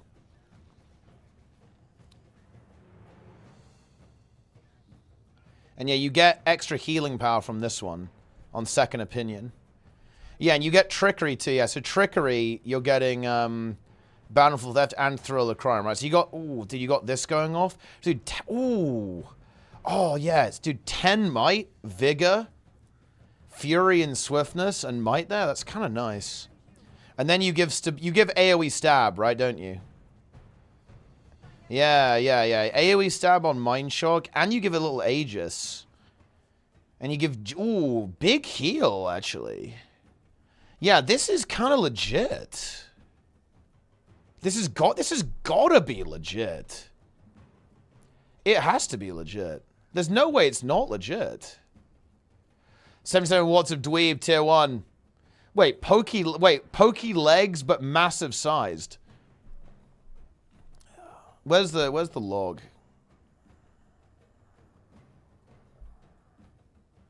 Look at that.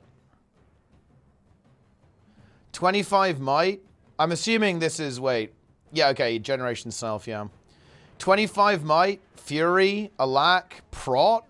Dude, this is kind of based. Nearly 100% stability uptime.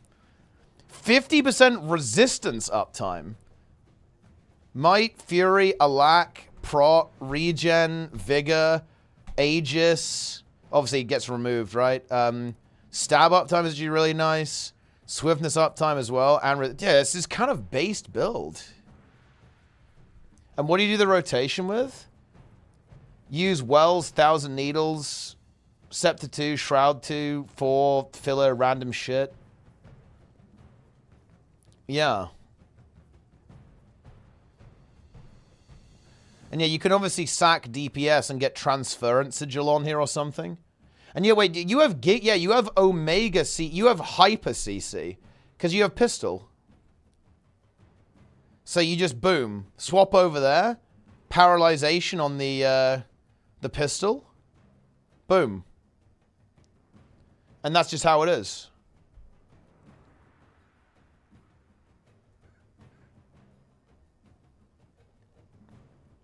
Wait, a Liquid on phase 3? Holy shit, Liquid are on phase 3. Are they going to have a fat... Is Liquid... Oh, dude, Liquid's having a fat pull, man. They're having a fat pull.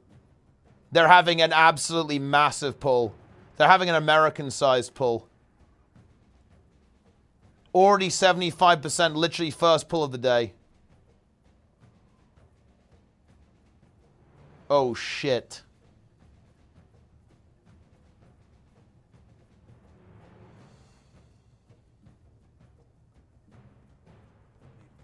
They're dead now.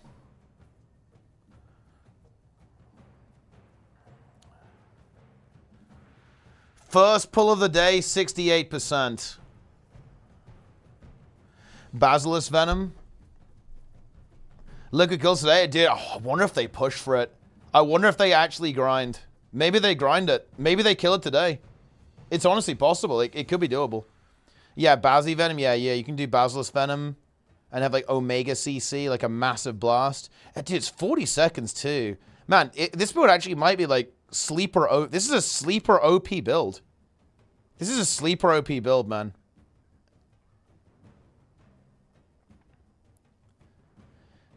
In this game, this build is a sleeper. You guessed it right. It's Spectre Epa.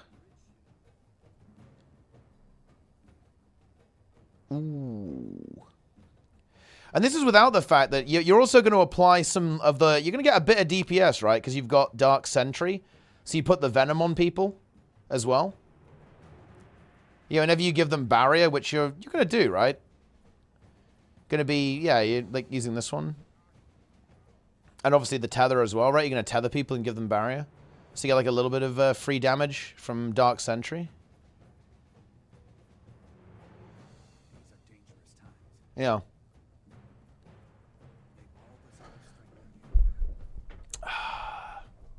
What changed? They basically made like the support builds like a million times better, pretty much on Spectre. They have last couple of patches. Caracosa relic, yeah, because you have the Caracosa relic here, and then of course you have the blast finisher now. This being a blast is kind of cracked. It's actually fucking cracked, dude. Holy shit. Might prot blast. Woof. You got a field down. There will always be a field, right? And you just like spam that and do some Giga healing, yeah. Yeah. It does a heal and barrier and might and prot, and it even like has a little bonus of doing a bit of damage. And of course, if there's, let's say, a water field or a light field or remove condies or do an AoE heal, give even more might. Man, this is kind of a juiced build. I have to try this. This is forbidden. I think this is forbidden, dude. This is forbidden, no? This is forbidden, I think.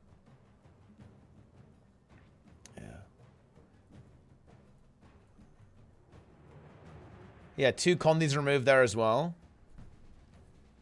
Yeah. It kind of does it all. The forbidden one. All right, guys, that is going to do it for now. I'm going to be back on stream in about half an hour. I'm actually a little bit behind schedule, so I better get over there now, guys. I am going to be casting the Race to Worlds First on the Method stream in 35 minutes. I won't go live afterwards, guys. I'm going to chill out a little bit because I have been basically streaming since 5 a.m. Yeah.